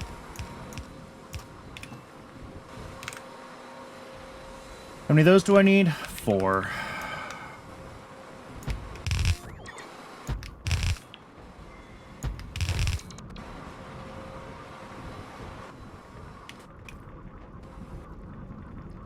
The other thing I could do, actually, 1 second. Thoughts are happening. The brain is braining. If we do this vertically flipped, can we make it a little bit more compact? And I think the answer is yes. Yeah, because we do the same thing. We have to kind of swizzle the outputs a little bit, because now we have things close to 2 of these. But isn't that pretty? And then this will pack right in there.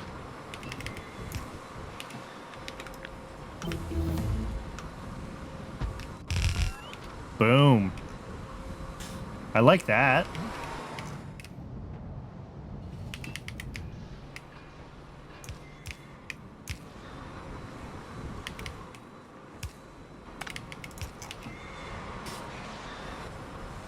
And the chromite 3 is this one. And what's the last output here? Methanol. Let's get the methanol over here.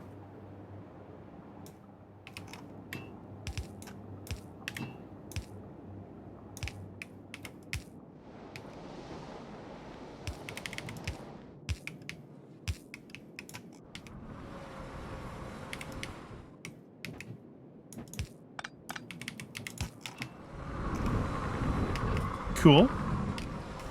Oh, I'm an idiot. I can't have these pipes here. I specifically said I can't have pipes running through this section, and then I went and ran pipes right through this section.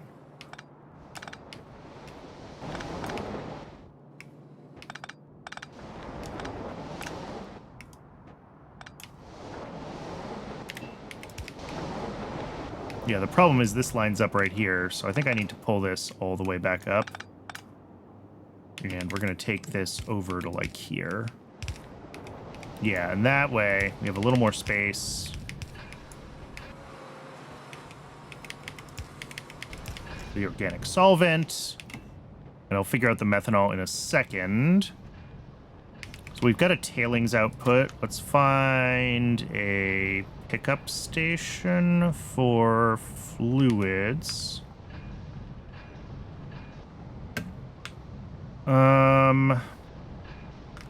Let's actually do this one on this side. I think we're just going to have a little bit more space to work if we do it that way.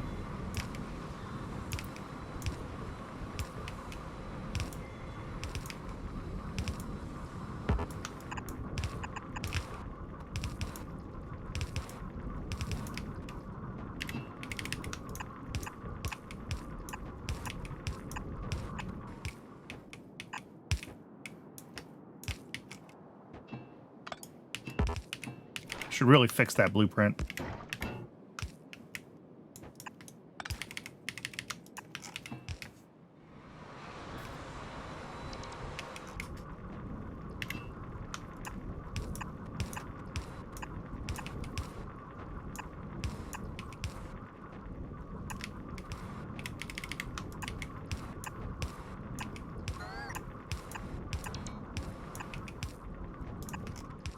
All right, that's the 4 and the 5. They are going to be their own, going to other parts of the build. Let's put some lights down because it is dark.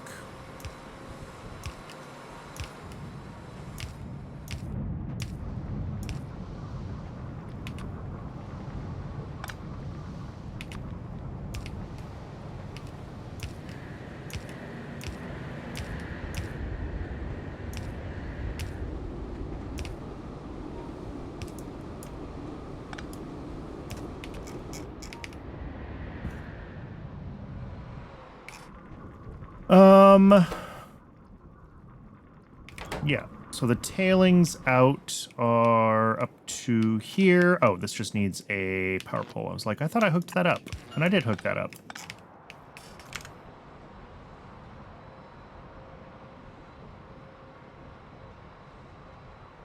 Up next is the grade 4 into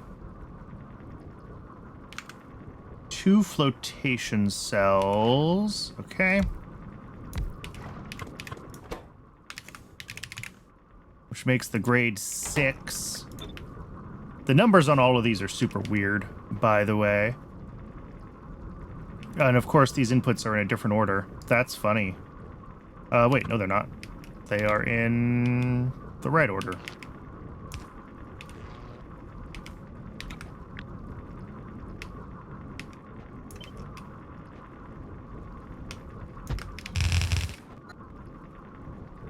We only need 2 at this stage to make the 6? Yes, okay.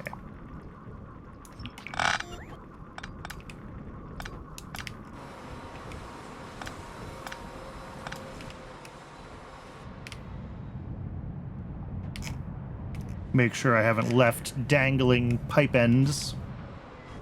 Looks good. This comes right up to here. The chromite 4 is here. And the tar needs to come in. Yeah. Let me drop another station here because I know I'm going to need it. I don't know what it's going to be exactly.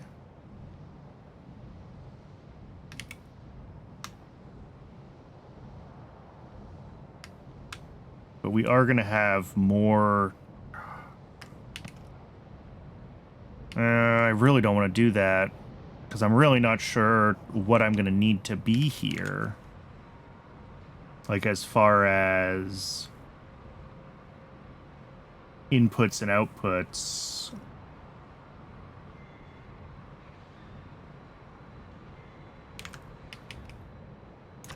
I'm just going to drop this in just so I have a vague idea that, like, yes, there's a station here. We're also going to make sure that we put it in the right spot.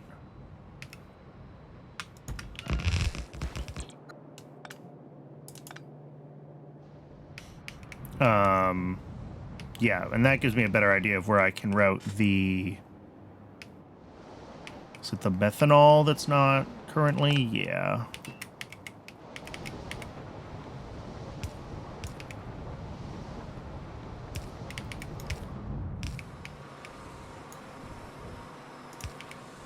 Methanol.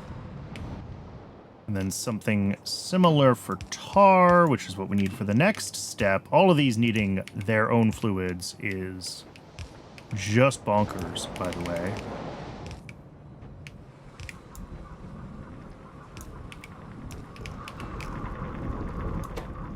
Okay, and then this gives us more chromite solution, which needs to join up with chromite solution from one of these steps way back here.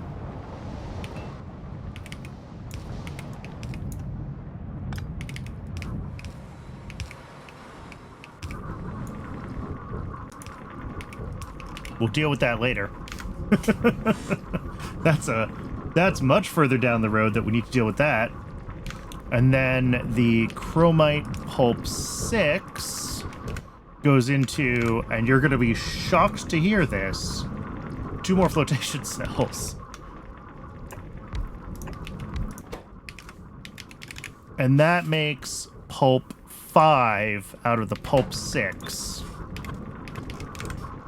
And then finally, the pulp 5 gets turned into pulp 7 in a thickener. 2 thickeners, yeah.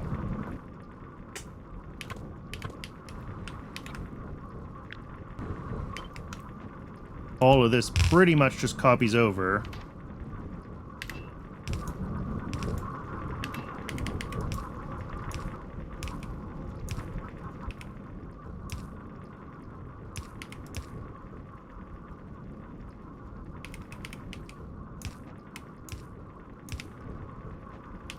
And glycerol is the fluid of the day.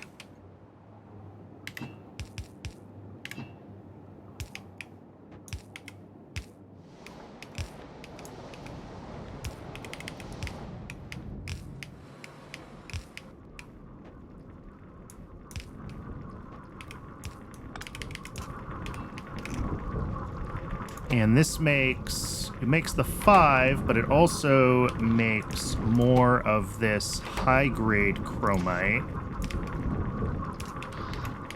which we need to loop back around to which machine? These ones are the high-grade? Yes. Okay.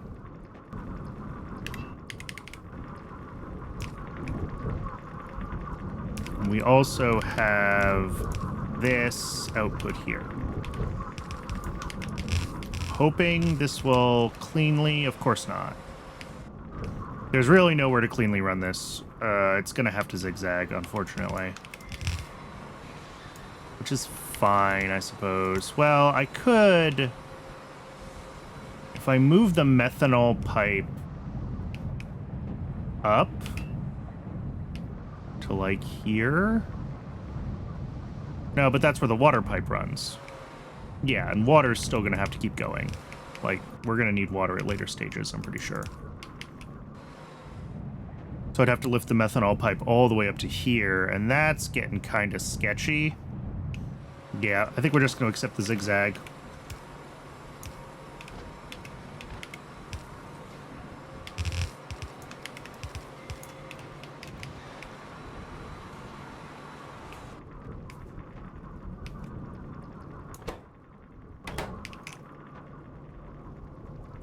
And then, ooh, let's do another little zigzag.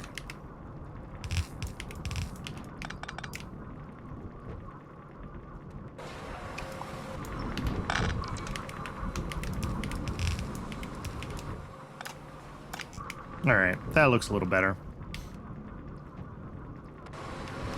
And then we've got the grade 5. The grade 5 combines... Oh, with water. Perfect.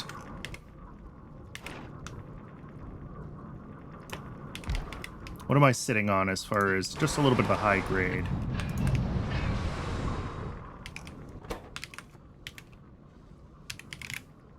Chromite grade 7. Oh, ew. And this is another one of these, like, kind of awful. All right.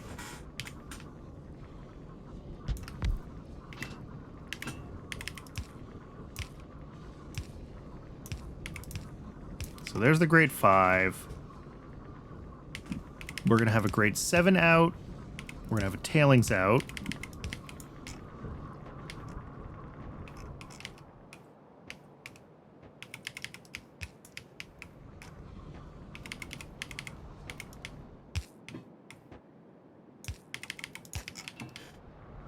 And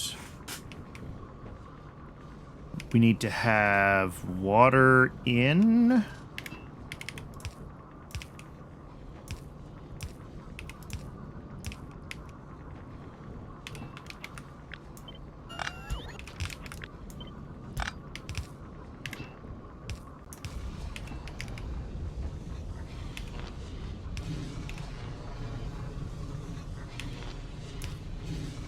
I am out of power poles.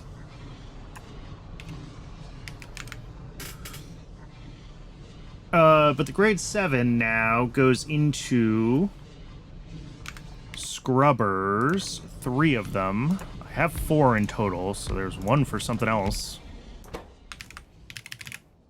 And this will make chromite sand out of sand and all of these fluids. Well, the 2 fluids.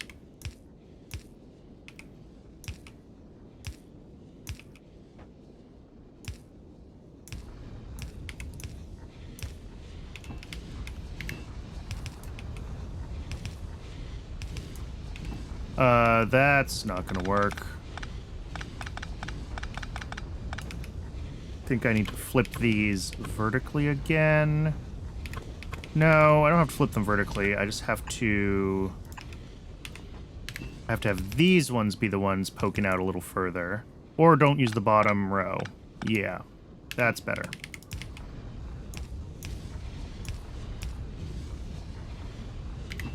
And then the water is fine here.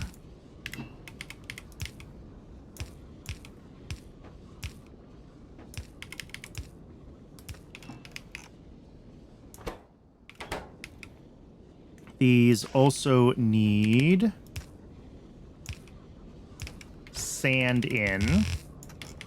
And one of these belts over here is sand. That's gravel. This is sand.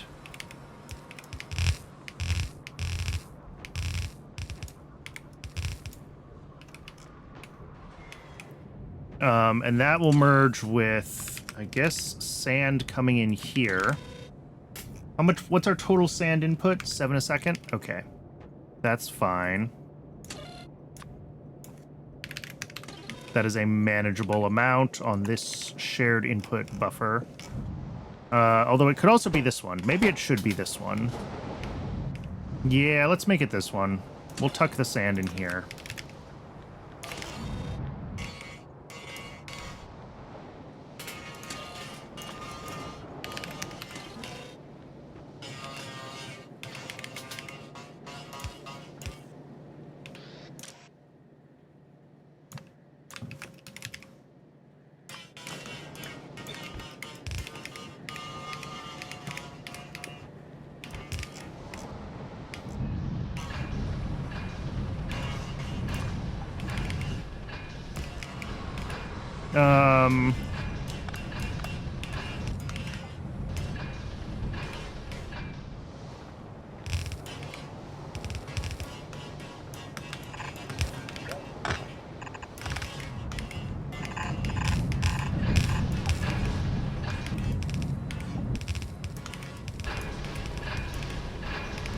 Sure. That'll work.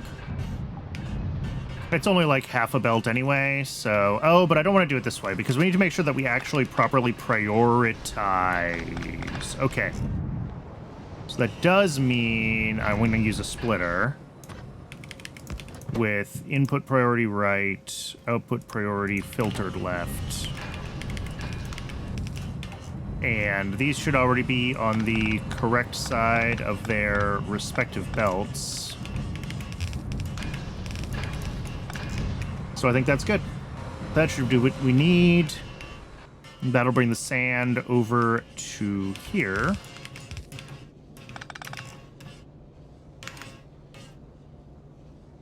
Let me make sure that we are actually in a reasonable amount of sand. Oh, 7.8 a second. No, it's not. I can't do this. I have to do both sides of a belt. Darn it. But that's fine, right? We get rid of the output filter. And then we can do,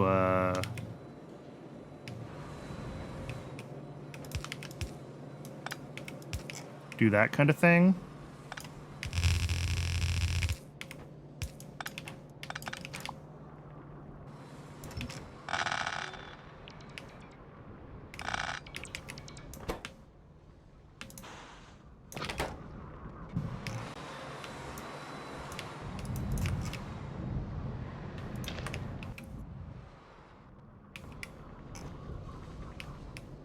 And then these output just bonkers amounts of chromite sand each.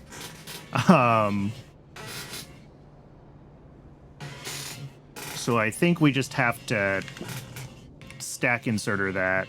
I don't see another way of dealing with that much chromite sand. 43 a second. What's our belt stacking cap? Is 37.5. Okay, so it's more than we can even put on one half of a yellow belt. It has to be one half of a red belt. And I'm fine with that for now. Because we're going to have more going on. Because there's another stage after this. Because of course there is. 2 evaporators.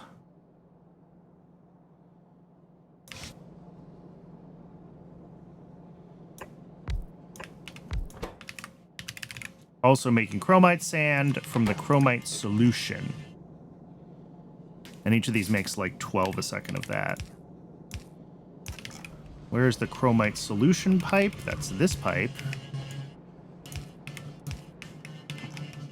And again, we're going to stack. We're going to stack. Our total is 43... 52 and a half.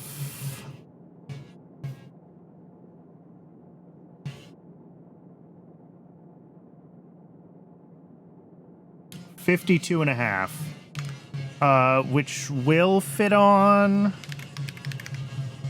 Yeah, that will fit stacked on a yellow belt. So I think we just have to pull these together and then get them, like, recombobulated.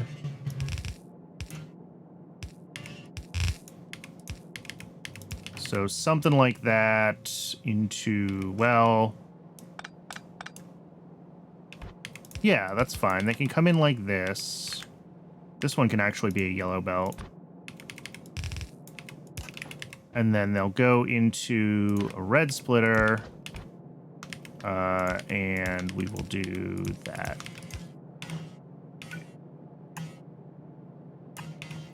And that's the chromite sand.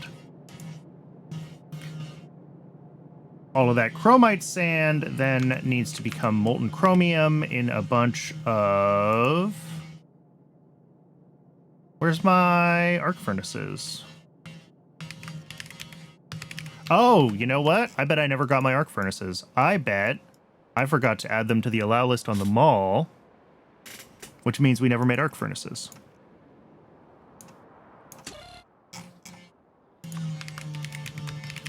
Hey, look at that.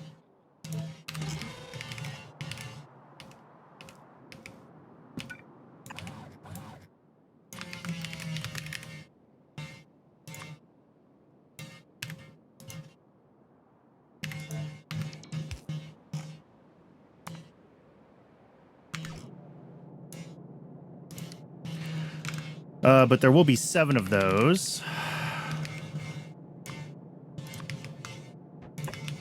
Making molten chromium with, I mean, some other inputs, right? I'm gonna have to figure out how I want to route all of those things, because that's a lot of stuff that has to squeeze into one machine. Maybe...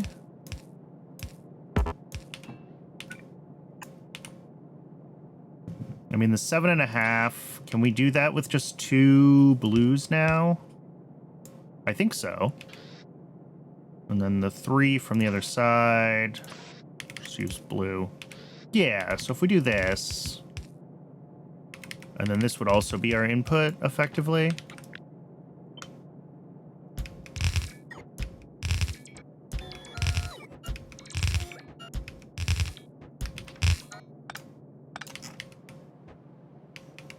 That would work. That works just fine. So we'll have all the stacked chromite coming through here, do its thing. I should... Ugh, do I have space? I don't really. We're gonna readjust some of this. I need a little more space to do...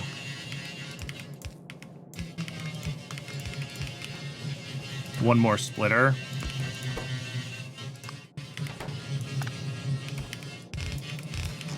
And that's going to be our chromite sand output, because we do need to provide chromite sand for various processes that use it directly. And what I think that means is I can make this our chromite sand pickup.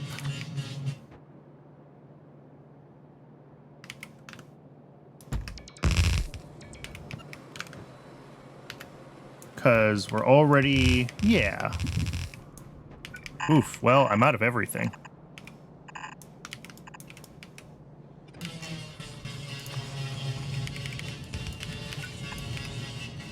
But that'll be chromite sand. And then...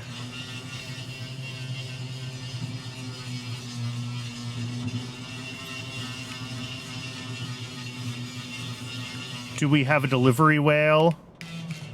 We do not. I'm gonna have to go back to the mall to get all my stuff restocked. Which is fine.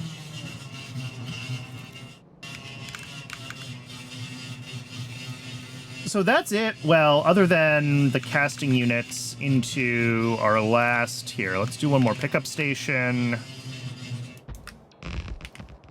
And this is going to have casting units.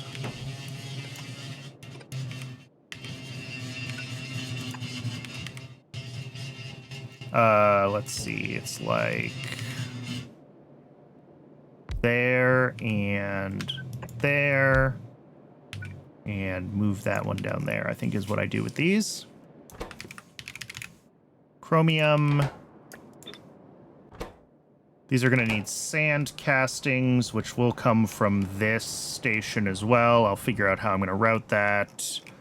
Hot air comes from right over here somewhere.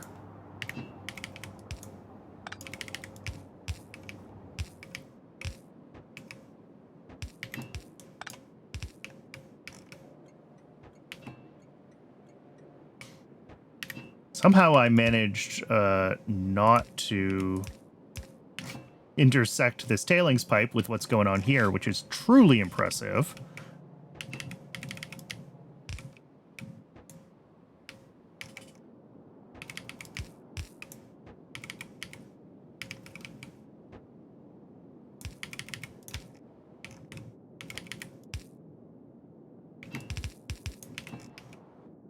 And then we'll need to bring in the sand castings, but I'm out of belts right now, so that's not happening at the moment.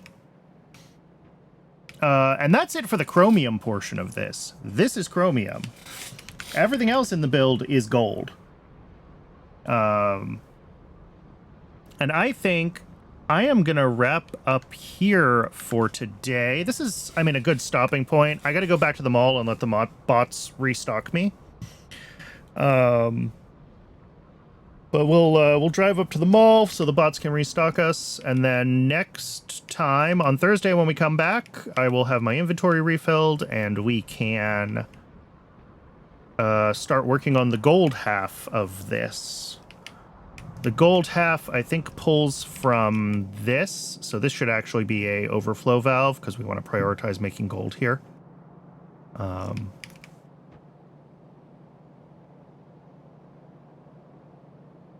But yeah, that'll be Thursday. So thanks for tuning in, everybody. I really appreciate it. If you found this on YouTube and want to watch me live, there's a link to my Twitch down in the description. I promise the construction noises are not always that bad. And we will be back on Thursday with more pie, and tomorrow, Wednesday, I don't know what I'm playing yet. So it'll be a surprise for me and a surprise for all of you when I finally decide what the heck I want to do for Wednesday's stream this week. So I will see everybody later, and thanks for watching.